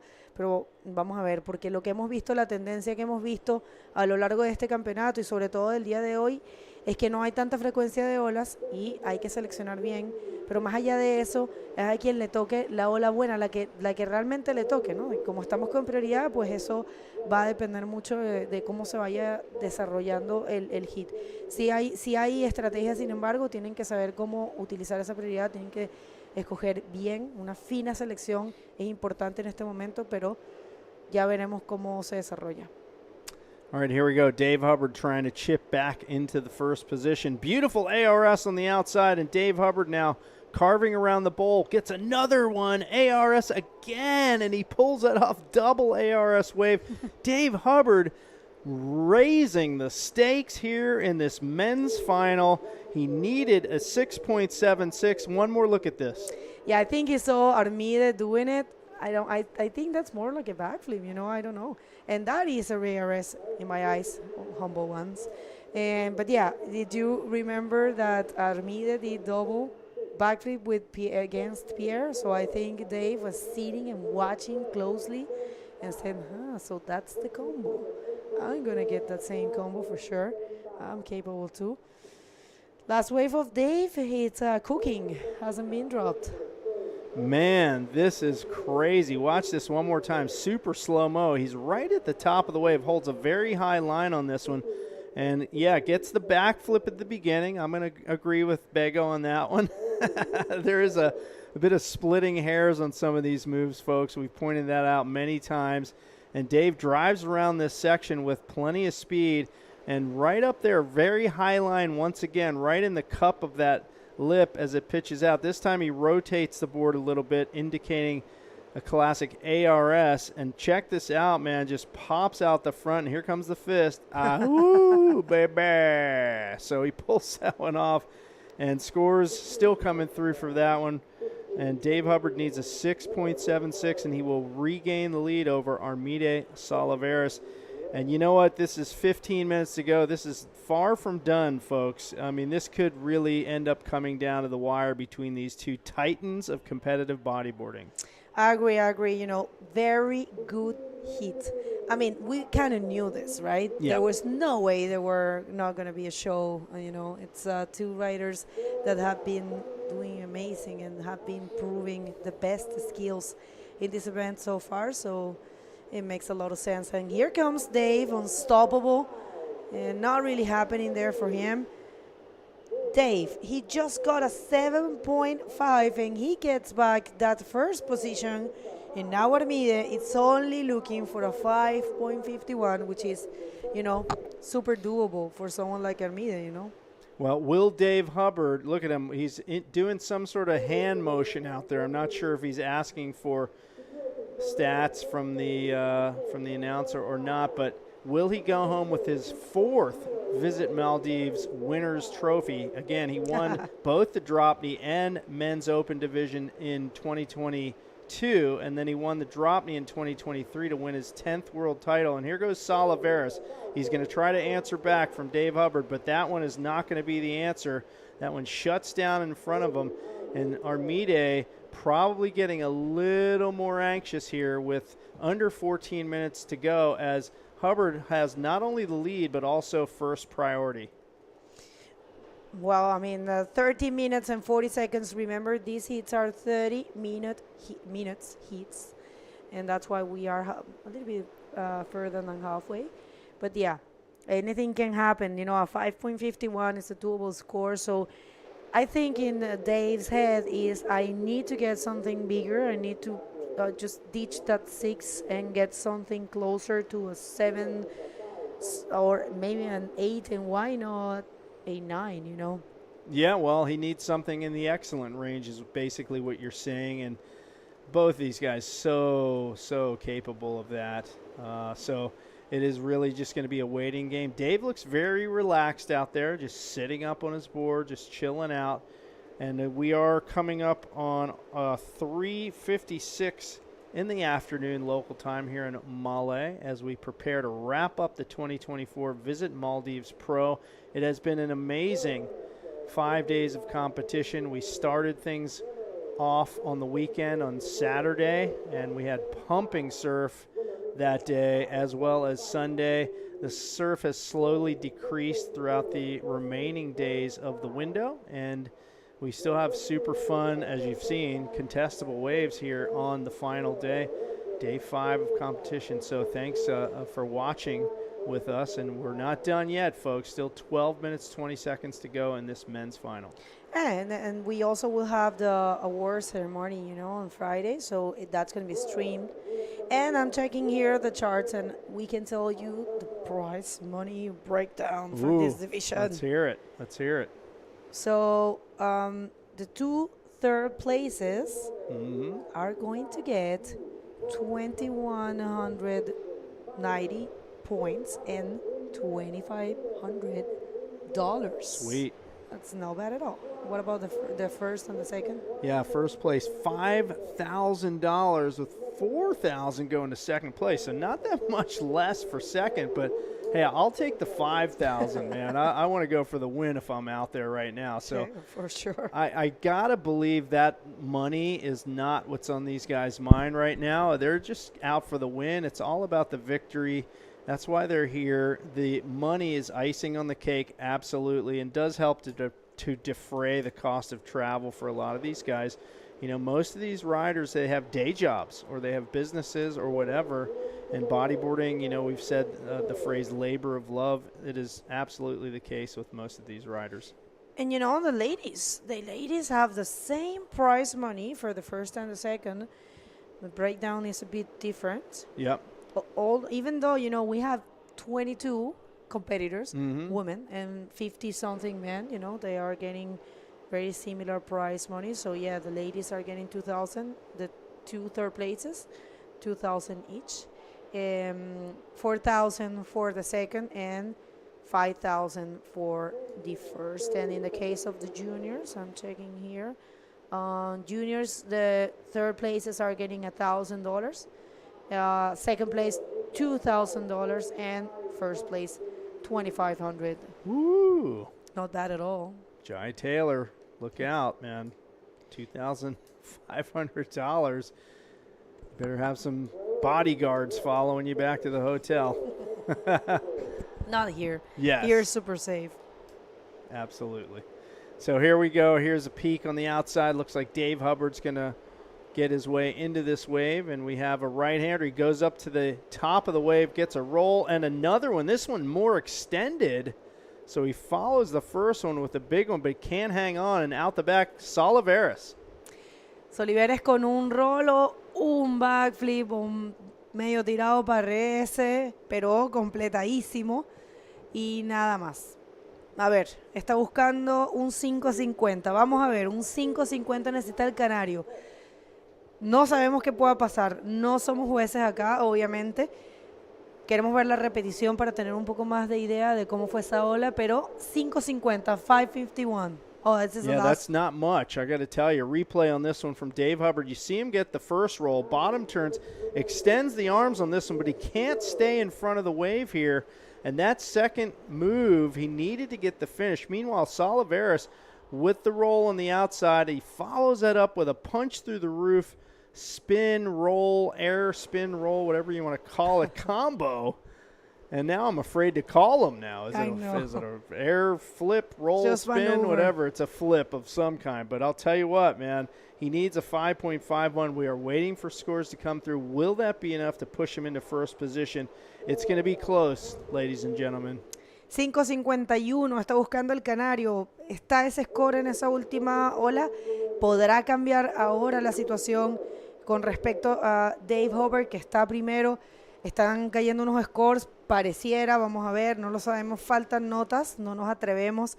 Una vista más a esa última ola, la verdad, estuvo bien surfeada. Un rolo en el pocket, en la zona crítica de la ola, y lo logra. Es un 5:75. Hace sentido. Makes sense, actually. I was thinking that, he should have get the score. Definitely, the score is there. So he is changing the situation. But now, Dave is looking for a 6.26, which is also a doable thing for Dave Hubbard. We'll see. 7 minutes and 40 seconds. And Dave is never one to panic. He's got first priority out there and ample time to answer back to Salivas' charge right here. And that score, as you pointed out, within reach of Dave Hubbard without problem. It's really up to the ocean and if it sends a wave in his direction as to whether he will get that canvas to paint on, as we say.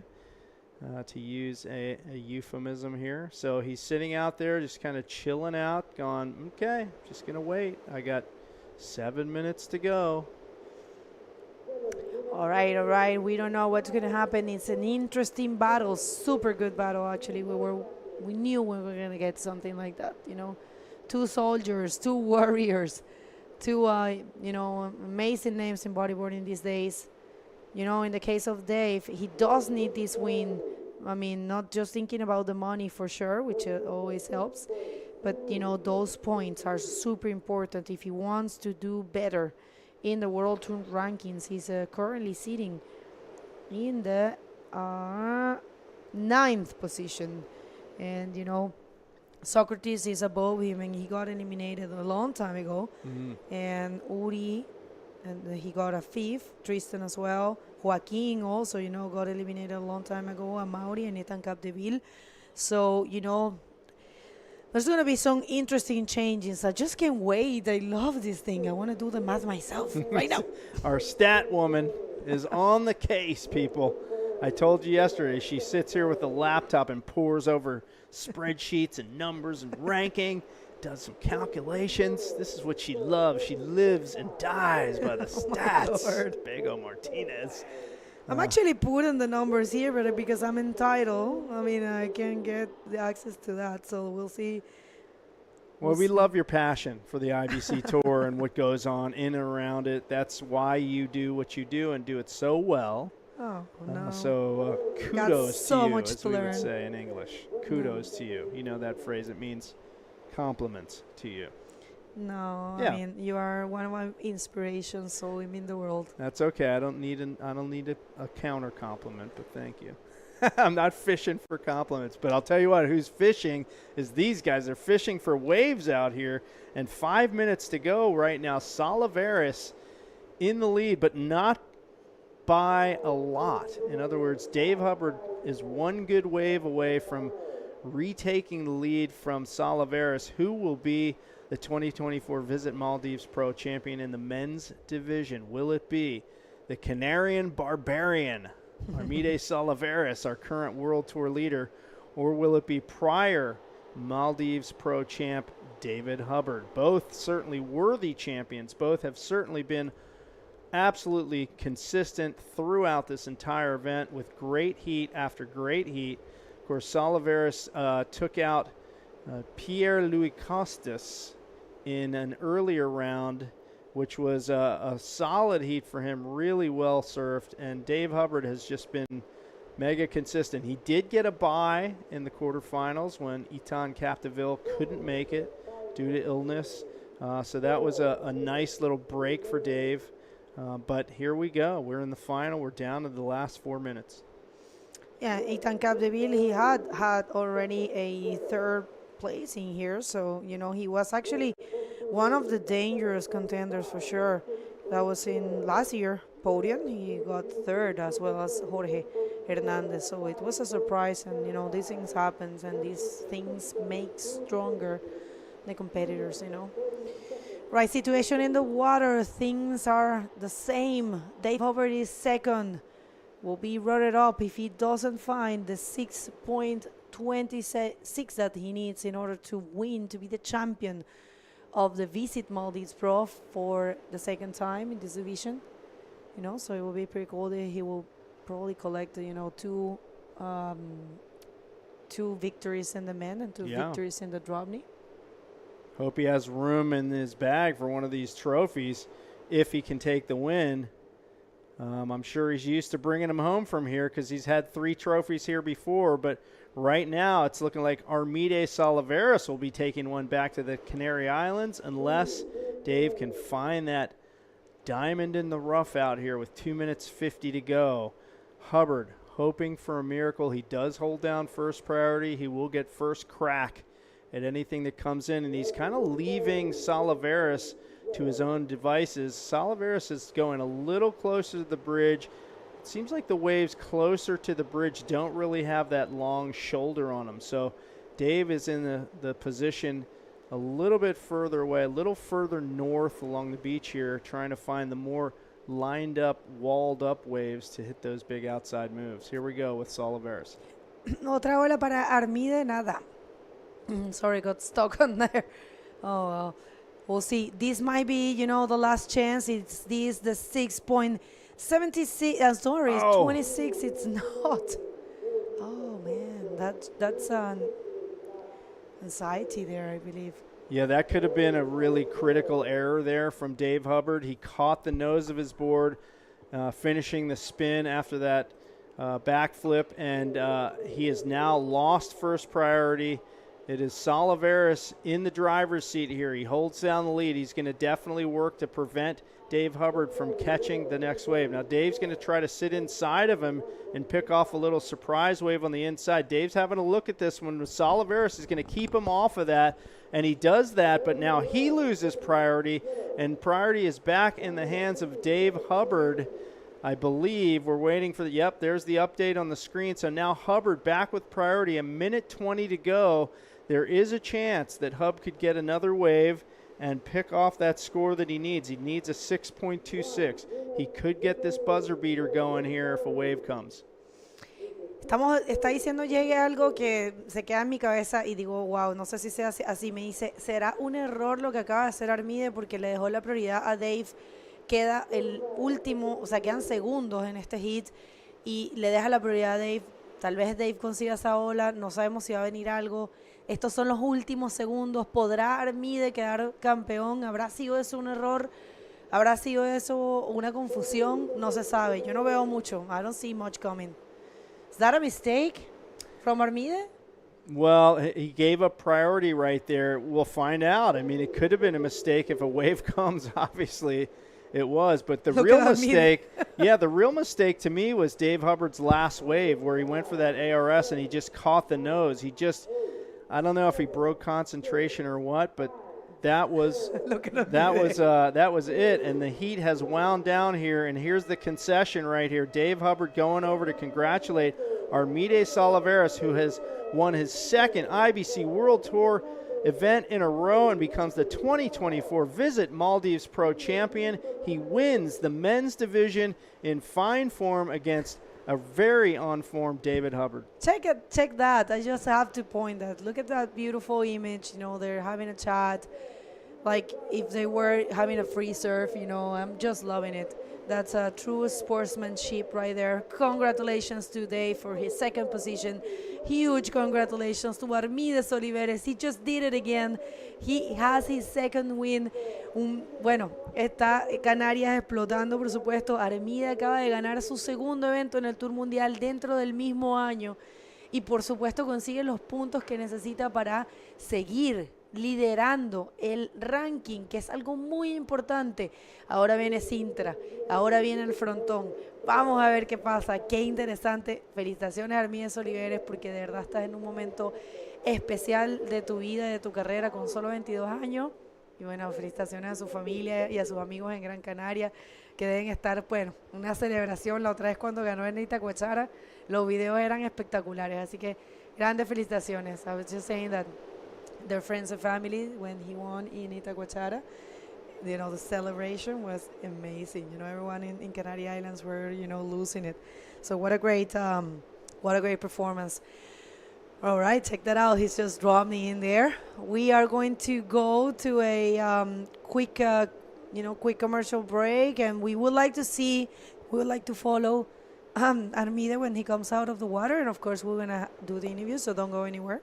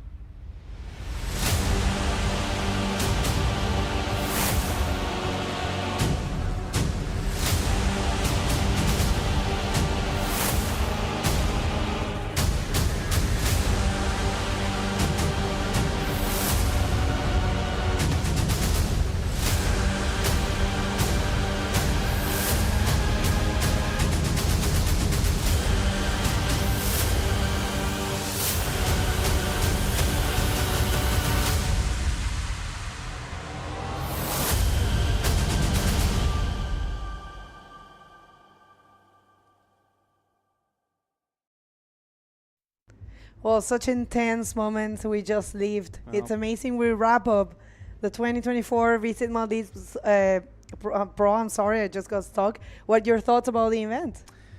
Another amazing year. 3 years in a row now, we have been amazed at the quality of this event, the quality of the waves here at Varunalao Ralugandu, no matter whether they're small or big, always provide an excellent canvas for the world's top bodyboarders.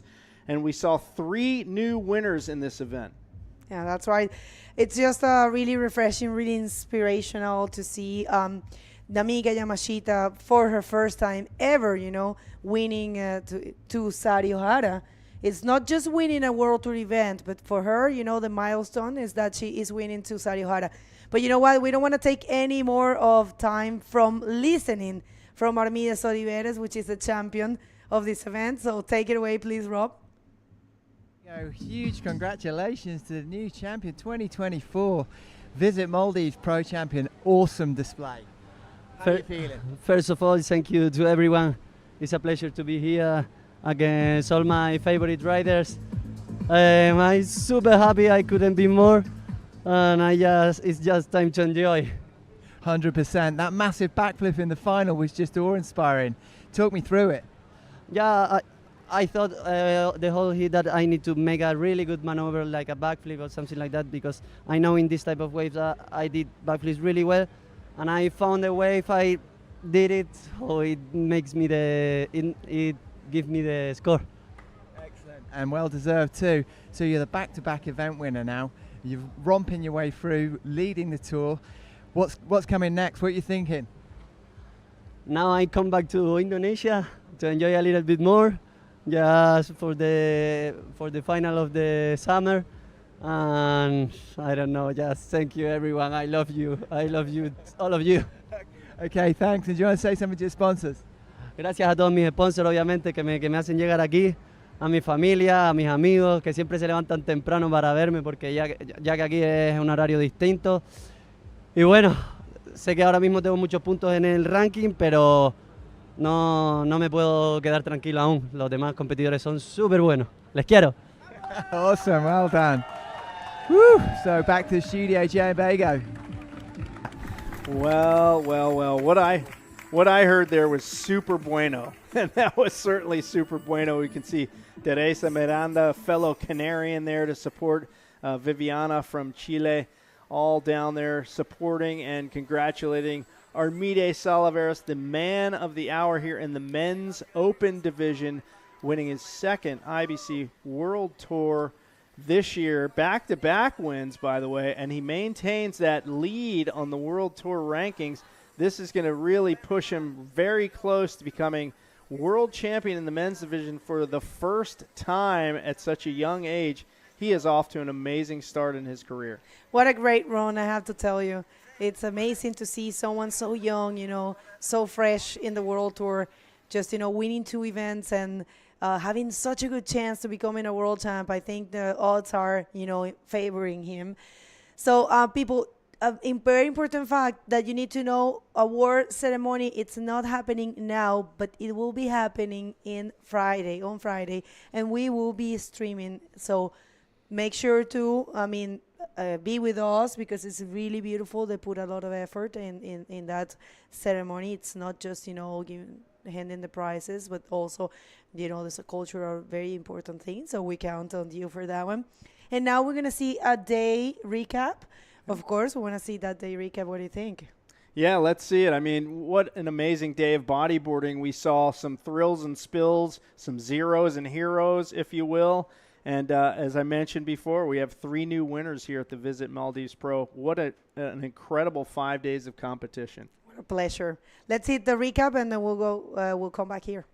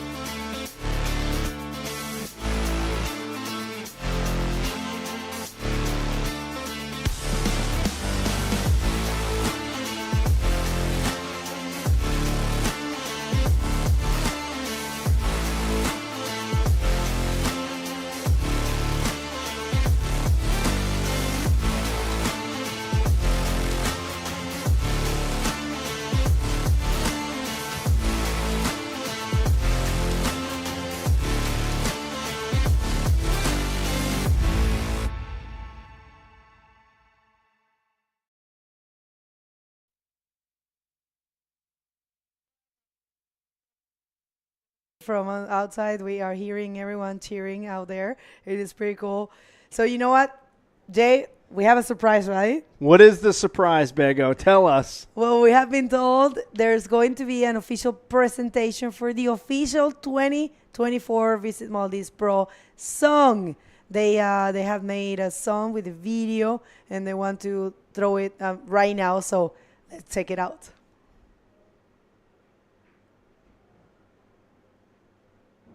I'm waiting for that. All right.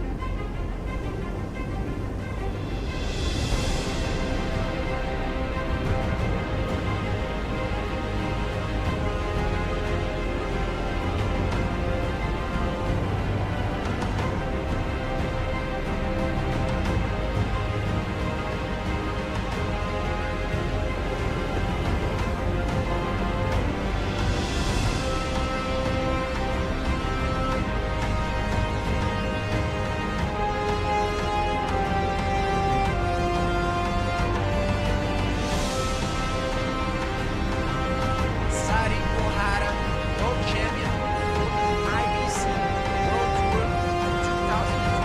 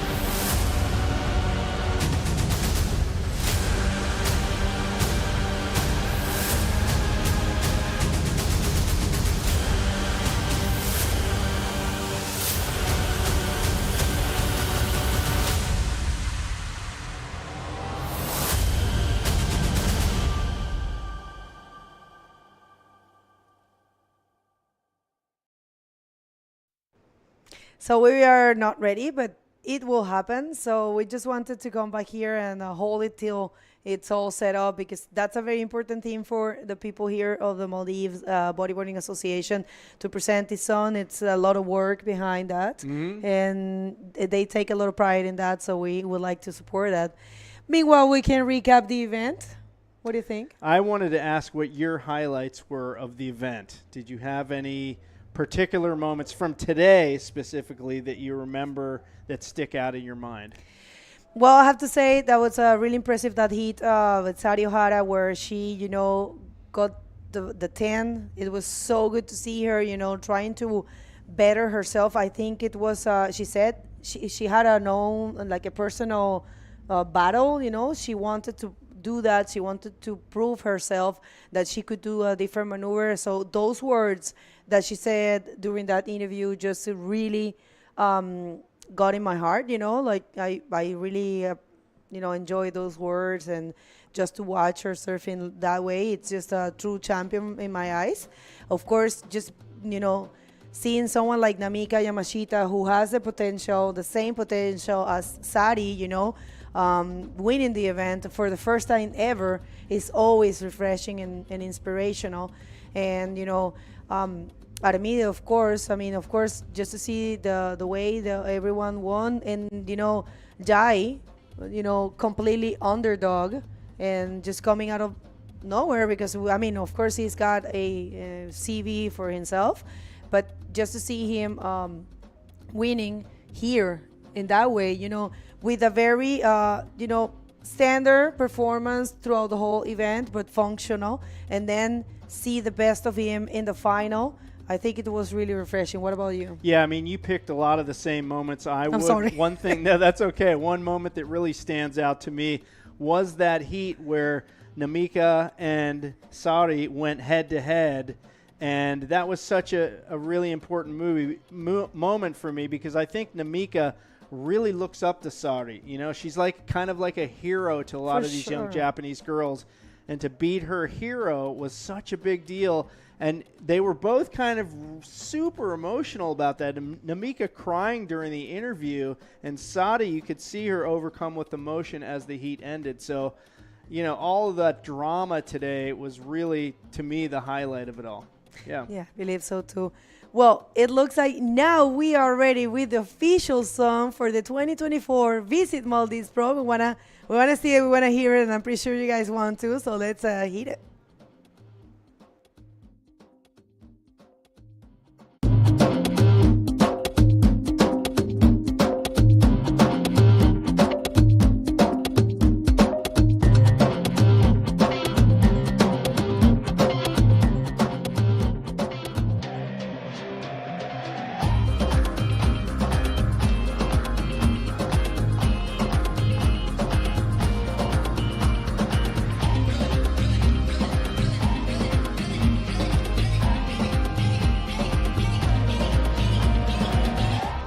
Camperavi, Vanigavi, Malufoti Matida, Rapperavi, Mavestave, Jassalamunda.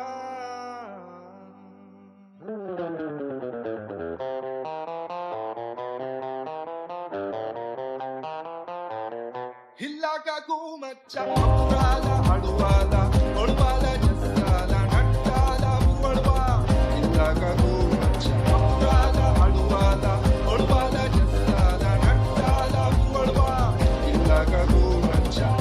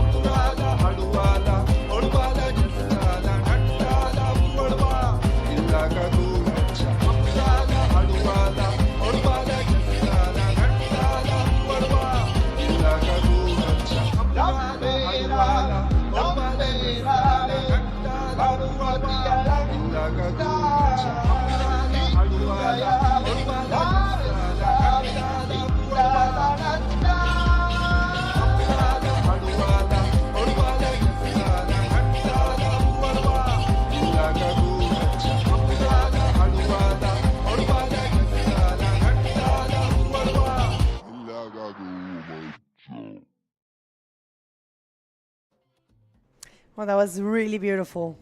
What a crazy edit. That was so cool. Cool thumping music, high action bodyboarding, some drone shots all mixed together. And man, the party has just begun here in Male.